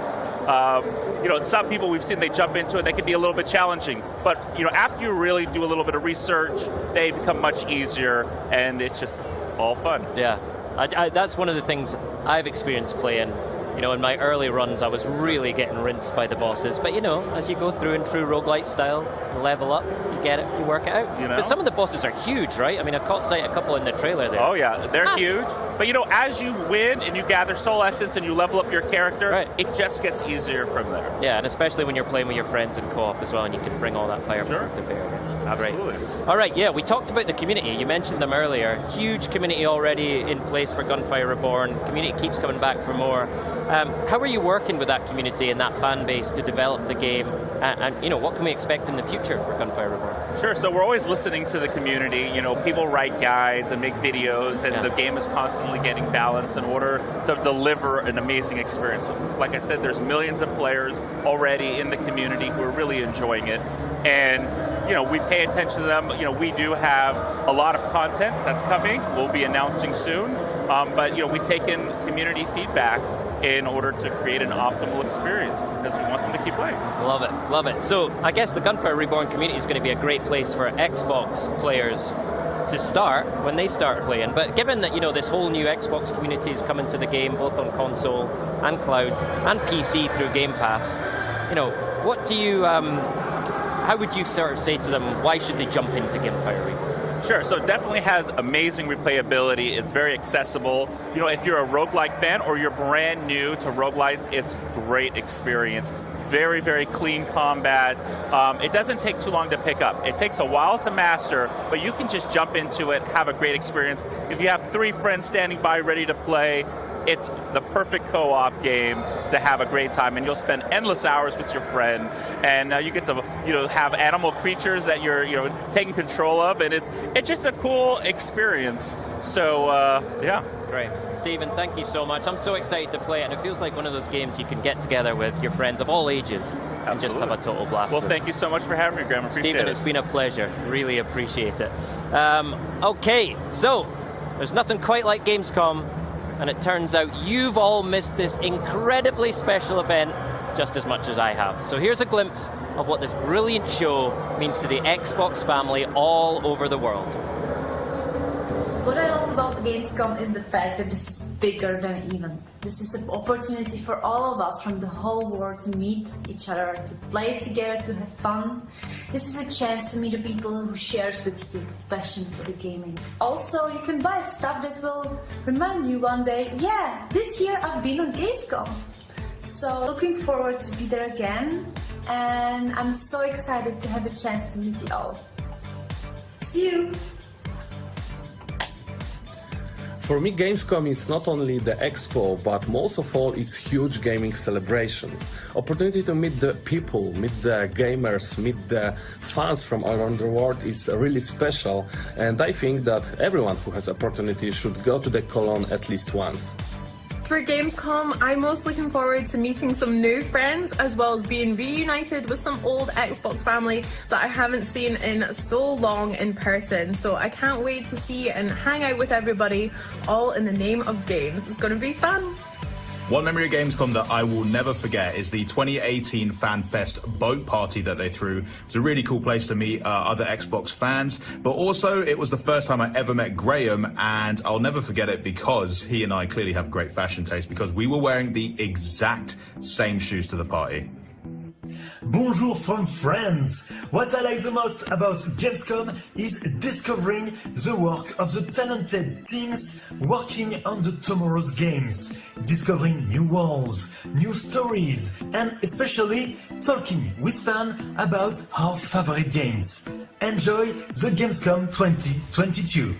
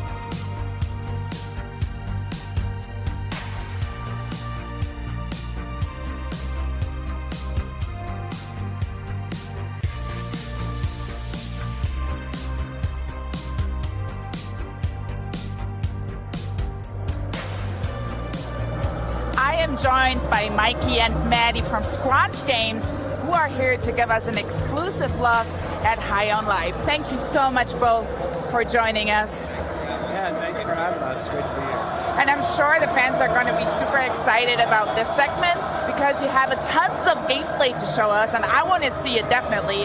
But before we jump into that, could you give us like a quick overview of what High on Life means? Yeah, so High on Life is the new game from Justin Roiland's studio, Squanch Games. It takes place, starts out on Earth. You're kind of an aimless teenager. You don't really know where you're going with your life. Aliens show up. They discover that humans are the best drugs in the universe, and you pair up with a talking gun that you find to sort of stop them from ending your species, basically. Of content from the intro tutorial level to start. You know, some fast forward sort of through here, but it's just because we can only fit so much in this segment. So is that like the typical game from Squanch Games you would have? Yeah, so we kind of have weird games. Like, we kind of found each other. We like making weird stuff. We all love comedy. We all love weird sci-fi. So it really is right in our wheelhouse. It's just a leveled up version of things we've done in the past. Amazing. So I would say let's just jump right into the gameplay, right? Because it's what people want to see. Sounds great. Nice house you got here. Real ritzy. Way better than my bench. Oh, wow. You really made yourself at home, huh? Oh, there you are. Who's this weirdo, and why is he setting up a huge alien computer in our living room? Okay. First of all, that alien computer is a very expensive and surprisingly operational Bounty 5000. So, you're welcome. A what 5,000? I've got just the thing. A small-time local gangster by the name of Nine Torg. She took my favorite knife. She's got an operation out in the slums. Maybe you kill her and get my knife back. Then we'll talk. Maybe take you out to Glumpy's to celebrate. All right, so we just head out to the slums? No, moron. You gotta use the Bounty 5000 to initiate a bounty. That's what I went through all the trouble of setting it up for.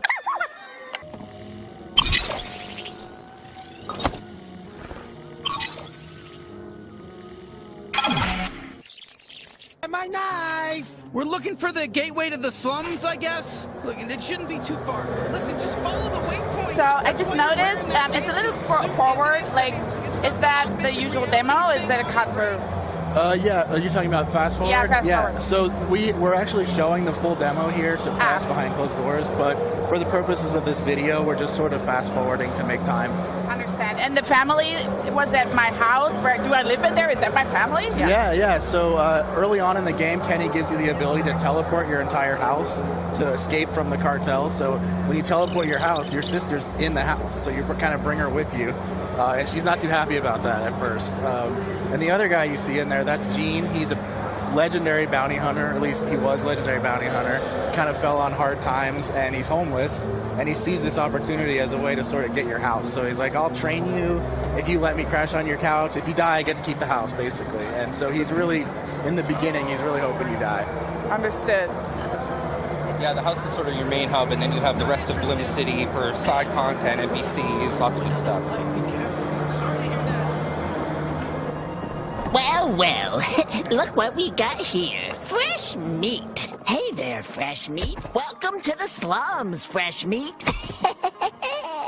Oh boy, here we go. Kid. What's wrong, Fresh Meat? You scared of a little kid? Yeah, I'm a little kid. Look at me. Look at me.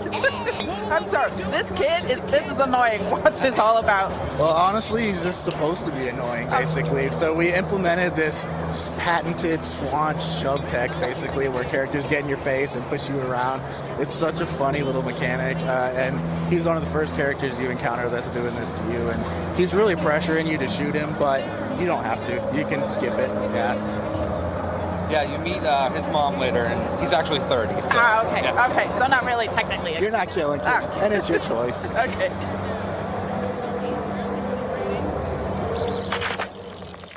Hey, you can't pass through here. It's Nine Torg's turn. Jesus, enough with everyone getting in our way. We just want to kill Nine Torg. Yeah, right. You kill Nine Torg, get lost, heel. So this is exciting. We're in our first combat. Who are we fighting in this Kenny's primary ability?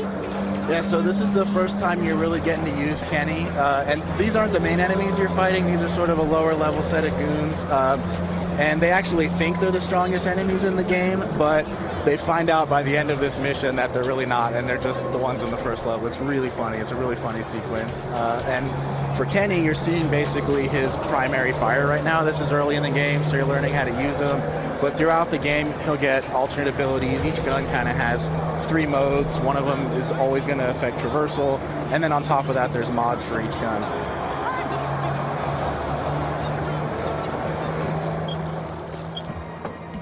Oh, hey, you want to see a cool party trick I used to do? Aim me at those spinny platforms. Come on, give it a shot. It'll be fun. Yeah, I told you. Did you see how fun that was? I call it my glob shot. It comes out of my trick hole. Okay. I'm afraid to ask this question. What is a trick hole? Is that just an American thing? I'm sorry. I thought that was worldwide, the trick hole, but apparently not. So all the guns in the game have 3 separate abilities, so primary, secondary, as we mentioned, and then there's an ability fire. What you're seeing here can be used in combat, but it can also be used to open up new traversal areas.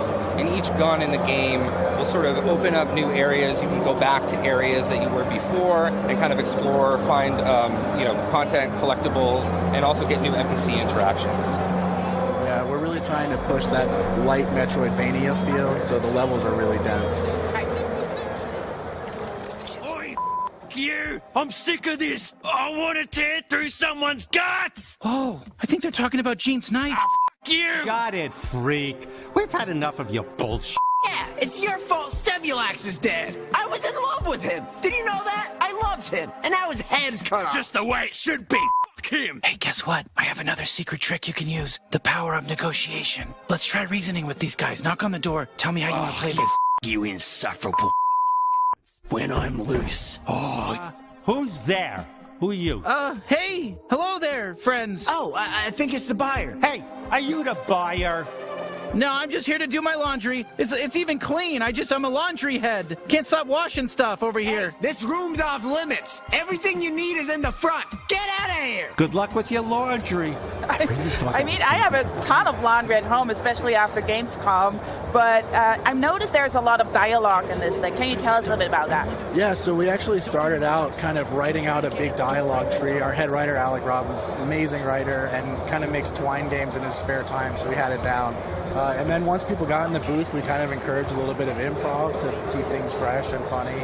And then all of that amounts to basically a huge selection of dialogue choices. And so you just heard him talking about his ex-lover, Stebulax. If you knock on the door before that, you don't even have a chance to give that answer because you don't know that information. So there's a lot of stuff like that throughout the game that you're kind of opting into without even knowing. Job. They told us this buyer was a real prankster. Oh, you. Come on. That was pretty up. That joke is gonna me up. You got him good. Okay, though, but enough of that. Let's show them the product. All right, here's the product. A genuine talking knife. I gotta be honest with you. He's a real piece of shit. He's extremely violent. He basically only talks about wanting to kill people in very disturbing ways. You, I'm gonna carve out your ass cavity. Gonna make it 3 times as big. Your it's just gonna drop right out of there. See what I'm talking about? Oh, perfect. That's exactly what we're looking for. Yeah, great. Go ahead. Feel free to inspect it. Try him out. See how he feels in your hand. Yeah, free me. Let's go. Let's go psycho on these f***ers. Actually, you want to just swing out the air a bit? Like, far away from us? Yeah, thanks. Come on, what are you... Oh, fuck yes, thank you. Pleased to meet you. I'm Knifey. Now use me. Let me up these fucking ends. Oh, just a reminder, don't do anything crazy when you're holding the knife. Just, like, look at it, see if you like it, put it back. Yeah, thank you. Oh, fuck yes, violence. Yes, more, I need more stabbing.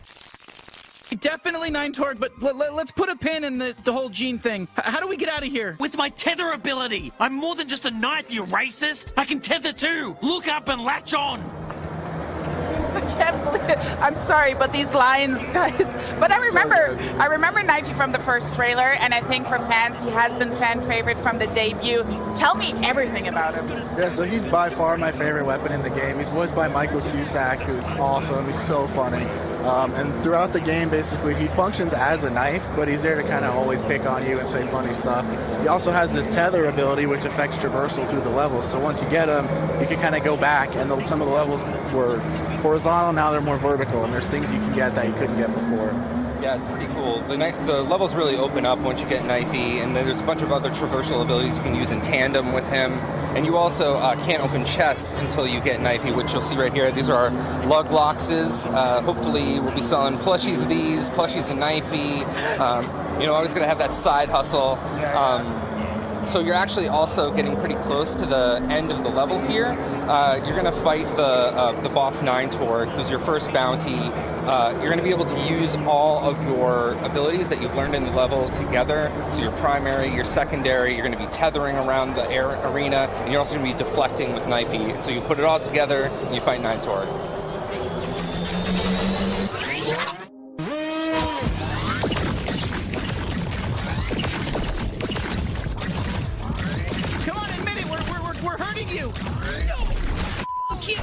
That was cool!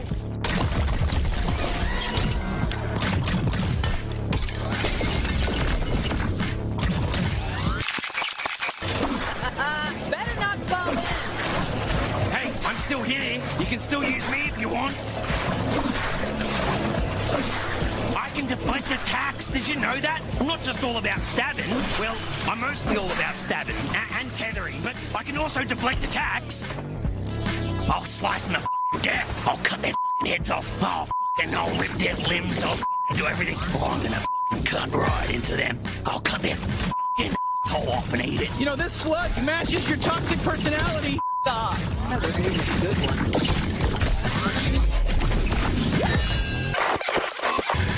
Hey, it's me, Foxhorn! Kill my clone! I'm rooting for you! Oh, incoming laser. Laser just for you. I'm taking you with me! Stay alive! I think she's basically done for. No, how does it end? I want to see more. Is that it? Is that it? Are you sharing that's anything? The whole game. Are you sharing anything else at Gamescom? Yeah. So actually, we're showing this full playthrough of what is essentially the first bounty you get. So we're showing that behind closed doors to press. There should be full videos online of the whole playthrough for people to check out, and we're just so excited to finally get it in people's hands and see their reactions. And it's been a real labor of love for us and the team. Amazing. Well, I can say this is a gloopy globby blast, right?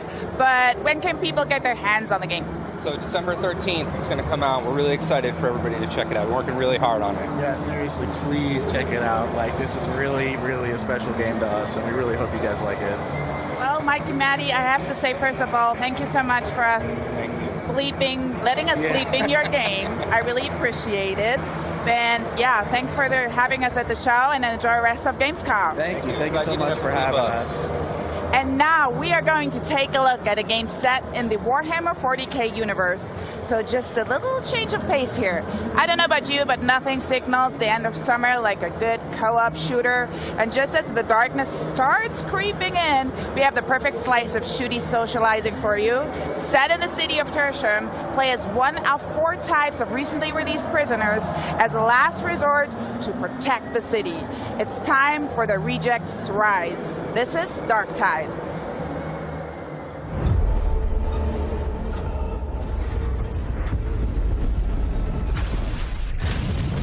Darktide is a first-person co-op game set in the grim dark future of Warhammer 40,000. Welcome to Tertium, a sprawling hive city on the brink of destruction.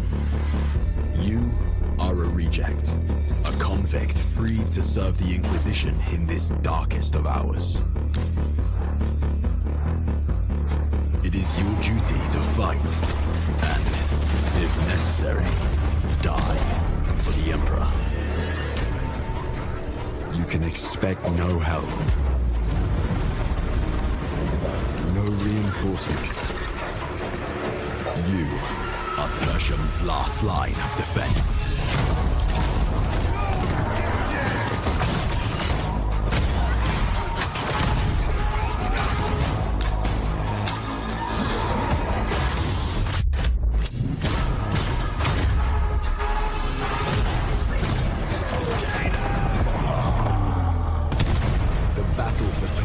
Is about to begin.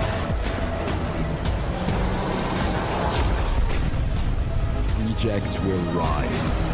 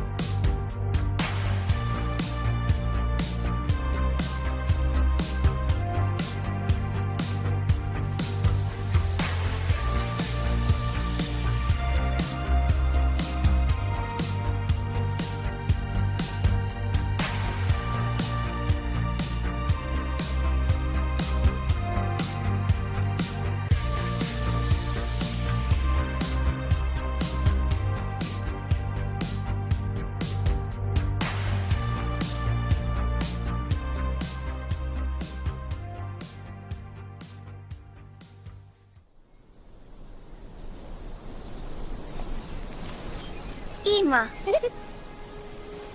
Hola, Imui.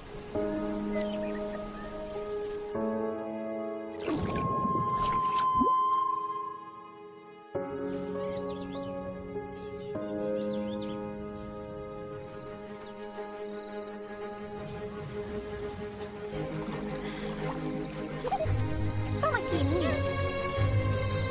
Hello.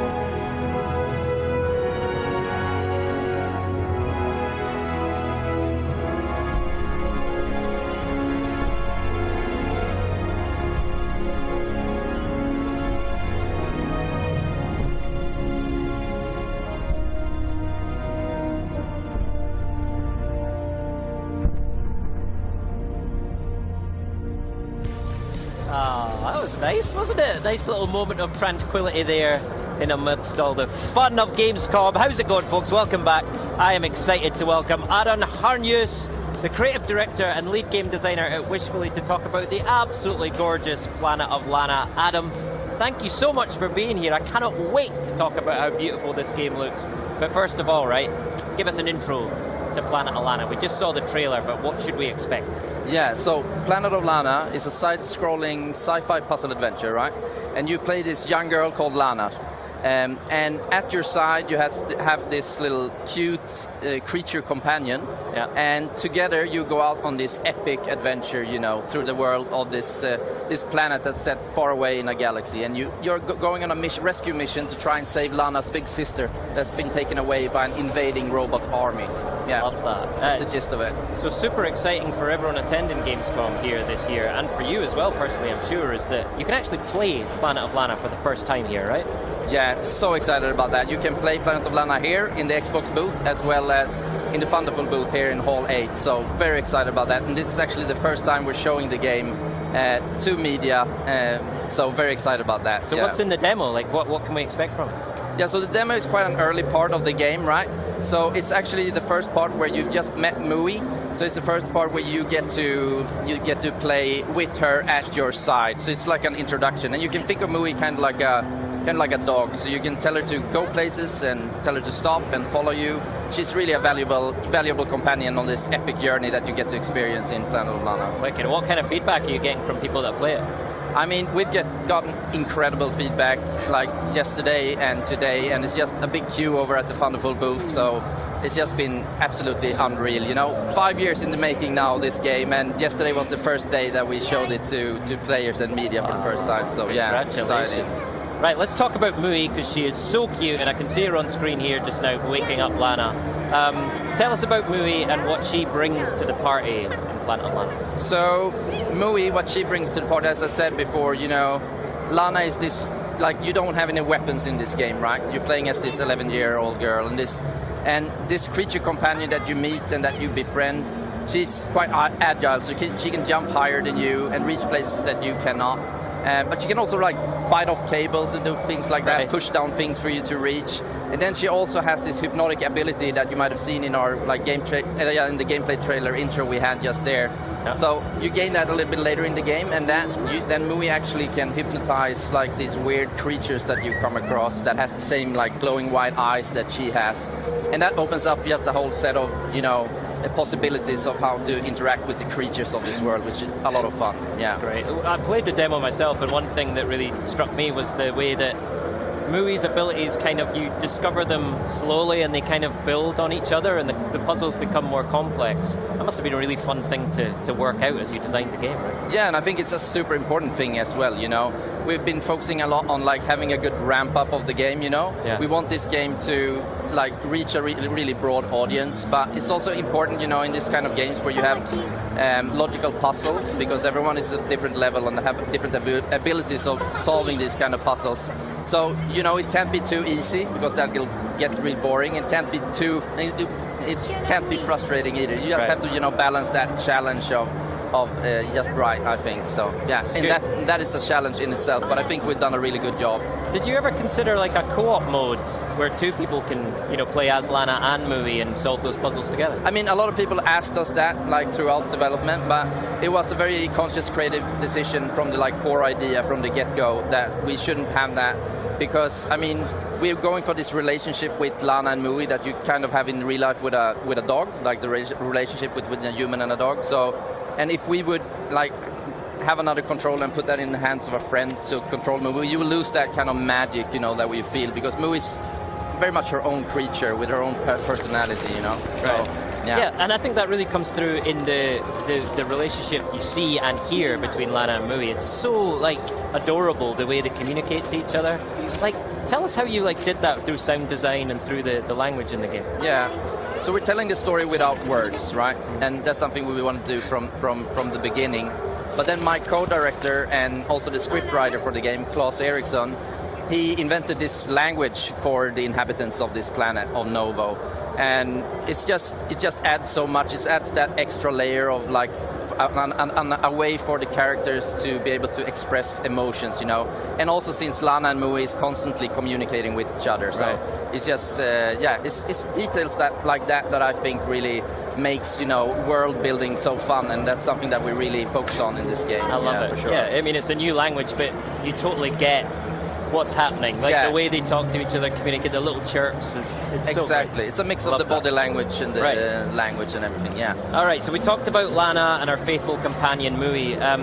But tell us about the overall story here, because one of the things I've noticed, in the trailers, you've got these really beautiful contemplative moments, but then some moments with real like drama and speed and these big robots as well. So what's the overall kind of story you're telling? Yeah, so what you can expect playing our game is really an epic story that will unfold over like 5-6 hours when playing the game, and we're really going for, that's what I think sets us apart a little bit in the genre. Like, we're bringing these companion-based mechanics, but also we're really focusing on telling quite a classical saga, this story of this unlikely hero, this 11-year-old girl, and Mui going through this incredible journey through the planet on this rescue mission to try and save her sister. And you come across so many environments. We have like this old shipwrecks that's been buried in this swamp for several hundred years that you get to explore, and you get like pieces of information that like the players that have more attention to detail will get more out of the rich like backstory that we've created for this world and the lore of the world. So that's really exciting. And then also all players will get an answer to why humans are living on this planet and why the robots have come and why they've invaded the planet and so forth. So yeah, it's really a classic like epic adventure that you get to experience with a lot of twists and turns as well that I won't spoil right now. Love that. And we've got to talk about the art style. It just looks so special. Tell me about your inspirations and how that art style has evolved over the 5 years you've been working on the game. I mean, there's just so much inspirations. I mean, I grew up with games like Another World and Flashback and Oddworld as well. And there's definitely a bit of Another World in the game, as you can see. And then just, Studio Ghibli films, especially Miyazaki's film like Spirited Away and Ponyo on those, and like modern games like Inside. But really, it's just like going for, like, at the start, the game actually started like with these concept images of the game that was like beautifully hand-painted. and then going from that concept art into the game that we have today was a long process and a lot of iterations to, because we wanted to create that, depth and immersion that we have in the world now, but still keeping this hand-painted style. So it's like this 2.5D mix of 3D and layering of 2D layers, and then we also have put a lot of emphasis on bringing these art style to life as well. So we have this wind system, for example, that our talented programmers have created, where we can go from calm to full storm. It's just it's really, we have such a talented team, and it's so fun going to work every day and get to work with these talented people, and everyone is just pouring in a lot of love into this project and that's what's created the atmosphere that you can see in the trailers and in the demo that you can play. Right. Here. Well, it really shows, and part of that atmosphere is the music. And you've got someone very special working on the music, scoring the music for the game. Can you tell us more about that? Yeah, so we have Takeshi Furukawa that's writing the music for the game, and he's known for creating the music for The Last Guardian, among other things. Excellent. And he's just a prolific composer, and it's just been unreal to have him on the project. I mean, it was very unreal from the beginning, but we just get along so good creatively. And I mean, it's also, from the get-go, we've decided, that we also want the sound of this planet to speak its own language, and then have music come in to emphasize special scenes to emphasize emotions, and music also plays a pivotal part, actually, both in the gameplay and in the story. So it's just been so great having him on board, and he's just doing an amazing job, I think. Wicked. Now, you've also announced that Planet of Lana is coming to Game Pass, which is amazing news for all of us Game Pass subscribers. What does that mean for you as an indie developer, especially with this being your first title as an indie? Yeah, I mean, I can't emphasize how much that means to us, honestly. I mean, having the game on Game Pass day one, it will just we're making this game, we want as much players as possible to experience the game. And having it on Game Pass just lowers that barrier of entry of people to experience it. So it's just amazing. And also I just have to say that Xbox has actually played a pivotal role in the success that Planet of Lana has gotten up until this point. I mean, we got so much support from Xbox, and it's just been really, really amazing. So very happy to have that collaboration with you guys. That's amazing to hear. Listen, we're happy that you're here. This is absolutely incredible. It's great to talk about it. Going to hit Game Pass day one in spring 2023, right? Yes. Why do we have to wait so long, Adam? I want to play now. Yeah, so, I mean, it was a week ago we announced that we're delaying the game. We were planning originally to have it released in this year, 2022. But, I mean, it's both. I think it's, this game that we're making, it just needs to be at a very high level of polish to really create the vision and experience that we want to create. So it's just the right decision, I think the players will be happy in the end that we made the decision not release the game prematurely. Yeah, I think that's always a good decision. Yeah, no, you're quite right. Something special deserves all the time it takes. So that's great. Right, before you go, is there anything else you would like to share with our audience? Any highlights from Gamescom? Or? I mean, it's just unreal being here, really, just experiencing all the love and support that we have gotten from the game over the years and here at Gamescom. And yeah, just thanks for everyone's support. Yeah, and very happy to be here. Adam, absolute pleasure. Okay, everyone, that's the gorgeous Planet of Lana coming to Xbox Game Pass in spring of 2023, day one. Thank you, Adam, for joining us today and bringing such a beautiful game. Enjoy the rest of the week. Thank you so much. Thanks for being here. All right, coming up, my co-host and pal, Charlie, will be speaking with Shyla Schofield from Obsidian Entertainment about the much-anticipated release of Grounded 1.0. But before that, we've got even more Grounded 1.0 content to share. We're going to hear from Phil Spencer himself and the creative director of Grounded, Adam Brennecke, about what we can expect from the upcoming release of everyone's favorite backyard adventure. So what I like most about Gamescom is that I come together with different people from around the world that I usually don't really see very often because we don't live in the same city or country. And Gamescom is the perfect opportunity for me to finally meet them and to enjoy video games to its fullest. What I like the most about Gamescom, without a doubt, is the close community atmosphere. The best thing is to be able to see each other again and enjoy in person, side by side, what we are passionate about, gaming and video games. And of course, it's amazing to be part of it and enjoy of everything that Xbox has prepared for this event. Thank you and enjoy the Gamescom. Hi everyone. I have been at Gamescom twice, one as a journalist about 10 years ago and one with the Xbox team in 2019, and it has always been very special for me. I had so much fun there, and I think it's really great to have in Europe a big gaming moment like Gamescom, where gamers can meet and enjoy video games together, as well as discover new titles or even make new friends. This year I will not be able to attend, but I cannot wait to see what's announced at Gamescom and hope everybody enjoys it. My favorite thing to do at Gamescom is to be just outside of the booth right when the gates open on Saturday morning, and you have this crush of people. You really start to feel how big Gamescom is, because it is like the running of the bulls, but like with more gamers and less injuries. But it just shows the dedication and the commitment of gamers in Germany and throughout Europe, and I'm definitely missing that this year. I miss Gamescom. I'm not there this year. I miss walking around the show floor. The show floor is just massive, and there's thousands of people, and just seeing what's new in the games industry. Certainly I work in it, but seeing it with other fans is a ton of fun. I miss that. I miss Xbox Fan Fest, and of course, I miss the Curryburst.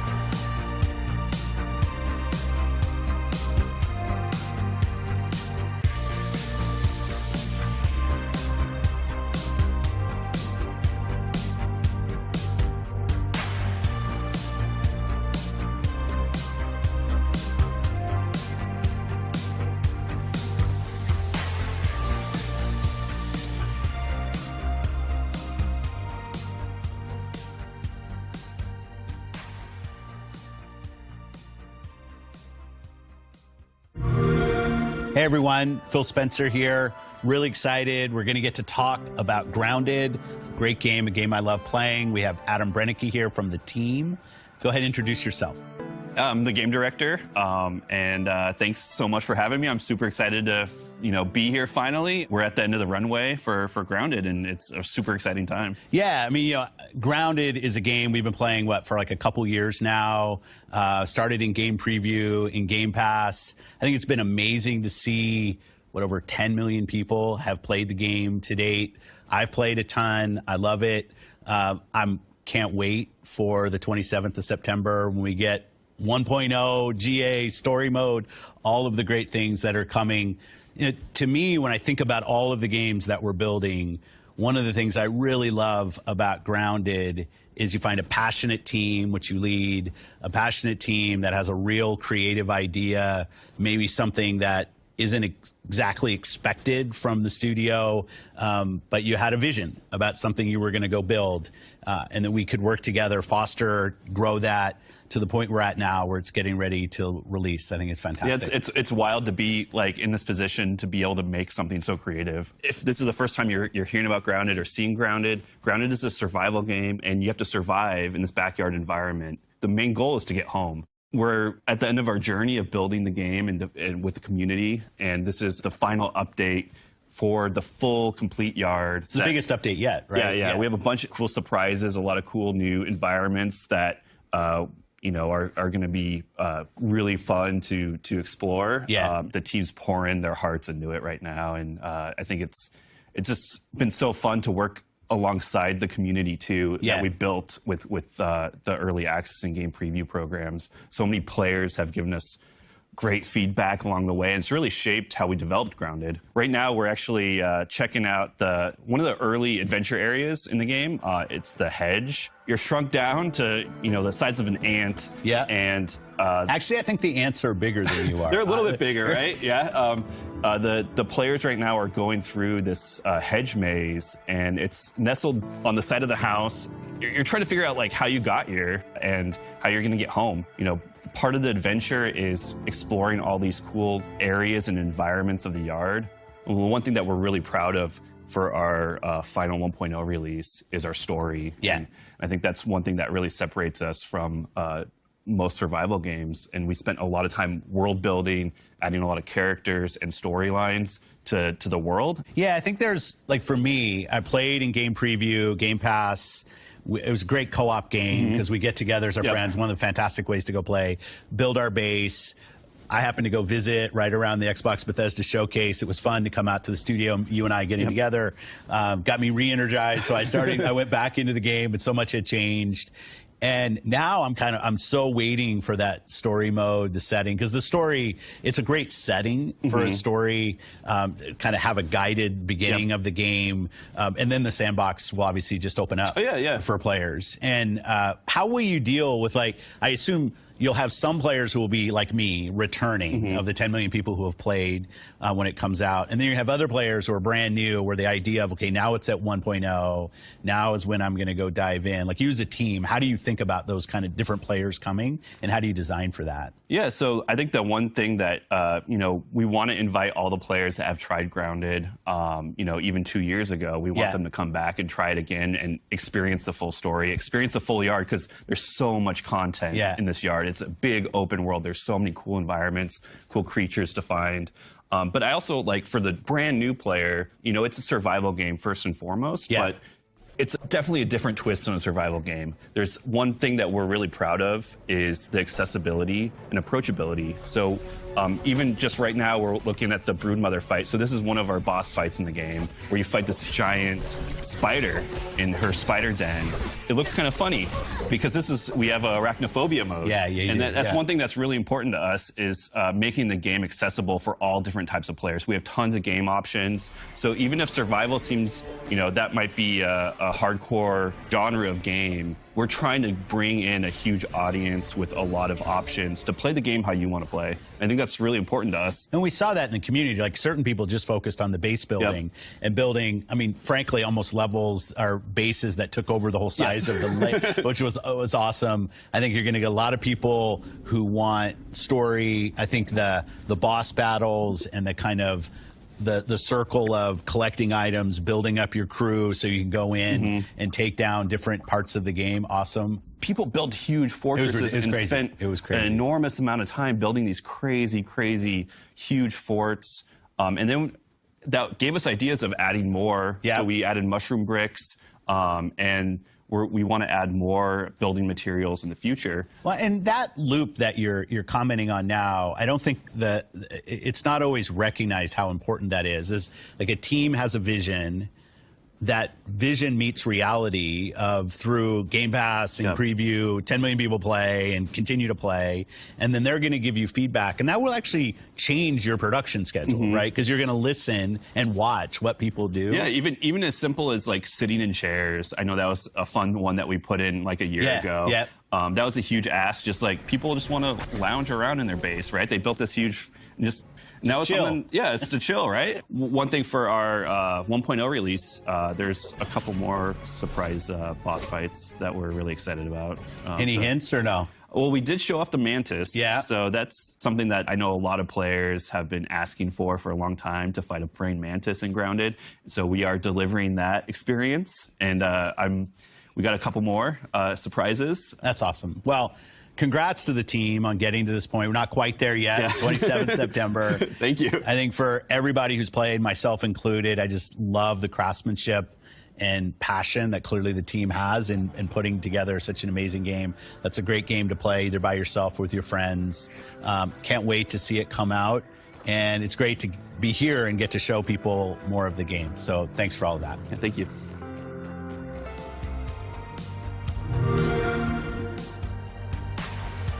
To continue the conversation on Grounded, we have Shyla Scovard with us from Obsidian Entertainment to give us all the backyard dirt on the upcoming 1.0 update, which releases on September 27th. Shyla, welcome to the stream. How are you feeling being here at Gamescom? I am so excited.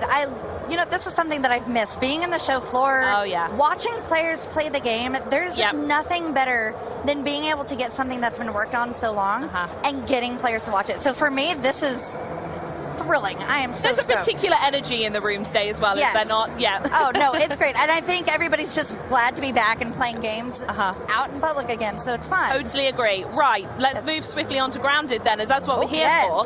So some folks out there might recognize it, as Grounded has been around and available in game preview for like 2 years now, thanks to Game Pass. And Phil mentioned something very exciting in a deep dive then with Adam, and that is that the full story is on the way. So what exactly does this mean? And how is it going to be integrated into a game that players have grown, pun intended, to love so much over the years without one? Oh yeah, no worries. So there's a few questions that you get when you start the game, and that is, why am I so tiny? Yes. Whose backyard is it? And how did I get here? So, all valid questions. Right? Yes. You wake up and you're tiny, you need to know. Yeah. These are important. So with the story that's being integrated into the current gameplay, you are going to be able to uncover these answers, find out how you got there, and ultimately, hopefully, be able to go big and go home. I love that that's the thing you guys say. It's great. So perfect. It's the best one.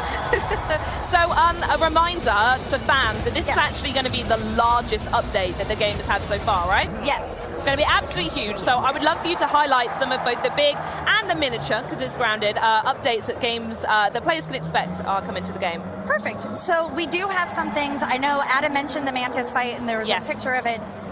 It is huge. It is something that the players have been asking for so long. One of the most requested insects. So the fact that we could put that in and players will finally get to experience that fight, that's perfect. I love that, like, of all the games that you could find in Germany this week, I do believe yours is the only one where people have begged to fight a praying mantis. You know what? And if that's the case, that's perfect. I love it. So as someone who enjoys the spiders in it, the mantis is the next step up. Absolutely, yeah. So along with that, and like we mentioned, the story will be going in. There will be an expansion to the backyard, so there are going to be new areas for players to explore. Obviously, new items to craft and everything else. I wish I could go into specifics, updates, but that's just something that we have a month away, so they could wait. Absolutely. But there have been so many updates along the way. You mentioned new locations, but it's not the first time you've done this over the last couple of years. No. So back when we launched in July of 2020, Grounded started, and it was basically an oak tree, and there were some areas that you can go explore, but all your stuff was around this tree. Over the years, we've expanded to a koi pond, where we have a giant koi fish named Trudy the Second, who, if you look at her, has a scar over one of her eyes. Okay. Yes. I don't know why. I asked someone once, and they just said, Trudy's seen some things. So we leave it at that. I was going to say, what happened to Trudy 1 as well? That's the only answer I've got. But she lives in the pond. Players can meet her. After that, we went and we expanded the hedge, which is where the brood mother lives. They can go explore that background, get some fun stuff from there. And then we went into the haze, which was originally part of the official launch. But when we wanted to go back and do it, like, it was there, we were cool with it, but we had so many more other plans that the team was able to go through and redo the haze to make it something that they wanted. They added a sandbox, which has a very angry crab face that I love, because one of the first times you get into it, you're ziplining in and you just go right past this angry crab. So it's perfect. There's a picnic table, which has a tabletop game that is called Minotaurs and Myrmidons. Volume 2, obviously. And so you actually get to go through the tabletop castle that they've built, because whoever lived there left some miniatures and everything playing around. So cool. And then the most recent one that they just added was the upper yard area, which includes a wood pile and the termite den. So not only do you get a knocked over barbecue pit and you get to go explore that, but now you get to go meet the termites, which are always a blast. Meet the termites. Love it. So how many updates have you done now? For those who may not have been following, how many are we up to? I want to say about 14, which will be, 14 will be coming. As many of our fans know, we do push out our updates onto a public test before making them go live. And this is one of the beauties about being on Game Preview and working with our community. So the one that will be coming up hopefully soon, because it's available to test, will be 14. However, I believe I've done 18 vlogs. So we've been updating for a little while now. Absolutely. And it's been amazing to see both the community and the game itself grow so, for lack of a better word, momentously over the last couple of years. And as well as that, receive positive feedback along the side. So now we're only a month away from the game's full release, as Phil mentioned, on September 27th. I want to know what that journey's been like for you personally. It's been amazing. 18 vlogs. You've been there. It's been great. So when we first announced Grounded at XO 19, it was a very exciting time. It was a very, good, anxious time and everything, because Grounded is not the type of game that you go, Obsidian, that's perfect. That's what I'm expecting.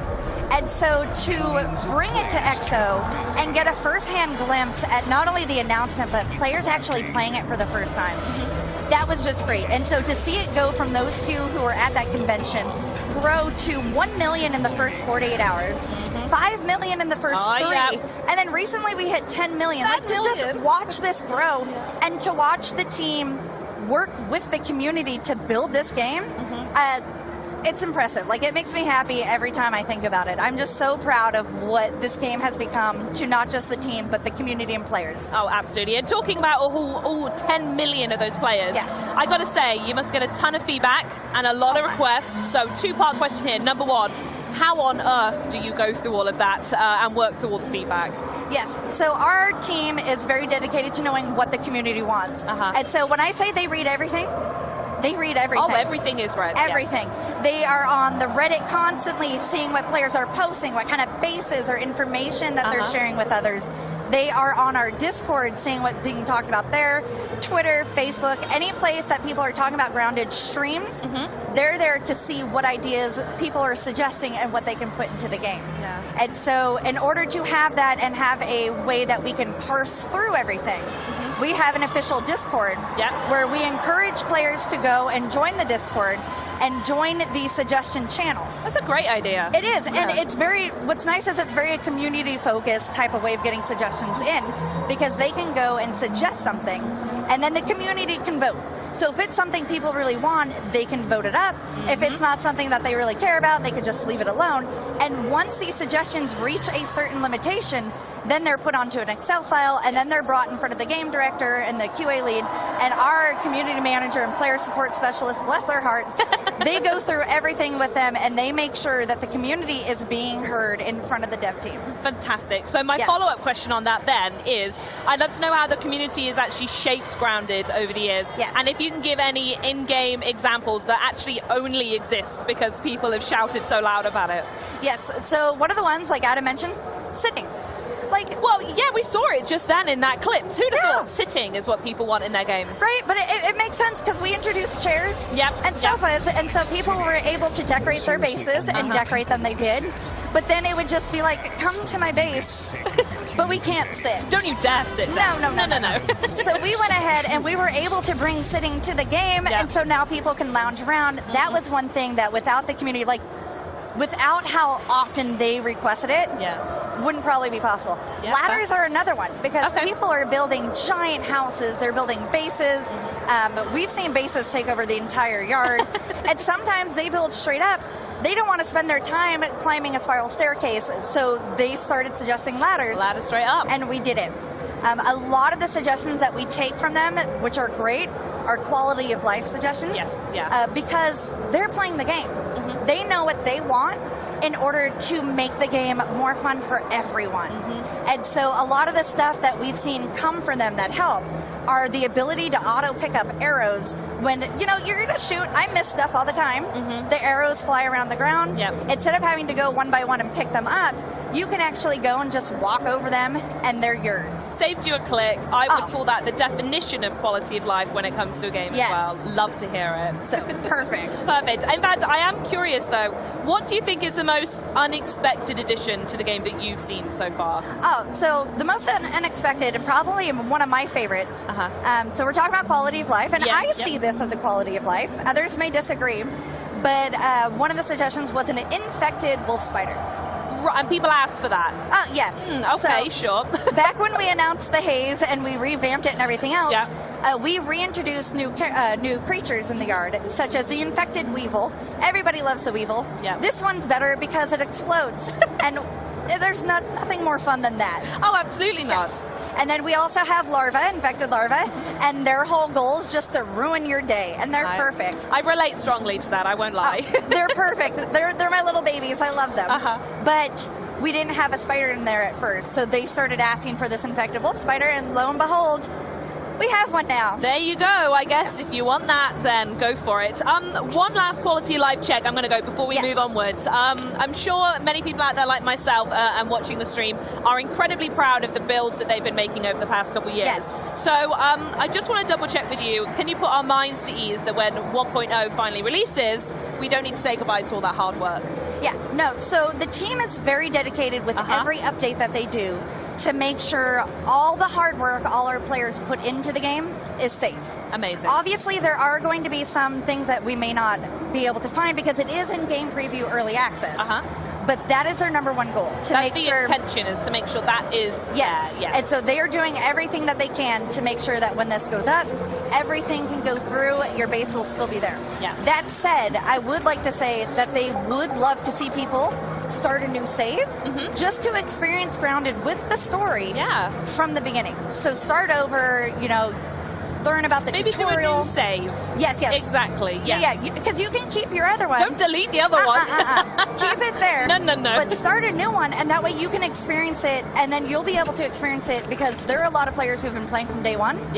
The team has been able to make a lot of changes to the beginning of the game to where if they haven't started a game in a few months, it's completely different. And that's one of the things that I love about being here is that we're talking to players, and I'm finding some who haven't played in months. They were just like, I'm done. Picked it up a few months later, and they were like, oh my god, there's so many changes. This is... And they've just been hooked because now they find some ease in this tutorial. Well, that feeling of survival's come back again, right? I imagine, I mean, I don't want to put words in people's mouth, but for the people who are endgame building, they're in these massive mansions, they've got every material possible.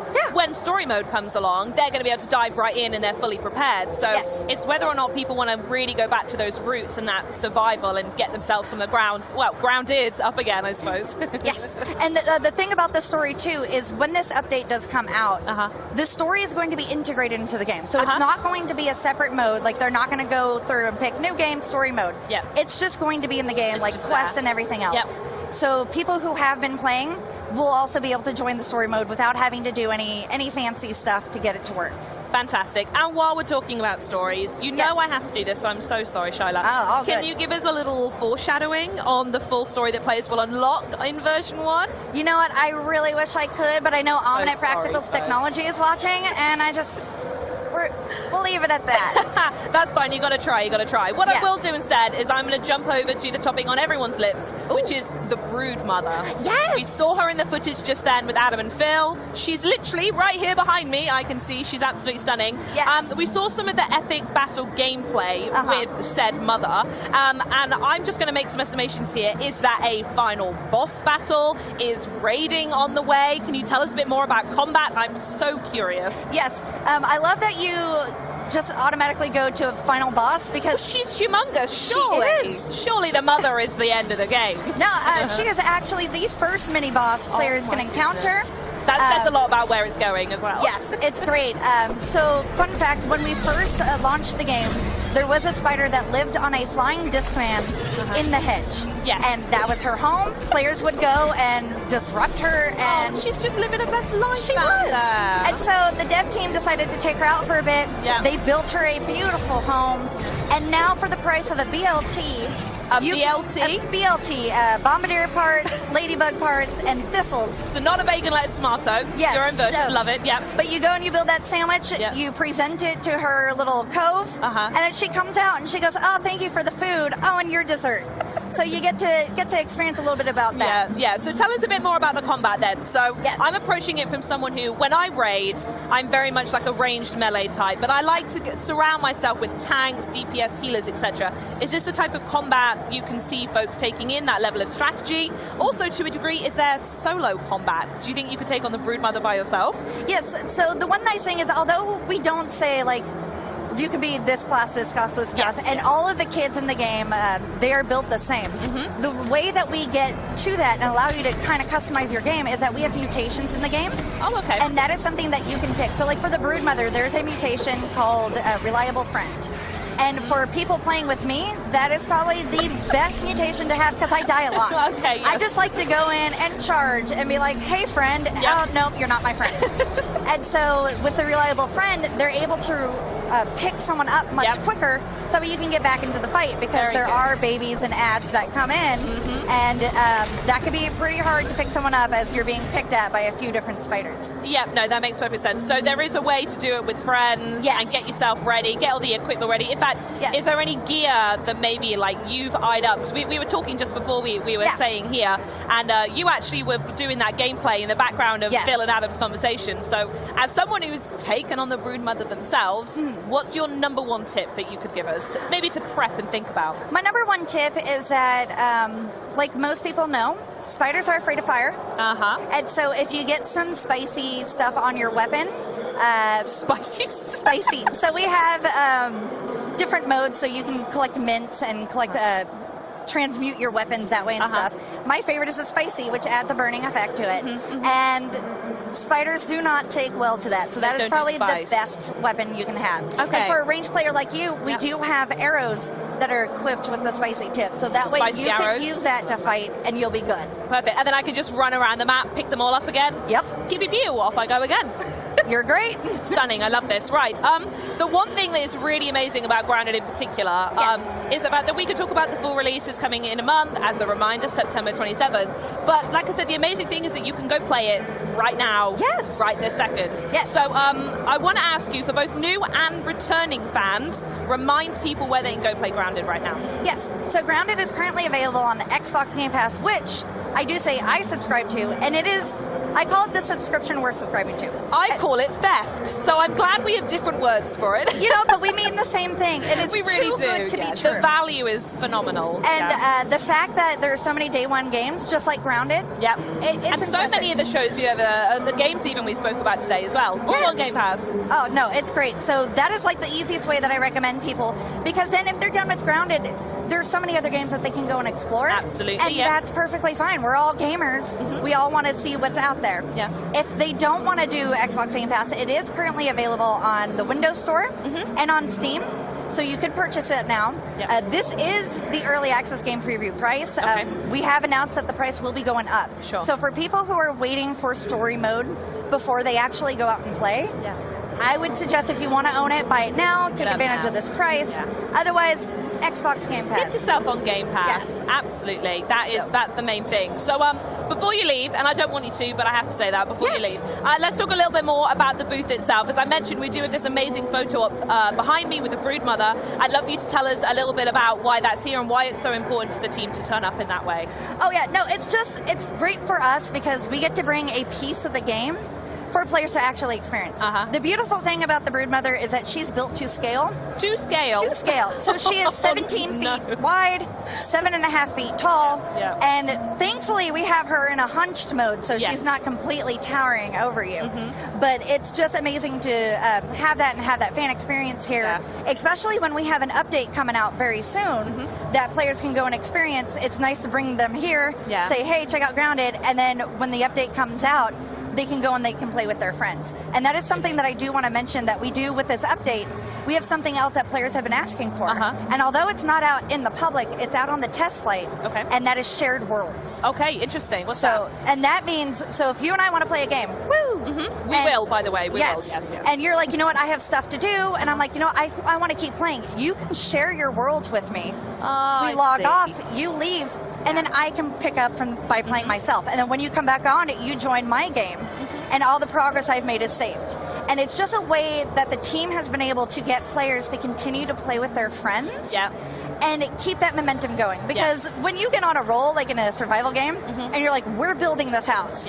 And someone leaves, you're like, okay, I hope I can remember what I wanted to do. Yeah, absolutely. And I think that rolls into the whole theme. We've spoke about it a fair bit, but the accessibility of the game. And I think, again, we saw the Broodmother is another element that is brought into accessibility. And there's a key word for it. You told me about it, and I would love for you to say the word yourself of what this is. The Danger Dumpling mode? Danger Dumpling. So back in the day, back in the Wii days, when it first came out, we do have accessibility mode, and that is something that came about because we're able to work so close with Xbox and their teams. And so they worked greatly to figure out why people, you know, have arachnophobia, what kind of triggers them and stuff. There's loads of research into it, right? So, and we wanted to find a way in order to get this mode playable, so that way fans could play the game who are afraid of spiders, but also still felt like they were getting the true experience. Sure. And so back in the day, we called it, it's still called arachnophobia mode and everything, but we started to see some people here and there call it a danger dumpling. And it just kind of stuck. So internally, that is our name. So we love it. Some people find it more frightening than the one with the legs. To each their own. I personally love the one with the legs, but the Danger Dumpling mode is also perfectly fine. Just a big spider gal, aren't you? Oh, it's great. Like, at some point, I'll have a tarantula, but we're waiting on that. I love the goal. Manifest the spider. It's going to happen. It's happening. Absolutely. Well, I know I need to get a picture with this last, so if someone could just screenshot this right here, then maybe I've already done it today. But I did want to thank you so much for joining us today, Shiloh. It's been an absolute pleasure talking to you. And I hope you enjoyed the rest of the booths at Gamescom, though I have a feeling they're not as spider-infested as you want them to be. So thanks again, my darling. Yes, thanks for having me here. You're more than welcome. So now that we've explored the backyard, coming up, we'll be taking a trip back in time to the 16th century to where my co-host Maxi chats with the folks behind Pentiment, the upcoming murder mystery adventure game set in Bavaria in the 1500s. But first, we have a video to share that might strike a little bit of a chord.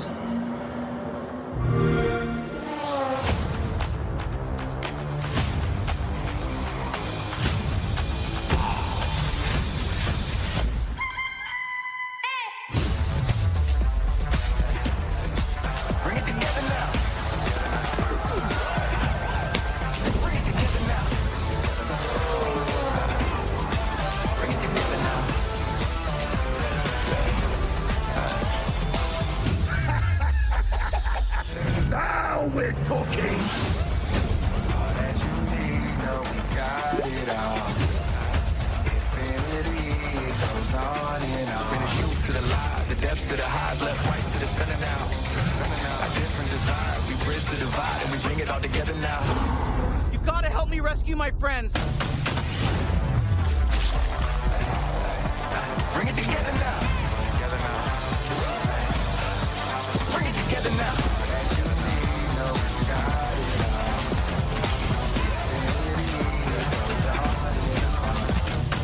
Don't got no limits now. We got it and we give it all. Get it and you good to go. Bring it together now. Bring it together now. Bring it together now.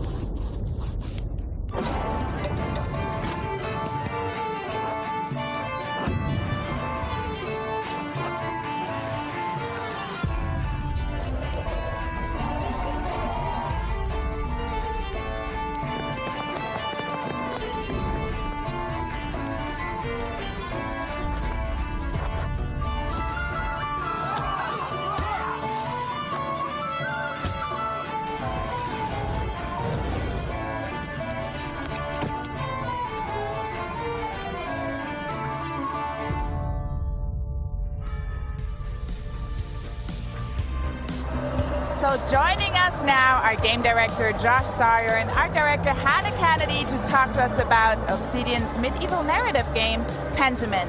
Because the game is set in Bavaria, I can finally bring out my inner Bavarian and say, Servus, nice to have you. Thank you so much for joining us here. Thank you for having us. Yeah, thank you. And I also want to call out that I really appreciate that you are the only two guests who have set a game in Germany. And Josh, du sprichst auch ein wenig Deutsch, oder? Ja, stimmt. Und wir freuen uns, hier zu sein. So he just gave you a race, basically. Oh, wonderful. No, continue, please. Yeah, no. He said nice to be here, but I think we would appreciate if we stick to English if you're okay. Natürlich. Okay, perfectly fine. So now that the game is set in Bavaria, and I'm a little biased here because I live in Bavaria, I've had my share of Oktoberfest, but I think what's really interesting, why did you choose that region?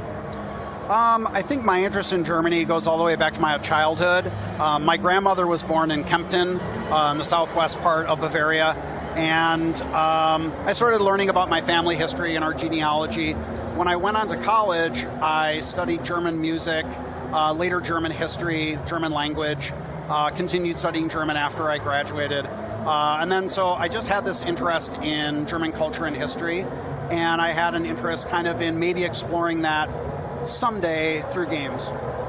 So now that we know where the game is set, could you tell us a little bit more about the when, the who, and give us an overview of what Pentiment is about? Sure.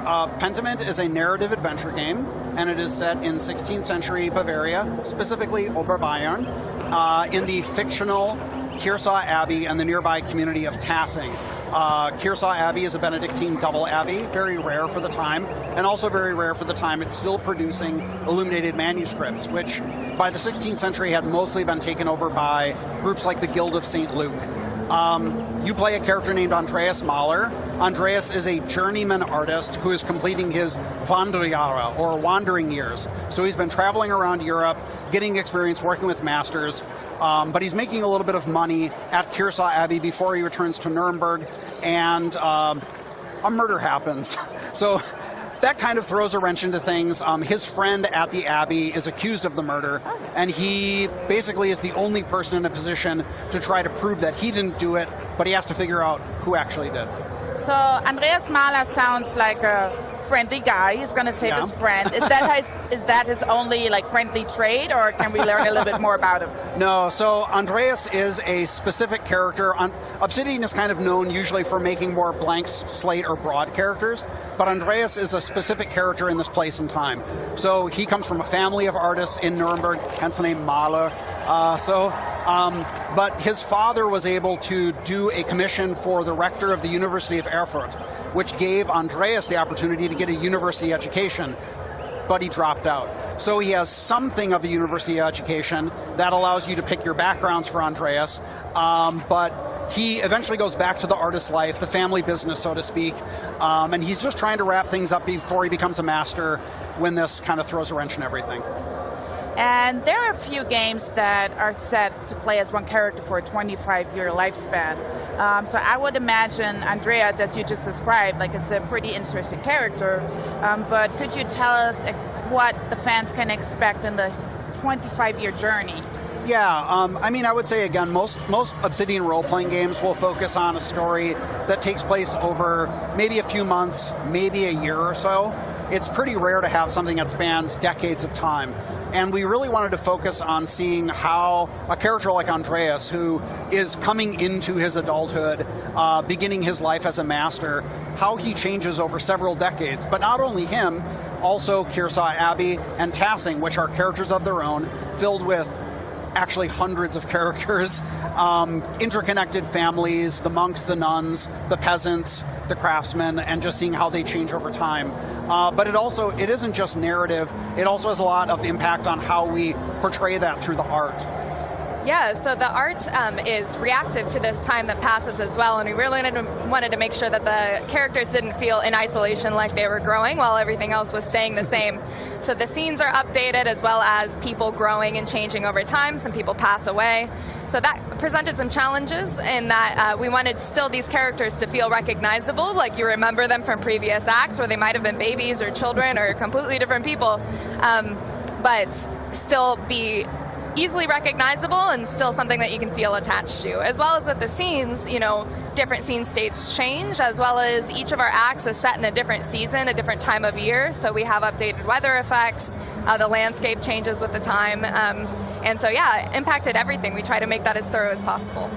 And I really love how the game has set in this medieval look and that you would see it in kind of, I would say, ancient text. How did that period, time, and location drive the art style of the game directly? Yeah, absolutely. The art style was really informed by this period of time and real existing art from that period. This is a historical game, so we had the opportunity to be as representative as possible, as well as this is a story that's being told from an artist's perspective. So we got to reference works from the time period, both to inform how we wanted the game to look, as well as be key points of reference for you know, different information about the characters themselves, because this is a pre-photograph period of time. So, you know, we looked at existing art from artists of the period to inform what people decorated their homes with, what types of things they cooked, what types of clothing they wore. This is all things that you can find reference information about through text, but when you're trying to represent how they look and, you know, find ways to adapt that art into the context of a game, it was really useful to look at paintings. One example is that Andreas Mahler is designed after specifically the self-portraits of Albrecht Dürer. You know, that was not only a painting that showed what art at the time looked like, but also how that artist viewed himself, or at least wanted to present himself to the world at the time. Another really core piece that we used to reference for building the scenes themselves was the Nuremberg Chronicle. That was a really large book with lots of different woodcuts in it that showed landscapes and people, all sorts of things. So the woodcut style from that, we used that text really consistently throughout making the art for the game. And you can see that those details, they stand out. It's such a unique approach of the art style of the game, which is really great. And how does that gameplay work in that environment? Yeah, so laying out the scenes based off of that informed a few different things. Definitely how the character navigates the space. We had some experiments on what felt good, if it was going to be sort of open floor plane navigation versus navigating on paths. So figuring out how the scenes were going to be positioned and how the paths were going to work definitely informed how we were going to have the player navigate the space. One example was that we had some challenges with paths going straight up in the game felt really bad, and eventually we kind of figured out this is because all of the reference material that we were styling the art after, they almost never show a character head on. They never walk into the scene space, they're always shown in three-quarter view. So identifying that that's what felt right within the art style definitely changed the design of the navigation and the locomotion within the game. And one definite style really stands out to me, and I think I saw some tattoos that also have this type of font, Josh. Like, what are the fonts that you are using in the game? Yeah, so fonts are a really big part of the game and the art that we wanted to have really custom made and bespoke for what we were doing here. So we worked with a partner studio to design a number of different custom fonts for the game, and we wanted them to be different for different types of people, both in different social classes, different cultural backgrounds. We have a peasant script, we have a special font that's just for the monks, and that process was really important. I think it was Josh's kind of pet idea. He wanted to incorporate this to round out the characters within the game. But yeah, I think we have 6, right? 6 different fonts? I think so. Yeah, and they're, we also put a lot of effort into custom features for rendering the fonts. So we have all these different typefaces. Most of them are actually scripts, so they're handwritten. And the way that we convey that, we stroke mask every single character. So every stroke of the letter comes in one at a time. And the way it comes in initially as very dark, glossy ink with a highlight, and it quickly fades and goes into the page and dries, and it bleeds around the edges. Additionally, people make mistakes, and they actually will make mistakes in real time, and you'll see them scratched out and redrawn. Also, even things like we use different special colors. This is found in a lot of illuminated manuscripts. For example, the word God you'll see a piece of dialogue written out, but God will be written last in red ink, which was the way that they would do it. And then finally, another feature is that our one printed typeface, because this is the birth of print in this era, that typeface is actually pressed in. So everything else is written in, but the Drucker type is pressed into the page, and it has a procedural void and bleed effect to represent under and over inking the letter forms that actually press in. I love these details. I can talk about fonts forever. I love them. Yeah, we could too. The whole show is going to be fonts now from now on, guys. I'm sorry. with that. I'm sorry. No, but you are making a game. You're making sure that anybody can play that game and it is accessible. Could you tell us a little bit about that feature? Yeah, so I mean, one of the things that we found very early on is that because of all these special fonts, and also because we have a game with so much writing, people were being challenged by a lot of those fonts. I mean, they were hard. They even made jokes in that time period about how hard to read those handwriting forms were. So we have an easy read mode. So at the beginning of the game or any time in the game, you can say, I don't want the super complicated, fancy fonts. I just want the easy read fonts. It replaces everything, makes it much easier to read. You can scale all the text up very large. We have a high contrast mode. We also have a text-to-speech option. That helps a ton. And then there are other features for like cognitive challenges, or even just if you don't know anything about history. So I think there are going to be a lot of people who see this, I hope, and they say, I love the art style, I like the idea of a narrative adventure, but I don't really know much about Germany or 16th century. So we have a glossary in-game. Anytime you see a term, Martin Luther. Who was Martin Luther? Erasmus. Who was Erasmus? You'll see it underlined, and you can go into the margin, get a quick definition, enough to understand the context and go back in. That goes into your journal so you can reference it at any time. And then because we have such a huge cast of characters, we also found that people were saying, I can't keep all these people straight. So when a character is not in the scene, but they're mentioned, their name is underlined, and you can go into the margin, you'll see a picture of them to go like, oh, that's Brother Guy. Oh, that's Mother Cecilia. Now I remember. So we have all these features in there to make it easier for people who might be challenged by some of these things. I love that. That's like the doorway of approachability that you're opening right there. And thank you so much for thinking of that from the start in your game. So super excited to see those features as well. And when you decided to create this game and have it set in the 16th century, I must think you do a lot of research. I know you said you studied German history, but do you work with experts? How did that go, that process? Yeah, I contacted a number of people either that I knew because I did go to university for history, or people that I had read about. So Christopher DeHamel was a consultant for us for illuminated manuscripts. He's like world-renowned for his expertise in that, and he was very helpful for understanding how a working artist was operating at this time period. Dr. Edmund Kern focuses, well, on a lot of stuff, but what we used him for was his expertise in sort of Austria and the Holy Roman Empire, social structure and legal issues at the time, and then Dr. Winston Black, who specializes in medieval and early modern medicine. So we drew upon all of them to help give a lot more layers of authenticity to how we represented the time period. Amazing. So I'm going to expect a lot of details in there. I'm going to learn a lot. I feel like I'm going to learn a lot. So even though this is a very different type of game than the Obsidian is known for creating, are there any elements that you would say that continue the hallmarks of the Obsidian titles? Yeah, I mean, you know, we wanted to make something that was different and more approachable and sort of narrative focused, but we also wanted to give players some choice about how they define Andreas. One of the things that's nice about saying that Andreas went to university is that you can choose what he studied, or really what he was interested in. So, you know, you can say, I was a Latinist, I specialized in grammar. So he knows Latin, he knows things about the Roman Republic, and that can come in handy in his investigations. Tassing is actually built on Roman ruins. We're in Cologne. This is a common thing in this region. He can also choose to say he studied the occult, because some people don't realize that in this time period, books on magic were largely circulated among the clergy who were in university settings. So this gives you the opportunity to unlock these aspects of his educational background or is how he lives his life. For example, did you live as a hedonist where you just indulge every pleasure?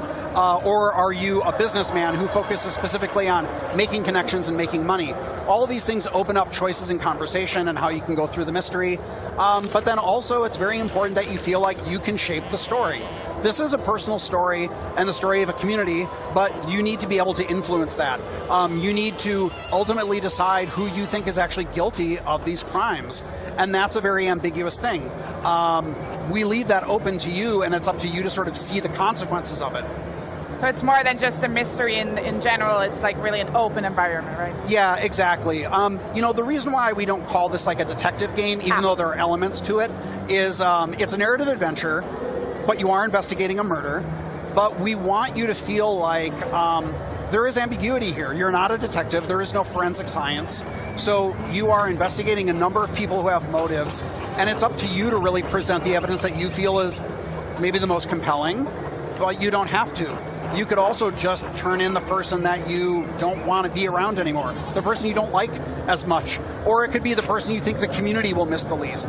But the thing is, because you're going to be returning to this community over many, many years, if you get someone punished for a crime, the people who are close to them are going to remember that and they're going to hold it against you. Maybe other people are glad that you did that and they'll be totally fine with it. But that's part of the appeal, I think, of an Obsidian game, is that the story is more about living with consequences rather than a right or a wrong answer. I can't wait, because that means also for streamers, when they stream the game, it can turn out into different choices. I think there's a lot to explore. Yeah. So what was the development like of the process in reality? Yeah, so, I mean, I've always wanted to make a historical game, but this particular type of game I didn't really conceive of until about the time that Microsoft acquired Obsidian. I thought that a small narrative game, historical, with a small team would be a great fit for Game Pass. So I pitched my boss, Fergus Urquhart. I said, I'm going to make this game with a small team. And then I went to Hannah and I said, I have this idea for this game and I have an idea for an art style. It's kind of blending these two eras because it's a transitional time, but I don't really know how that worked. So... Yeah, at that point I was really excited because this was a unique challenge, but I was coming from my concept artwork from an illustration background, so I loved the idea of this being like a living book, mixing what I love about animation, what I love about games, and what I love about books all together into this project where we had to kind of dance this dance between being true to history and being representative of art that we were looking at from this time period, with the art that would be eye-catching, be easy to understand, and work really well for the format. So yeah, I was thrilled at that point and fully on board with this idea. So it's super obvious, this game means a lot to you, it's very personal. So what are you two most excited about for fans to play Pentiment and discover it for the first time? Yeah, one of the things that I'm most excited about is this game has been kind of difficult to clock for people to figure out like what the genre is and what it's all about, and I think that's really interesting. Like, I think that intrigue is exciting, and we have this potential to bring a bunch of different types of people to the table, people that either might not think that they already enjoy history or the idea of a historic game, or people that love history and maybe don't game at all. I think we have this potential to kind of have people learn something new in this context and maybe expand what they already know that they like. And for me, that's something that's really exciting about this project and games in particular. We're at this point now where there's so many games, so games that can do something new and a little bit unexpected or just kind of confuse people in a good way. I love that. How about you? Yeah, I think, you know, this story is a really personal story for Andreas and the people in this community. And we've put a lot of effort into all these like really funny and cute and tender moments that I found are, even in this format, which is you know, a very unconventional art style and it's all presented through text, has been really emotionally impactful for a lot of people that have played it. And so I'm really excited to see how it resonates with people, because I just think it's a very cool story, and it's also, it feels like a very personal story, not only for Andreas, but also the choices that the player makes, and there's a lot of really cool reactivity that I'm excited for people to see. Well, people can actually see it here at Gamescom for the very first time, and we're already a couple days in. Today is the first consumer day. What are the reaction of the fans? It's been really great. I mean, I think that when we announced the game, like Hannah said, some people were kind of like, this looks cool, I don't really know what it is, I'll check it out later. And so we had, but some people were really thrilled just by the subject matter and the art. So we had a lot of people coming in and playing it who were immediately like, yeah, I love this. But the other thing that I thought was cool is, even though this is a niche game, seeing people come in who admitted they were kind of skeptical or just kind of like, I don't know what this is. Yeah. They played through the whole demo and they walked out and they're like, I'm hooked. I want to find out more about this story. I love it. I love the presentation. And yeah, it's really exciting just seeing people play it and have a really positive response. So last but not least, when can we get our hands on this game? We're going to be able to play it on November 15th of this year. So my broadcast is almost finished. I'm going to go and play Pentiment right after that. I'm super excited to play. Thank you both so much for being here. I really appreciate it. Thank you for having us. We really appreciate it. Yeah, it's been a pleasure. So before we hear from the folks from the newly announced Under the Wave, let's look at a totally tubular new collab featuring your favorite dodge brawlers and the heroes in a half shell. Dodgeball and Turtles, that's a level of like 90s cool childhood me could only ever dream about. Grab a slice of pizza, sit back, feast your eyes on this upcoming crossover event in this shiny new trailer. Cowabunga, dudes!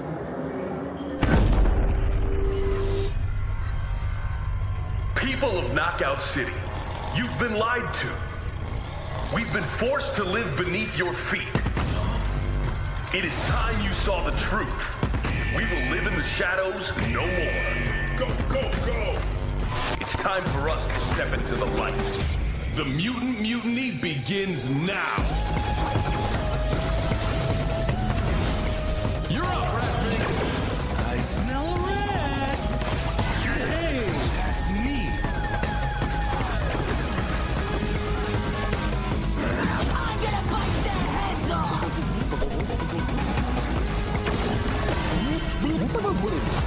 Whoa, Gooba, watch your language.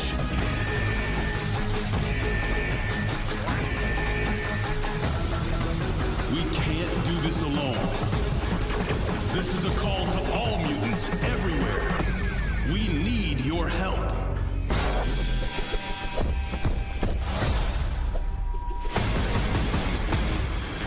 The cavalry is here!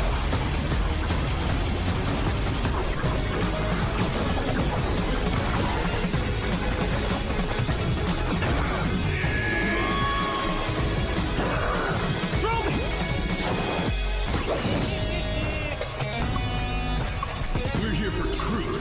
We're here for justice.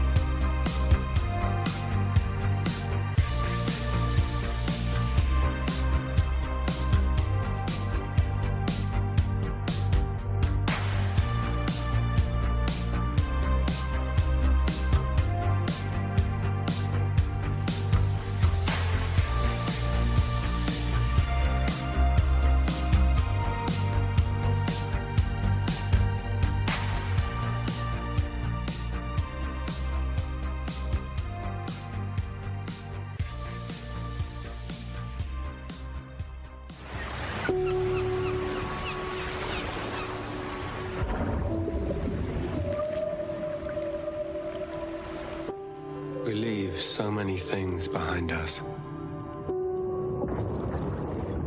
Objects, memories, mistakes.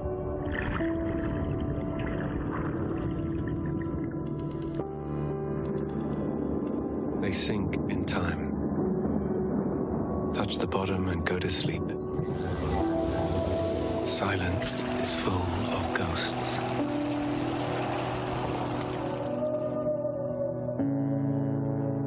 And here, voices can only come from the deep. Deep under the waves.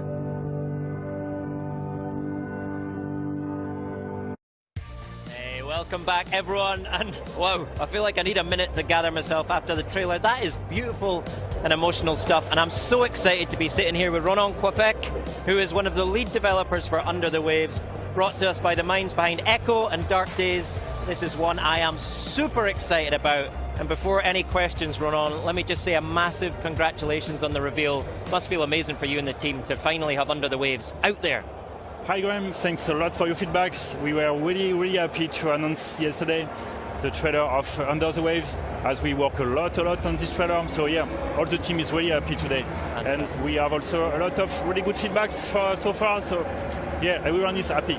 Good. It was a real standout moment, that trailer in Open Night Live, just really shone in that show. And after seeing the trailer, I've got a ton of questions I want to dive into. But let's start on the surface, okay? Give us the overall pitch for Under the Waves. Yeah, sure. So firstly, Under the Waves is a single-player, narrative-driven and adventure game. It takes place mainly underwater in the North Bay area and in the late 70s settings. You play as Stan, a professional diver who works for an oil company. Yeah.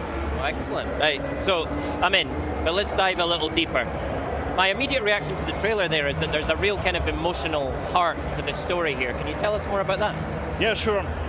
So Stan has kept some grief from the surface. So firstly, he decided to walk underwater to find some rest from the surface, to think about his own life. So as the game has a lot of mature topics, we really work on the atmospheric side of the game and the emotional side of the game. So yeah, the main idea was to create a very emotional game. Yeah, you really get a sense of that kind of escape and that isolation for Stan when he's under the waves. It looks amazing, but I also saw some pretty surreal imagery in that trailer as well, like things you wouldn't necessarily expect to see under the waves. Tell us more about that and how it'll play into the story. Yeah, sure. So Stan have a lot of grief from the surface and also a lot of memories to hide from the surface. And as a diver, you sometimes have some disease like narcos, and one day on a routine mission, Stan will be confronted to the first strange event. So at this moment, this will be already the beginning of a journey of Stan underwater. And as Stan will move on those kind of memories coming back from his past, all the game will fall into some sci-fi things and a lot of eerie things also. It looks fascinating. Now, I've got to tell you, Ronan, this is really resonating with me because, I grew up in Aberdeen, Scotland, right on the North Sea. That North Sea setting is really talking to me. My dad worked in oil, in drilling. What was it that drew you personally to that North Sea setting? Yeah, it's funny because my father was a sailor, so I live mainly around the sea also. And for me it was a really great inspiration for me to talk about, because I see a lot of things, for example, about pollution into the ocean. So we decided to set up the game in the North Sea because all the North Sea is quite polluted. You have a lot of oil company, you have a lot of pollution from the Second War. So obviously we really would like to create strong messages about ecological things, etc. We decided to set up the game here and confront Stan to that kind of things. Yeah. Awesome. And it's kind of a world we never see, right? Under the waves, literally. And I guess it gives you so much freedom to create an environment for players to explore. So how much will players be able to kind of, in an open world style, explore? So firstly, the game is really story-driven, so you have a main story to follow, but we really designed the game with very large area to explore. So basically, you live in underwater, but you are ready to swim under the sea. You will be able to drive a little submarine and in a very large area, so you can really move at your convenience in the world. But yeah, you have a main story to follow. And in the ocean, you will be able to find wrecks, to find caves. We really wanted to let the player be free in the ocean, to really create some also empathy with the ocean and with the sea life. And for us, it's really important to create this connection, also to fit our ecological message. Yeah. Love it. Something else I loved was this sort of 70s retro futuristic vibe you've got going on with the technology and the underwater technology. Why did you kind of choose that art style, and how are you bringing it to life? So it's all also come from my childhood. So when I was child, I visit a lot of boats with my father, and all the boats were in this kind of setup. And also, I was a big fan of Jacques Cousteau sea documentaries, and as also the stories about really nostalgia, memories, and some stuff like that. We decided to be really inspired by those kind of old sea documentaries. So we fit this kind of rendering. We add grain on the picture. We had vignetting. We had some strong contrast between yellow and blue. So we really would like to fit this kind of old memories, old vintage thing to be in a comfortable world. And for us, it's kind of Madeleine of Proust. Yeah. Cool. The music in the trailer is incredible too, and such a great way of bringing the atmosphere of the game to life. Who's working on the music for you, and how are you using it to kind of raise those emotional stakes? Yeah, so the music was composed by Nicolas Bredin, who is also a co-founder of the studio. So in general, in all of your game, we work closely with a composer, with a writer. So the idea was really to work on emotional music to follow the stand stories to the game. So we work with old synthetism. We work a lot on sound design too. And the idea was really to be minimalistic and emotional in the music, and with also vibes from 70s. So with all the old synths, etc. And our main reference were Sigur Rós or Radiohead, very nostalgic music too. Yeah. Cool. I really get the sense that there's a lot of personal connection to this game with you. But tell me more about the rest of the team. How is the process of creating Under the Waves been for you? So we are quite an indie team. We are a dozen of people, very talented people for all the team, and we come from a AAA company.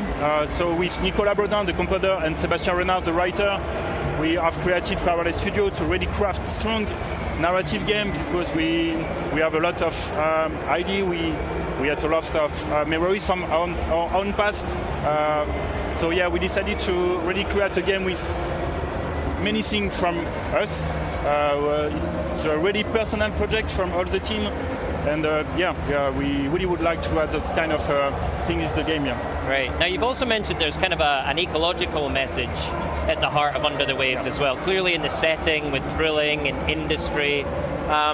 So how are you bringing that to life, and how are you adding that into the world of the game?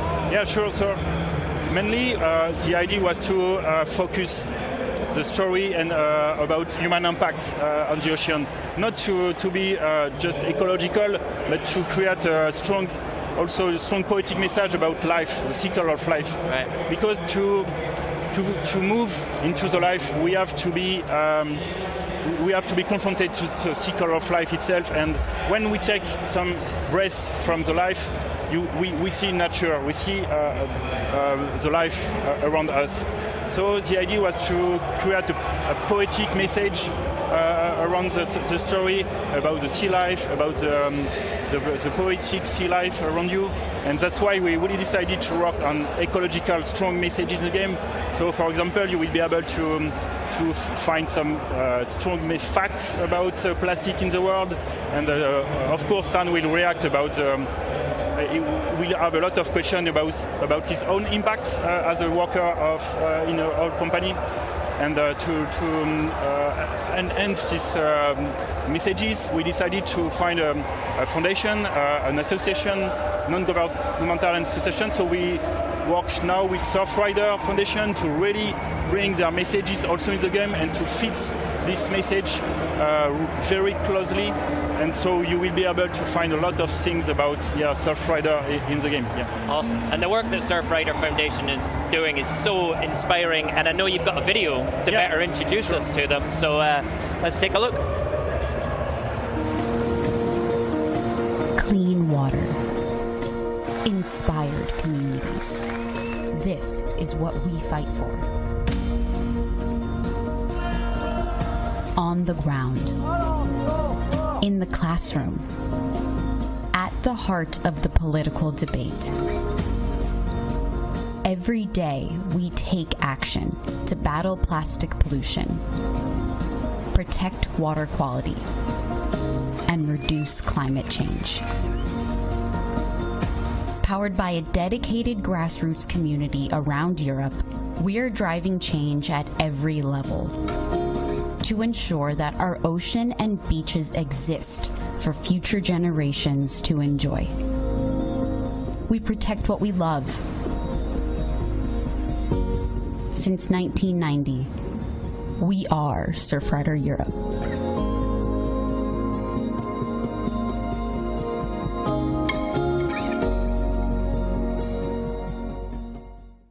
Hello everyone, I'm Remy from Surfrider Foundation Europe. All of us at Surfrider are very excited to announce that we are collaborating with Parallel Studio and Quantic Dream to amplify our actions of protecting the ocean and its users by bringing our messages to their upcoming game, Under the Waves. As gamers ourselves, we really enjoy seeing how video games can carry meaningful messages. It's crucial for us to raise awareness of the richness of the ocean and its vulnerability. We are very pleased to do that in a whole new way, thanks to Parallel Studio and Quantic Dream. Under the Waves message is about the beauty of the ocean and the necessity to protect it. We strongly believe in it at Surfrider, and we look forward to telling you more about this collaboration soon.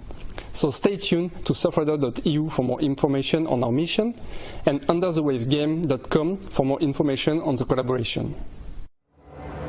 Incredible stuff there, and such an important organization to support. So Ronan, tell us how Surfrider is working really closely with you on the actual development of the game. Yeah, sure. We done a lot of brainstorming, so we take a lot of facts from Surfrider, for example, quantity of plastic in the ocean, etc. So we decided to really add those messages and facts in the world, so the player will be able to scan the area and find some information. We'll be able to find a more complicated, more precise facts through your logbook. And we have also done a really strong work on the backstory of the game. So one of the main characters is directly linked to the Surfrider. And we really decided to work closely with them, not to just have an ecological message, but really to fit the narrative side, the poetic side, and the real experience side is about ecology and the beauty of the ocean. Yeah. Right, and I think you've even got some Xbox achievements inspired by Surfrider, right? We have added a lot of achievements, for example, collecting a lot of plastic. So we think video games could be a really strong medium for that kind of messages, and for us it's really important to move with that idea. Yeah. Totally agree, Ronan. Okay, when can we play Under the Waves? Under the Waves is for next year in 2023. Excellent. Ronan, thank you so much. Amazing game, looks incredible, and a really important message as well. Thank you for your time. Thank you for joining us here at Gamescom. Thanks Appreciate a lot. it. Cheers, Ronan. Okay, up next, we're hearing about a new era of Xbox gameplay without a console. Yep, you heard that right. Maxi is standing by with Harrison Hoffman from the Xbox Cloud Gaming team. Throughout the show, we have been highlighting great games that you can get your hands on later this year into the next. But for this segment, we're going to change it up a little bit and welcome Harrison Hoffman, who will walk you through the future of Xbox gaming without having to have an Xbox console. Now, I know I just said what I just said, but could you explain to us what that really means? Yeah, for sure. So what we're showing here today is the brand new Xbox app for Samsung Smart TVs. So this is an app that comes pre-installed on all 2022 Samsung Smart TVs, and all you have to do is launch the app, sign in with your Microsoft account, pair a Bluetooth controller. We actually support both Xbox as well as PlayStation DualSense and DualShock 4 controllers, and you can just jump right into the game to play. Well, we're right here right now. Could you walk us through a little bit what that app looked like? Yeah, for sure. So right here, we're on the home screen of the app. So the first thing that you'll notice when you come in here is we've filled the top of the screen with your recently played games. So we know from our experience with the console that the most common thing that people do when they come back to play is just jump right back into something that they were playing before. So we made that really, really easy. Now, if you want to find something new to play, you can just kind of scroll down from here. So you may have heard recently we made Fortnite free to play on Xbox Cloud Gaming. So again, all you need is that Microsoft account and you can just jump right in and play Fortnite. But if you have an Xbox Game Pass Ultimate subscription, that's when you unlock, hundreds of, high quality games that you can just play right here inside the app. So you can see some of the game selections that we've curated for folks here. Some of our most popular games: Forza Horizon 5, Halo Infinite, Sea of Thieves, all the ones that you'd expect. And then obviously our recently added games. So we're constantly adding new games to Game Pass, and I just kind of come in here like a couple times a week and see what's new and just jump right into it. So 2 Point Campus, Turbo Golf Racing, Cooking Simulator, all ones that have come out really recently here. Can we jump into a game right now? Yeah, let's do it. So let's check out Grounded. So I'm super excited for the 1.0 release of Grounded that's coming up here, and I've been checking it out a bit lately. So let's just load up into the game here. So what's happening right now is we are connecting you to the best Xbox Cloud Gaming server for your session here.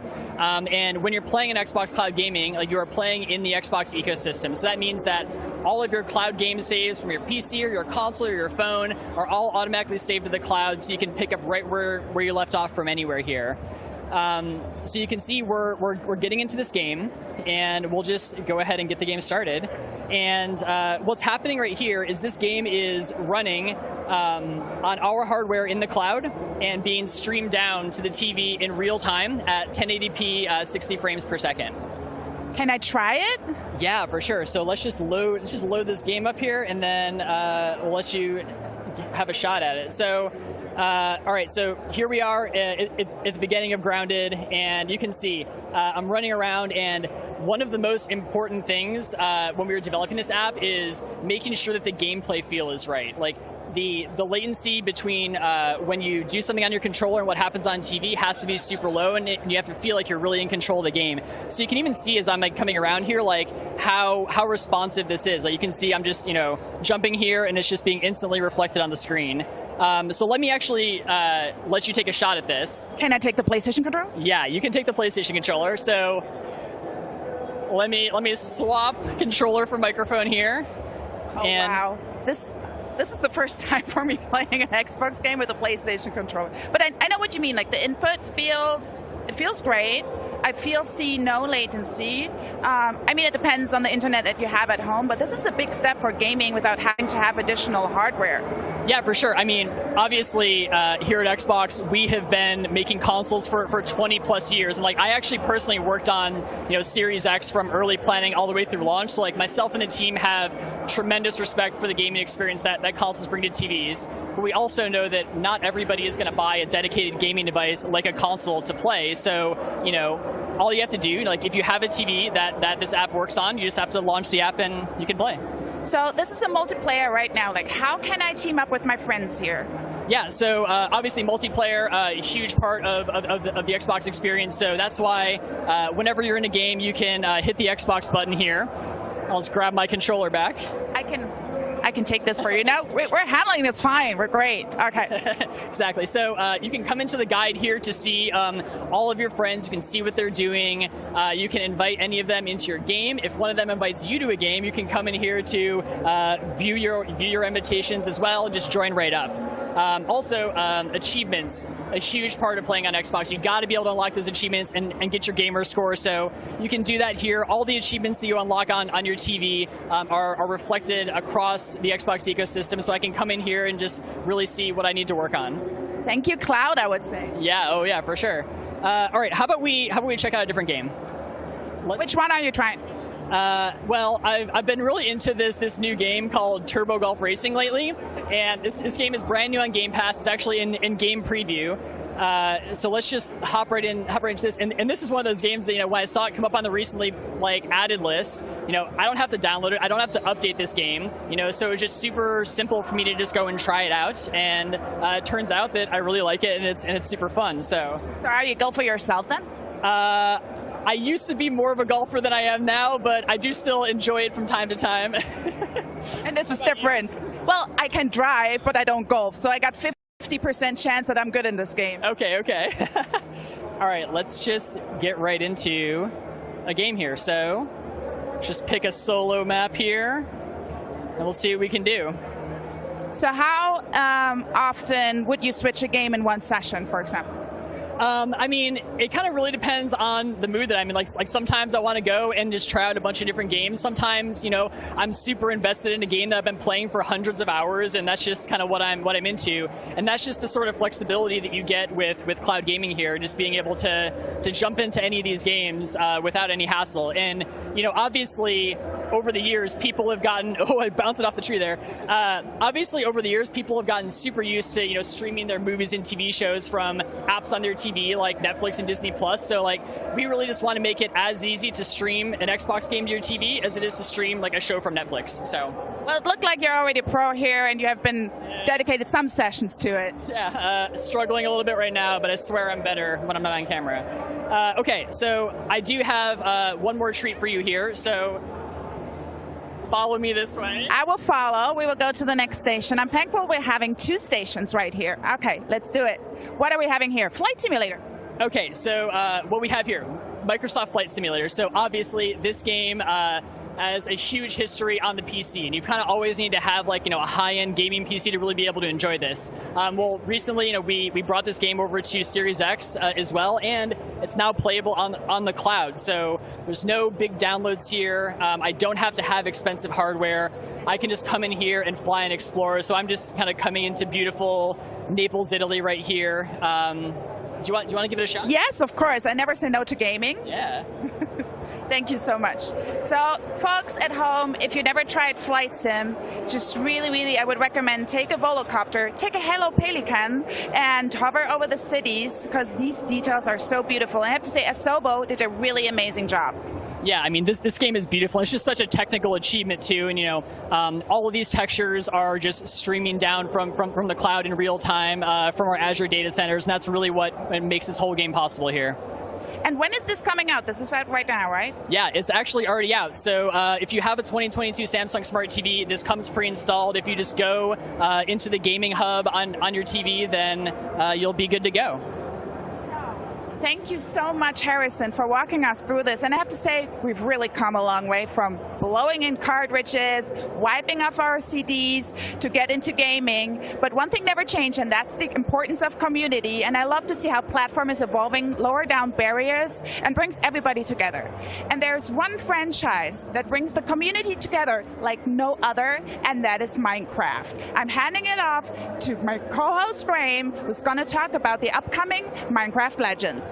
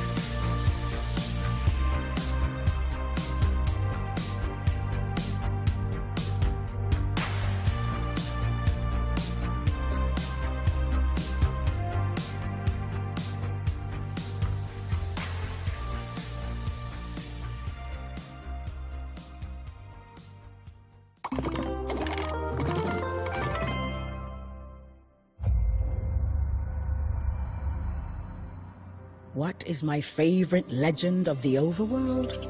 The one I like most tells of a peaceful land that did not know cruelty.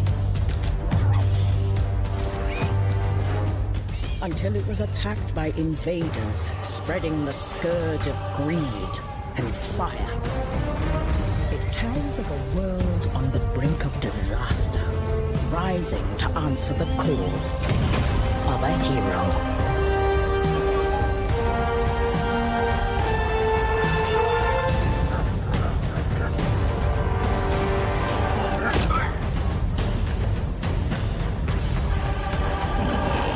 Tells of struggles and sacrifices.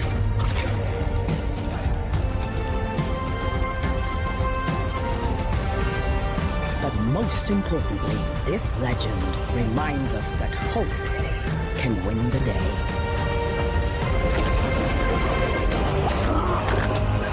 And that when fiery foes seem never-ending,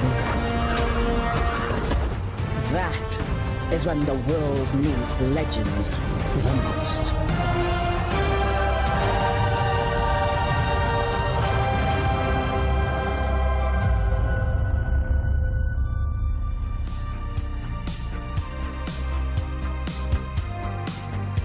Watch out, everyone! The piglins are coming! And we're going to talk a lot about those wee guys. But before we do, I should introduce not piglins, but a couple of the team members responsible for the highly anticipated Minecraft Legends. Welcome to the game's executive producer, Dennis Reese. Welcome, Dennis. Thank you. And creative director, Magnus Niedfors. Yes. Welcome, Magnus. Thank you very much for much. joining us today. Hey, welcome back to Gamescom. Yeah, it's great. Feels It's good so to be exciting. back, right? I know. It's nice to be back here in Germany with sausages and video games. It's excellent. All the good things at once. Those are a few of my favorite things. Yeah, sausages exactly. and video games. Right, so you announced Minecraft Legends at our Xbox Showcase back in June, right? So Yeah. give us a reminder of what we should expect from Legends. Well, Legends is an action strategy game based in the Minecraft universe that really encourages you to go out and explore the world and use all of these resources that you gather to help defend the overworld, which is being invaded by these horrible piglins. And yeah, it's a lot of fun. I think players are really going to enjoy getting out and playing the game. Yeah, it's a new game that we're developing at Mojang. We're doing it together with Blackbird Interactive. It is a little bit of a different game because the easiest way to describe it is action and strategy. So it's a kind of a unique combination of gameplay. Nice. So it's not the same Minecraft that we're used to, but clearly still set in the Minecraft universe, still got all the things we know and love about Minecraft. But it must be so exciting to take that universe in a different direction, right? So why did you choose to do that with Minecraft Legends? Well, with Minecraft, we really like to, at Mojang, we really like to create games that we love to play. And we're really passionate about strategy games. And years ago, people are sitting around talking about how they could bring a strategy game into the Minecraft universe. And, the more talk, and it turned into something that we really wanted to do. And it was it's passion, really, that drove us to this legend. Great. And it's kind of, within the Minecraft universe, you do kind of have this kind of blank slate, right? To create all these different experiences, right? Yeah, exactly. Must be fun to play with. Yeah. No, that's one of the great things, Minecraft is such a treat. It's like it's for everybody in so many ways. We do have, the original game that we usually call vanilla. We have done Minecraft Legend. No, sorry, we're doing that now. We have done Minecraft Dungeons. Yeah. And now we want to bring yet another game to broaden the experiences that player can experience within the Minecraft universe. Right. So once the idea or the sort of seed for Minecraft Legends developed, how did you build the team around it? Who did you bring together to work on the game? Well, we knew that when we started to go out and build this, there were a couple of problems we had to solve. Number one, Mojang isn't a strategy game developer. It's not something we do. And number two, as Magnus mentioned, a real Minecraft or original Minecraft is called vanilla to us. And for us, vanilla is really important, and the studio focuses mostly on vanilla. So we had to go find a partner, one who knew how to build strategy games, and one who really had a passion for Minecraft. And so we started looking around, and we uncovered Blackbird Interactive. Okay. They were known for making this strategy game called Deserts of Karak. And they were a pretty newly formed company at the time, but their experience ran deep with strategy games. And the more we looked at them, the more we realized how passionate they were also about the Minecraft universe. We really thought they could be a great partner for us. And so that's when we started moving forward. Right. And when we started to work with them, they also, you said they were already passionate, but they were also eager to learn what's the secret behind making a Minecraft game. So it's been super interesting to work on them, like their creative team, just tossing ideas around. And could it be this? No. Could it be this? Yeah, great idea. And we are kind of like just throwing ideas back and forth, what's good for Minecraft and what's not good for Minecraft. Right. Yeah. It must be great to bring new people, new ideas into that kind of Minecraft melting pot. That must be a ton of fun, right? Oh, so much fun. And actually, the team started very small. Just a few of us kind of getting going. And then once we had a good idea as to how we wanted to progress, it slowly got larger and larger. And then, new people with a lot of new experience came on board. And I remember Magnus, actually. Magnus came on, 2-3 years ago? And when he came on, his experience with open world games completely changed how we wanted to think about Legends. And we were able to take a lot of his experience and apply it to Legends to really create a better experience. And that's the story across the board with lots of the folks from the team as it grew. And I really enjoy it. It's been a great experience. Nice. Wow, Magnus. Yeah. Nice work. Yeah. Well, thank you. It's a pleasure to work with them, and the whole team is fantastic to work with. And as Dennis said, I came aboard a couple of years ago, but I also saw the energy that already existed there. Like everybody was so excited, and it was great for me to learn a new environment and a new type of games. Like come a little bit from a different background. Yes, I made open world games, so I can bring that experience, but Minecraft is so different. So it was a lot of super fun learning for me as well, coming to Mojang. Really of course I played it almost since day one, because, back in the day Mojang was a studio across the street from me, so we've known it, I've known it for a long time, but just, getting to know it for real, working with all the creative people, both at Mojang, but as well as Blackbird, just, that's what I like to do as, in my creative leadership. I kind of like to lead teams, just get them together, but there's so much creativity going on, and get that snowball effect of just talking about ideas and so on. It's so fun. That's awesome. He even listens to me, the executive producer, every once in a while. Every now and then. Every now and then. What a team. That's amazing. Now, speaking of the team, though, one of the things that fascinates me about this is that Blackbird are in Canada, right? Yeah. Magnus, you're in Sweden. Yes. Dennis, you're in Redmond, near Seattle, right? Yeah. So you've got 3 completely different geographical locations. How do you pull all that together? Well, it's a lot of work and dedication from the team in general. But that's the thing. We've managed to change our hours when we need to. And also BBI has been very accommodating when we all need to travel to a location and be on site, work together. We just make it work. But really it comes down to that passion and working together. Let's say it's fun. We really enjoy each other's company. And what started as just sort of work relationships really has become more friendship. And so you're willing to endure some of that time zone change so that you can, enjoy spending time. I stare at Magnus on his screen so much. Yeah, you're crazy. You kind of, I don't know when you go up. It's often before I normally go to bed, so I don't know. But yeah, but you're up pretty late too, so it's like we just make it work. Yeah, exactly. But making games is always a bit of a challenge. Like it's not easy to make these kind of games, but I think it's an all that struggle that you, as Dennis said, you make friends in real life and so on, and just get along together and have a good time. Struggles makes people come together in a good way. Yeah, absolutely. So, you talked about Minecraft Legends as an action strategy game, right? Why did you choose that genre And tell us what that means from a gameplay sense. Well, so what we wanted to make sure that when we choose any games within the Minecraft universe, that they're unique and different. And really, you can look at Legends, for example. We did that where we wanted to bring a dungeon crawler experience into the Minecraft universe, and so in doing so, we wanted to make it feel very Minecraft. And that's what we did with the strategy game here with Legends. Is we really wanted to make sure that we are authentic to what Minecraft was as we bring it into a strategy experience into the universe. And I mean that's a big. What Danny said, in the beginning, it was an idea about hey, we should have a strategy game within the Minecraft universe, and that would be cool. But another aspect of Minecraft is that we always have a hero character. So the hero character is there, and that's not common in strategy games. You usually control a strategy game by a mouse pointer or something like that. Right.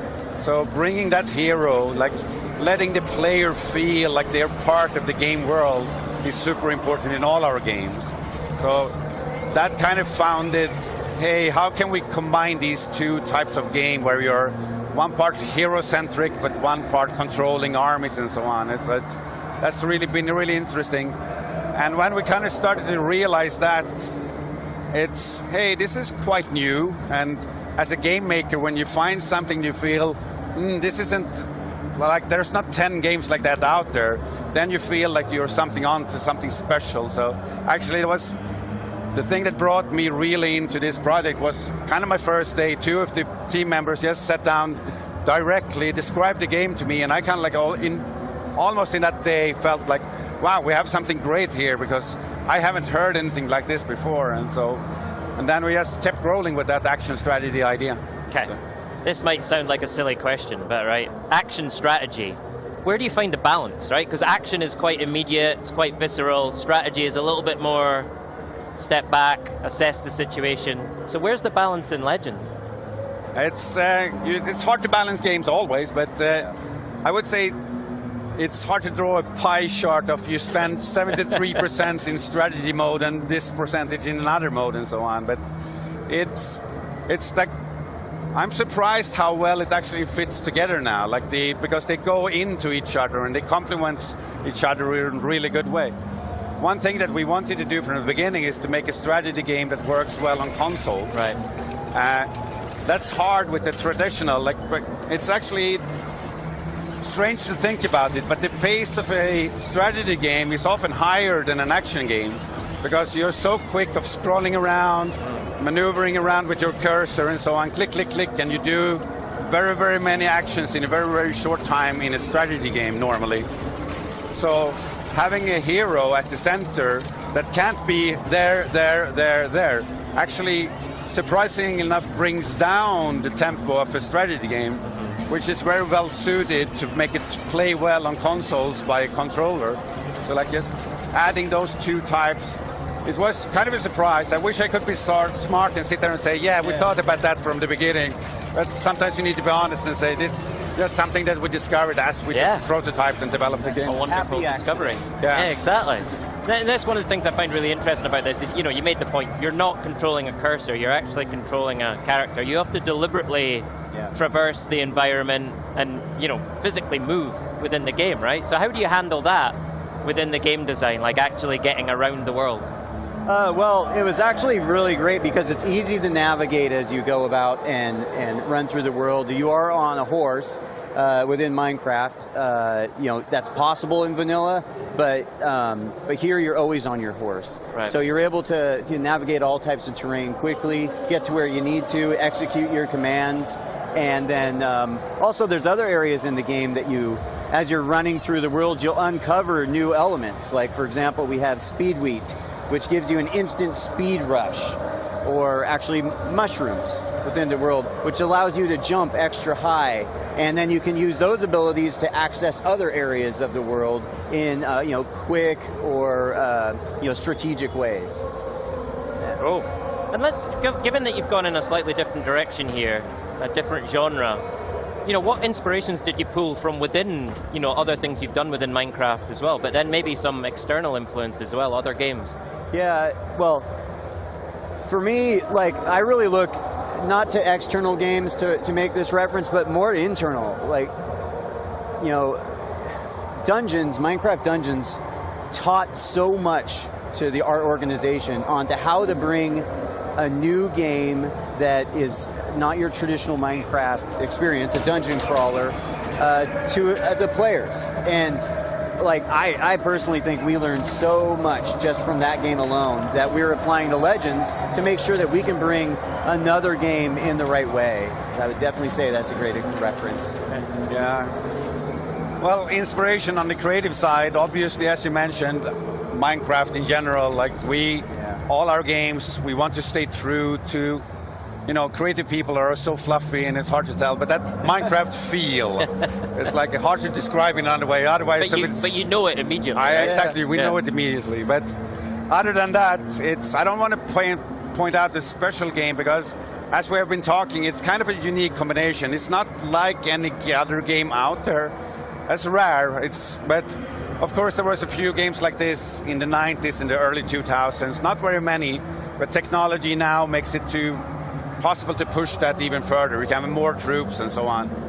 So I can't say there's a one game or several games, but you know, just play a lot of games and enjoy them, and you will draw inspiration from so many things.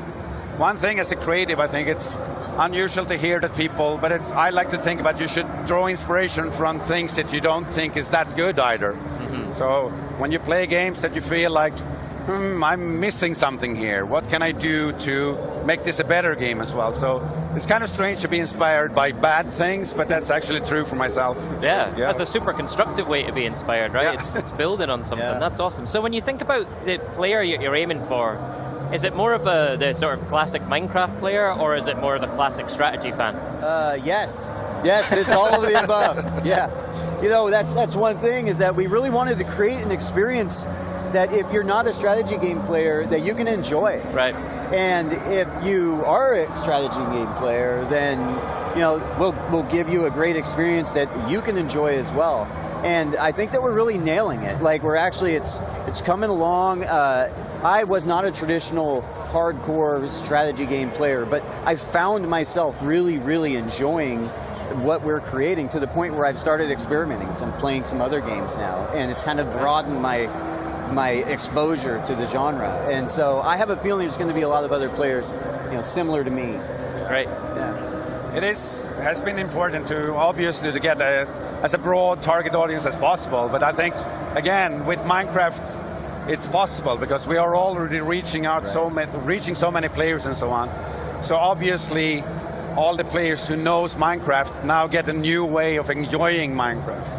But at the same time, it's super important to remember that even though a lot of players play Minecraft or have played it in the past and so on, this game is also totally possible. You don't need to have played Minecraft. You don't need to know what Minecraft is to enjoy this game. You can come in, and this game will help you to understand what the Minecraft universe is and bring you into the wonderful, you know, thing we have going on there. Excellent.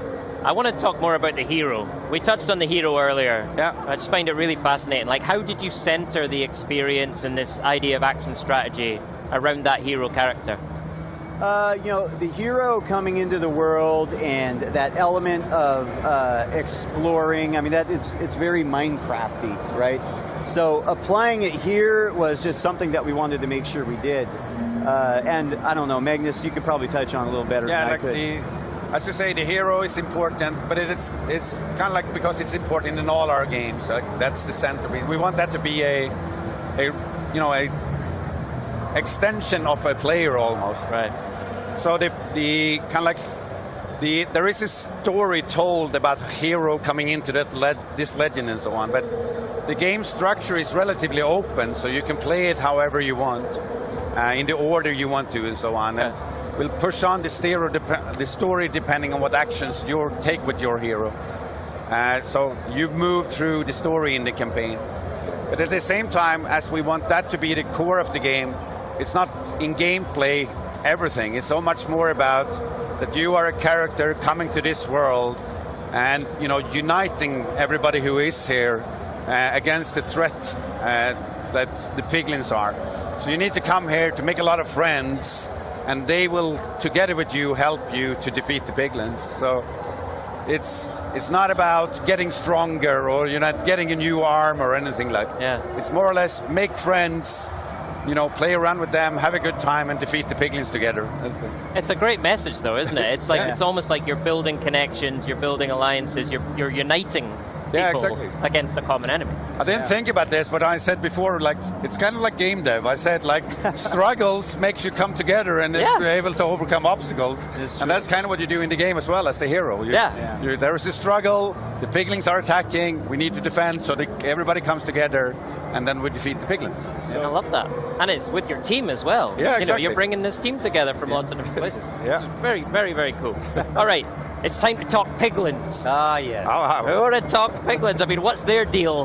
And why did you choose them as the bad guys? What's up with them? What's up with the piglins?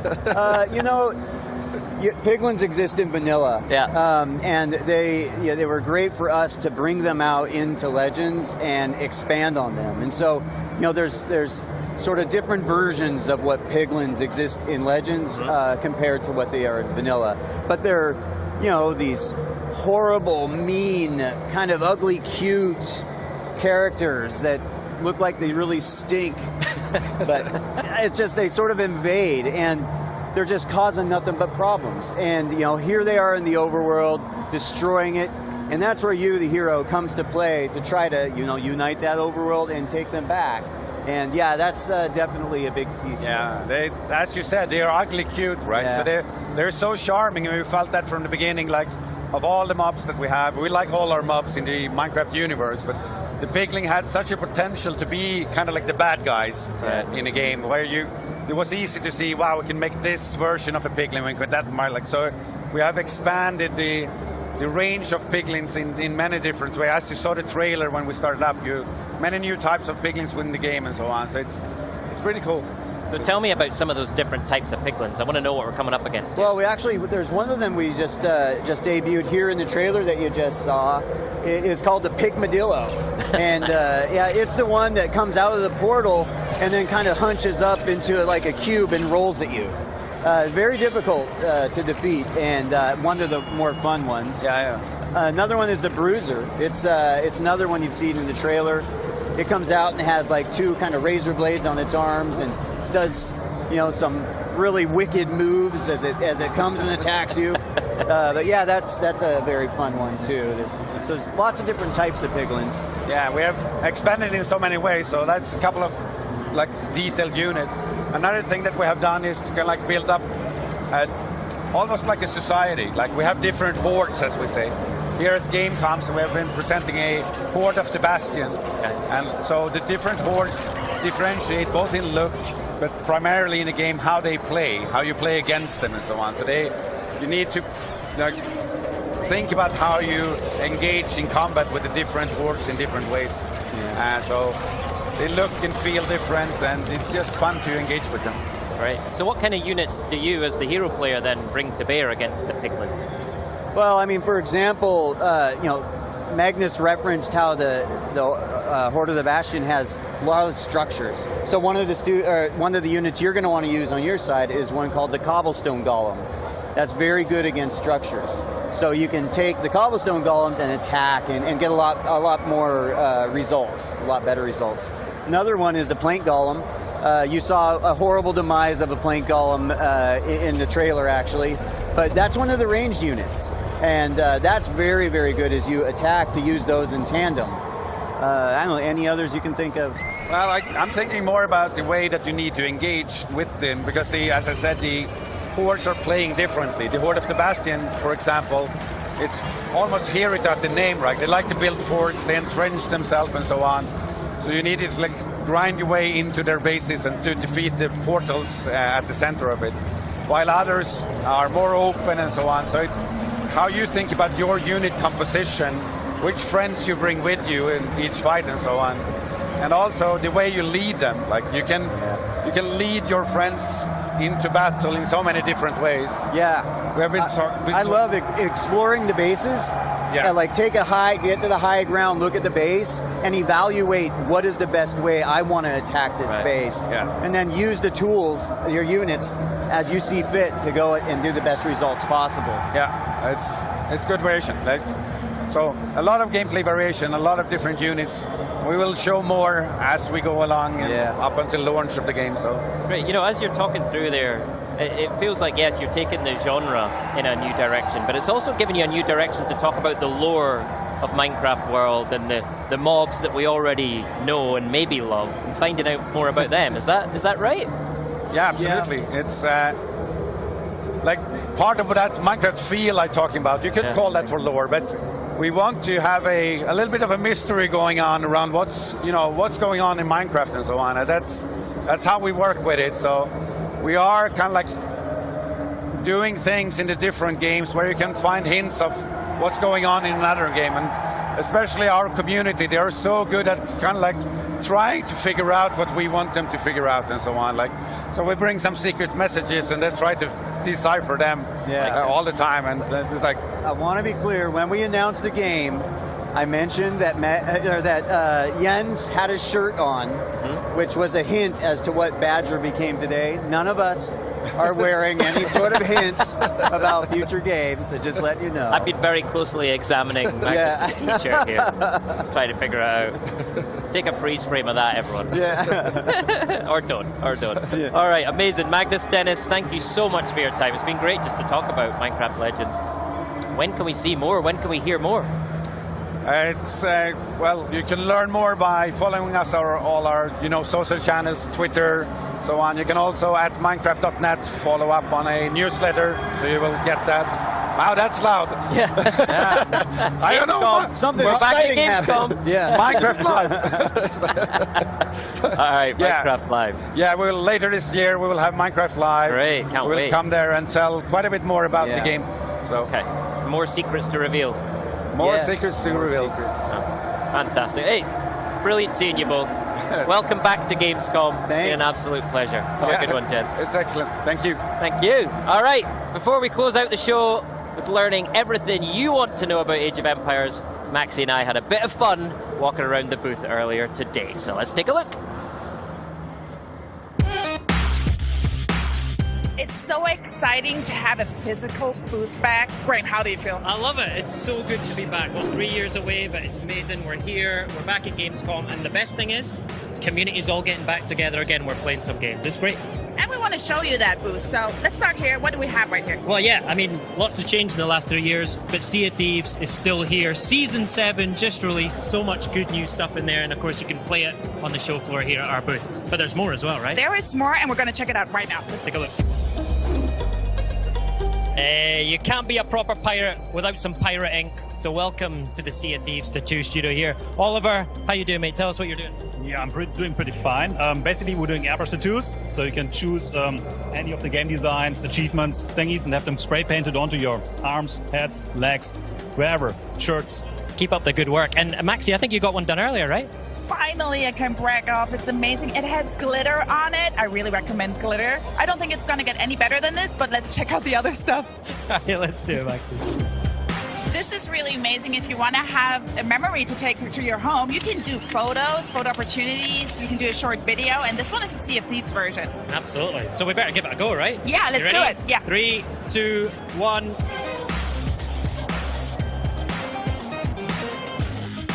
So this is a trigger warning. If you have arachnophobia, close your eyes right now. Absolutely. There's no danger dumplings here, folks. Say hello to the grounded broodmother.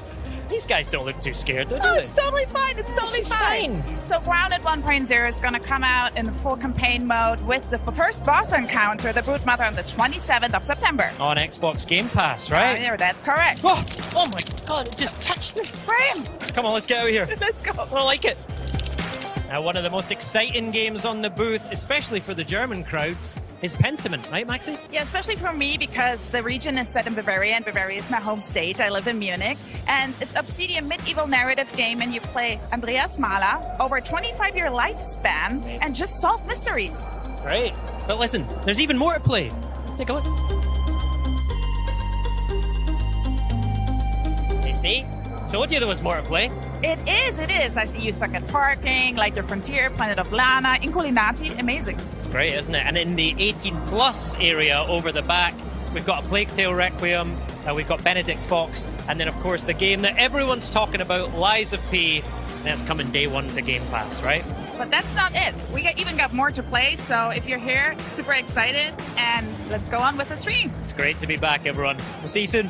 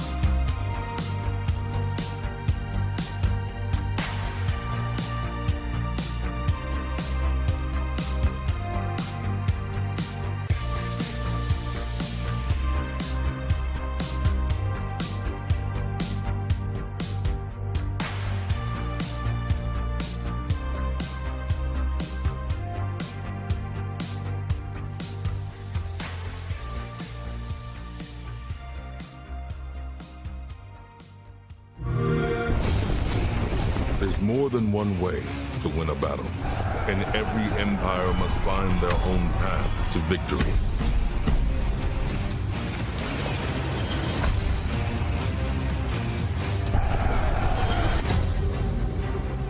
Whether you strike from afar or ambush up close, the Malians will use wit and strategy to outmaneuver their opponents and gain the advantage on the battlefield.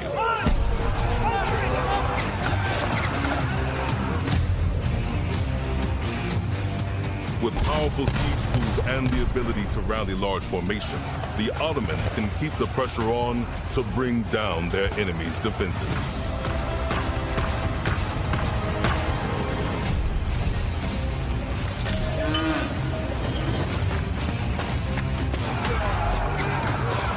When the drums of war beat, how will you emerge victorious?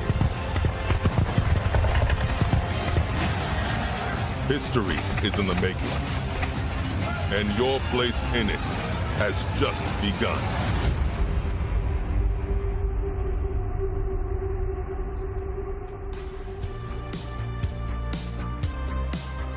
I swear I could watch that trailer 3 more times at least, but alas, we are coming to the end of the show today, so we wanted to make sure we go out with a proper bang, or in our next guest case, an ancient battle. And what better way to do that than to talk Ancient Conquest with Bert Beekman, studio head from Forgotten Empires. Hello and welcome, Bert. Hey Charlie, good to be back at Gamescom after all these years with Age of Empires. Absolutely, yeah. And I tell you what, before we dive into anything, I do want to ask you how good it feels to be back with the German fans, because I know how much Age really resonates with them. It is amazing. Yeah. Like, there's such a massive fan base here in Germany. Like, just walking around all the halls with your Age of Empires shirt, people are just stopping you like, wait, Age, where can I play Age? Where can I find Age? And they have stories to tell as well. Like, hey, I played this for years. I played it as a kid. I'm still playing it. It's amazing. It's such an amazing franchise. And I have got to say, we did do Xbox Fan Fest last night, and I was over in the corner playing it for 90 minutes instead of talking to anyone. And I don't regret a second. It feels at home when I'm playing Age, you know? It's just so lovely and warm. A perfect good use of your time, yes. Yeah, that's what I think. Right, okay, let's dive into it and start talking about it from there. So in the trailer we just saw, we saw that there are 2 new civilizations on the way joining Age of Empires 4, and they are the Ottomans and the Malians. So we're going to talk about both of them, but I want to kick things off with the Ottomans. So what have you got to tell us about them? Loads. So let's start with the history, because in the end, everything in Age of Empires is grounded in history, right? Absolutely, yep. So we're looking at the Ottoman Empire, what was all happening in Anatolia in the Middle Ages. Yep. If you think about that, it was an empire that lasted a very long time. It was very based on military, very militaristic, very organized, a lot of military science going on, very regimented army that really controlled a massive area in the Middle East for a very, very long time. And then the question was, how do we turn that into a game? How do we turn that into Age of Empires? And it was really like, okay, we have all this military piece. That sounds like something we can translate. And I actually want to dive straight into the gameplay. So, for example, the Ottomans, they have the military school. It's a brand new building. They can build it in the Dark Age. Straight from the beginning? Straight from the beginning. Okay, I don't know what this building does yet, but that sounds like a game changer that it's immediate. It's actually a game changer. Absolutely, absolutely.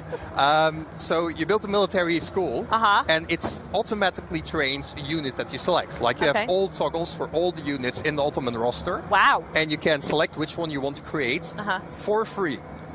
I feel like there's a but coming, though, right? There is a but coming. There is a but coming. Yes. The training goes very, very slowly. Okay, but I suppose the sacrifice of a slow training is free armies. You still get a free army. And especially for those folks who want to go for combat victories, if you're not draining your resources, you can just build this massive empire of meanies to go beat everyone up. Exactly. So it's and that's also kind of how the Ottomans play out. Like, you jump into the game as the Ottomans, and it's really all about the military and the military conquest and winning through very military means. That's how you win as the Ottomans. Yes. What's also nice about the Ottomans is, like, the first time I played it, like a pretty advanced version already, it's like you feel straight at home. Like, you have played other Age of Empires 4 civilizations, and they're all quite different from each other. Yeah. But you get the hang of it quite quickly. Yeah. So it really resembles the rest. You feel at home, and So there's not a steep learning curve on it? Not too much, no. Oh, not too okay. Much. So, can you tell us any more about any of the military units or any of the buildings that come with the Ottomans? So we had the military school, right? And yes, they can trade all the units, and they have quite a few unique units as well.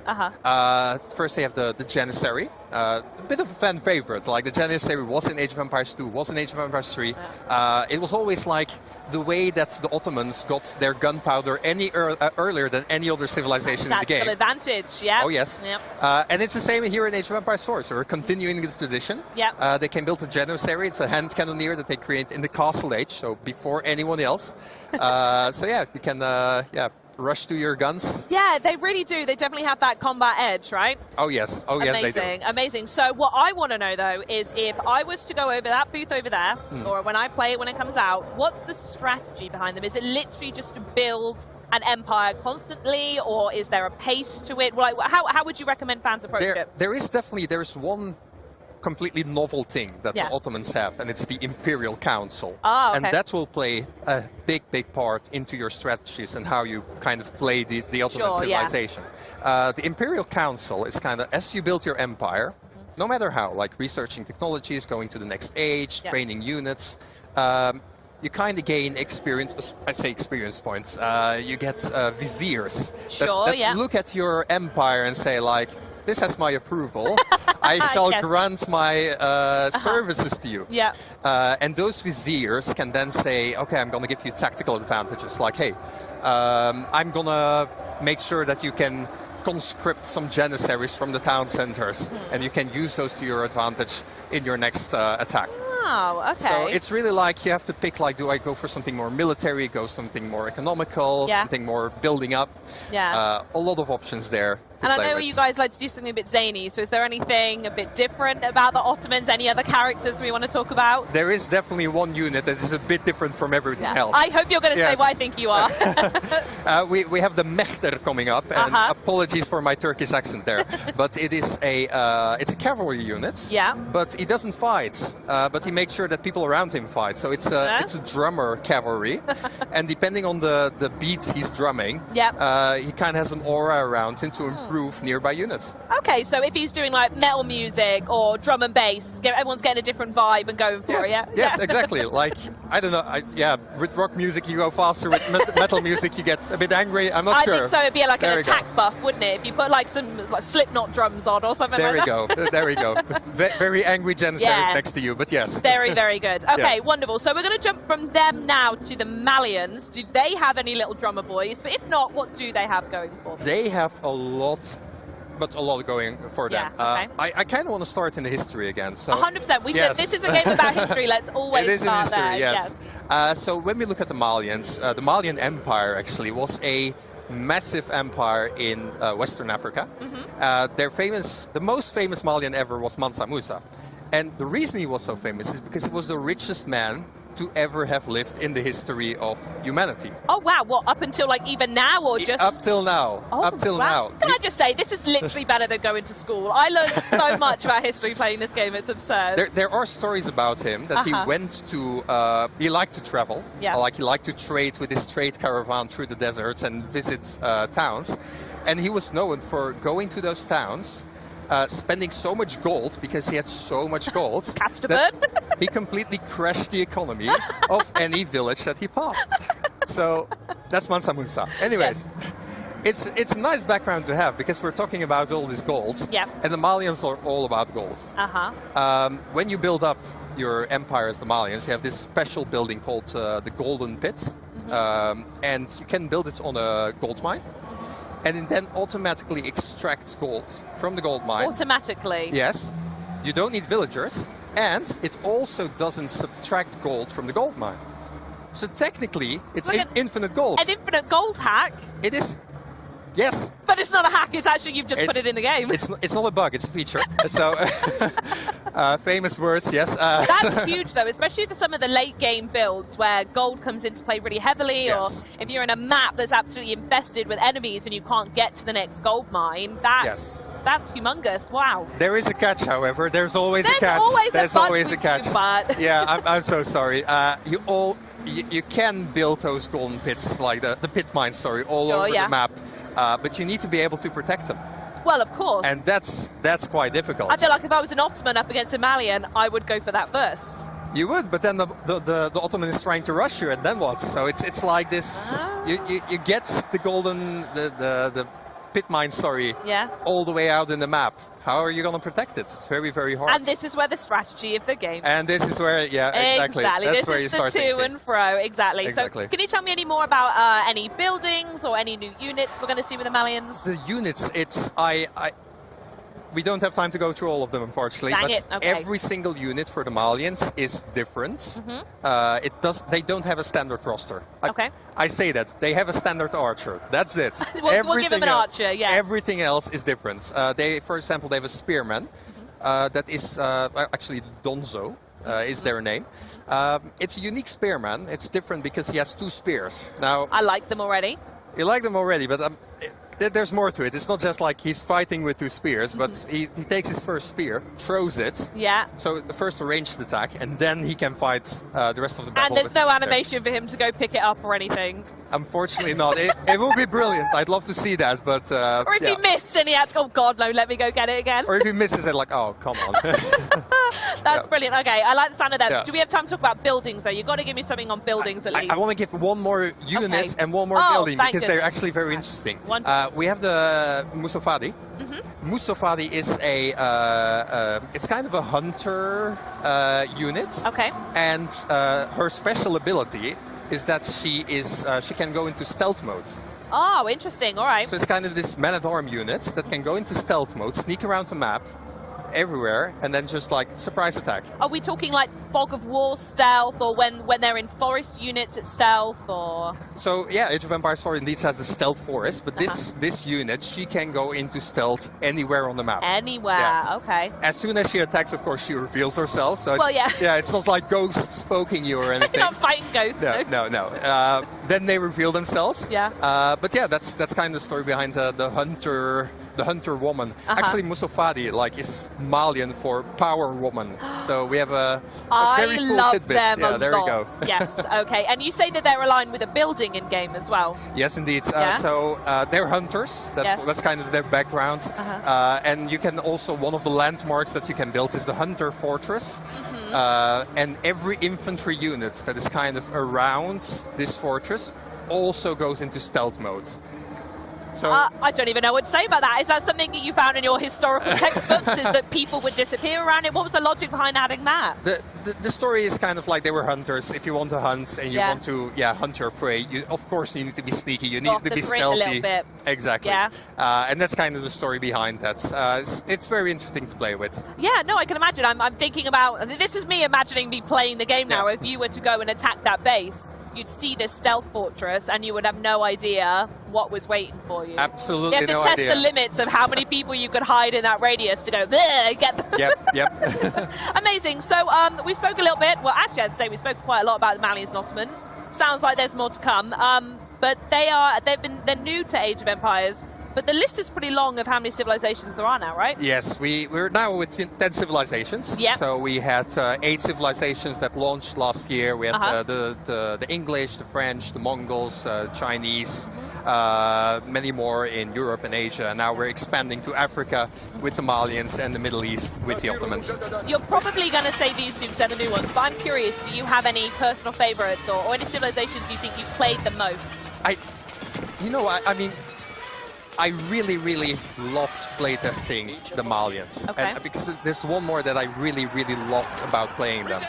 I built this whole empire, right? With all my trade routes, my gold mines, my little mining towns. Yeah. And at the end of the game, okay, I won against AI. I'm not bragging. But a win is a win, my friend. A win is a win. I looked at my empire at the end of the game and I was like, this looks good. This actually looks like a big Malian empire. And it felt so good that you've built something. Yeah. You destroyed something, of course. Yeah. But like the victory felt even better. Yeah, I think aesthetic goes a very long way. It goes I so would love far. for you to start grading us on the aesthetic. I'm very purposeful when I build about where I put everything. So I'm like, a normal village would have a house here. I've got to do my little housing area and a little suburb and whatnot. So exactly. I'm totally with you on that one. But I totally agree. The way that you could just build and create very realistic, authentic villages Yes. is incredible. I do want to touch a little bit, though, on the fact that it has been 10 months since Age of Empires 4 came out. How much has the game evolved since then? Relic and all their dev partners have been incredibly busy. So there have been many updates, many patches in many various ways. Like we've had features, new features coming in, like we've had color pickers for people, we had more remappable hotkeys, we've had loads of balance changes, we had new maps, new zoom levels, like yeah, loads. The list just goes on and on and on. And I'm going to take us back in time now, if there's anyone out here who didn't know. The Age of Empires was first released in 1997. Yes. And I'm curious how the developers keep building on a franchise to keep it new and fresh when the focus is on history. It's just so incredible. I mean, there's just so much world history and anything goes in Age of Empires. Like if it happens, we can probably put it in the game in some way. Yeah. And if we're just looking at the last 12 months, like we've had the release of Age of Empires 4. Yeah. We've had 2 expansions, 2 DLCs for Age of Empires 2 Definitive Edition, and 2 DLCs for Age of Empires 3 Definitive Edition. Wow. So it's... And the fact you've got definitive editions as well is just, people want so much age.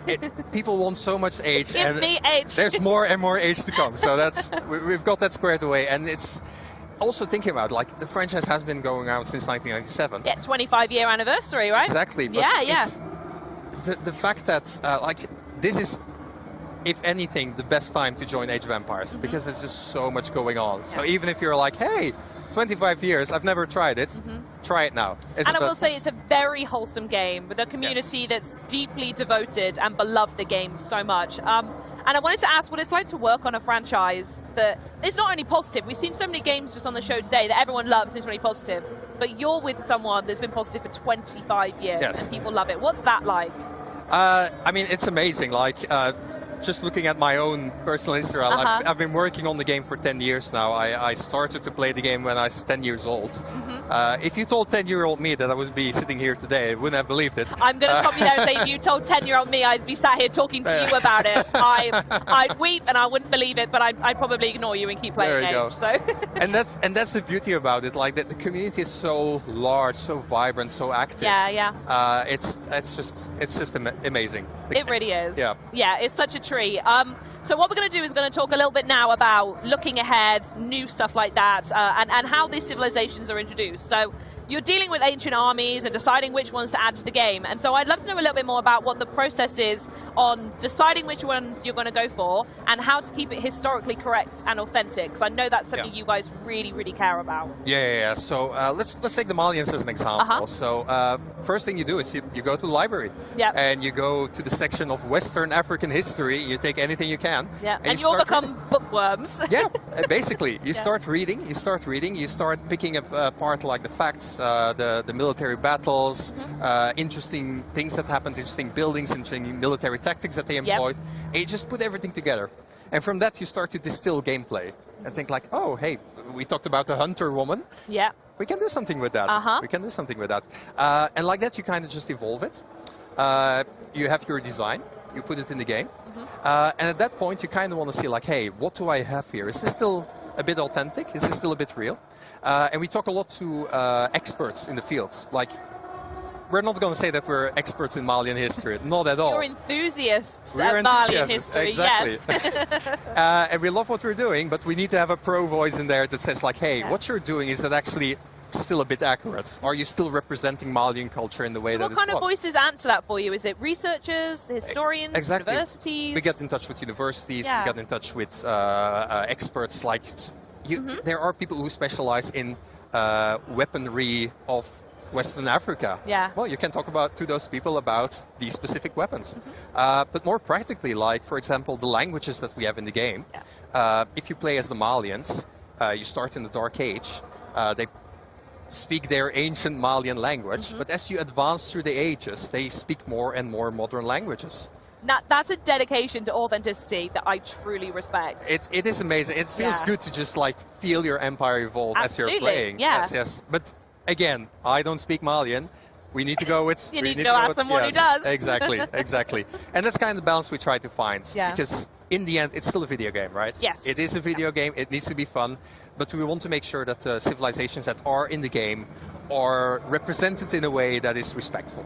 Absolutely, yeah. Especially when you give that back to the community. And I'd love to talk to them a little bit now, because I've seen how personally committed they are, myself included. I'm part of a group called the Court of Ages, which is a bunch of women who like to play and test, and it's just the most wholesome place ever. And I'm curious to know how the Age of Empires community have actually impacted or helped Age 4 along the way. Loads. Good to know. Yes, loads. Let's keep it at that. No, yeah, so for the longest time, the Age of Empires community has been involved with development. Like, hey, do you like this? Here's a beta, here's an alpha version. Let's play, let's develop, let's give feedback, and let's build a game that we all want to play in the end. And that also continues today. Like, we have the Age of Empires Insiders. You can go to ageofempires.com, sign up as an insider, and just register for future betas. You can go to the Age of Empires forums, like all the developers are there. They're just waiting to talk to you. Yeah, we talk there a lot on the forums. And just like, we have Pro Council, we have other councils, we have so many groups of players that just provide feedback. And we work with everybody to try and make and bring the best into Age of Empires. Amazing. And I feel like I need to be the voice of the community here, and I feel like I have to ask you, we know about the addition of the Ottomans and the Malians. Can you maybe give us a hint about maybe any upcoming ancient civilizations that might be added? I've got to try, but I've got to try. Yeah, cheeky.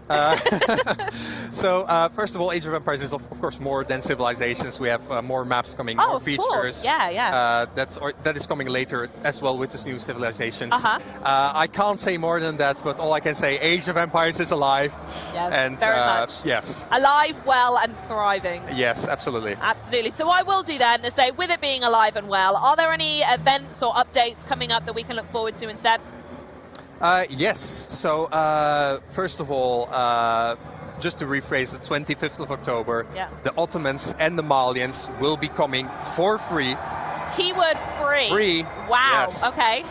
To Age of Empires 4. So if you have bought Age of Empires 4 in the past on any platform, you will get the new 2 civilizations for free. And does that include Game Pass as well? Yes, that includes Game Pass. Oh my goodness, I love this conversation. Everybody gets the new civilizations. Yes! Speaking about things that are for free, right now, at this very moment, you can play Age of Empires 4 for free on Steam.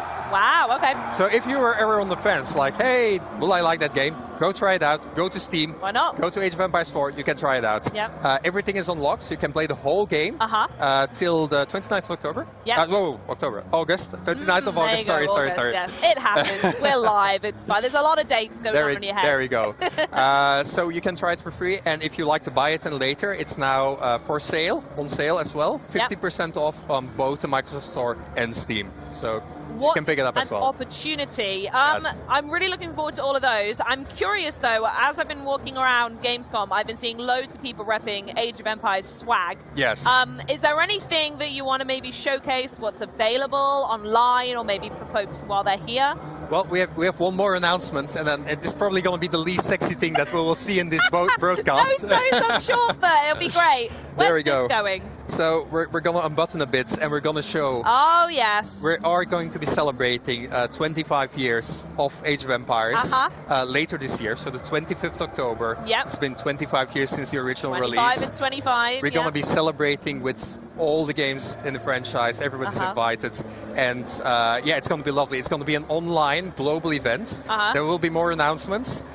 So I would say as a developer, but also as a fan, like you want to tune in. You don't want to miss it. Absolutely. And you got your Twitter, at Age of Empires to find out more information, website, so on and so forth. Exactly.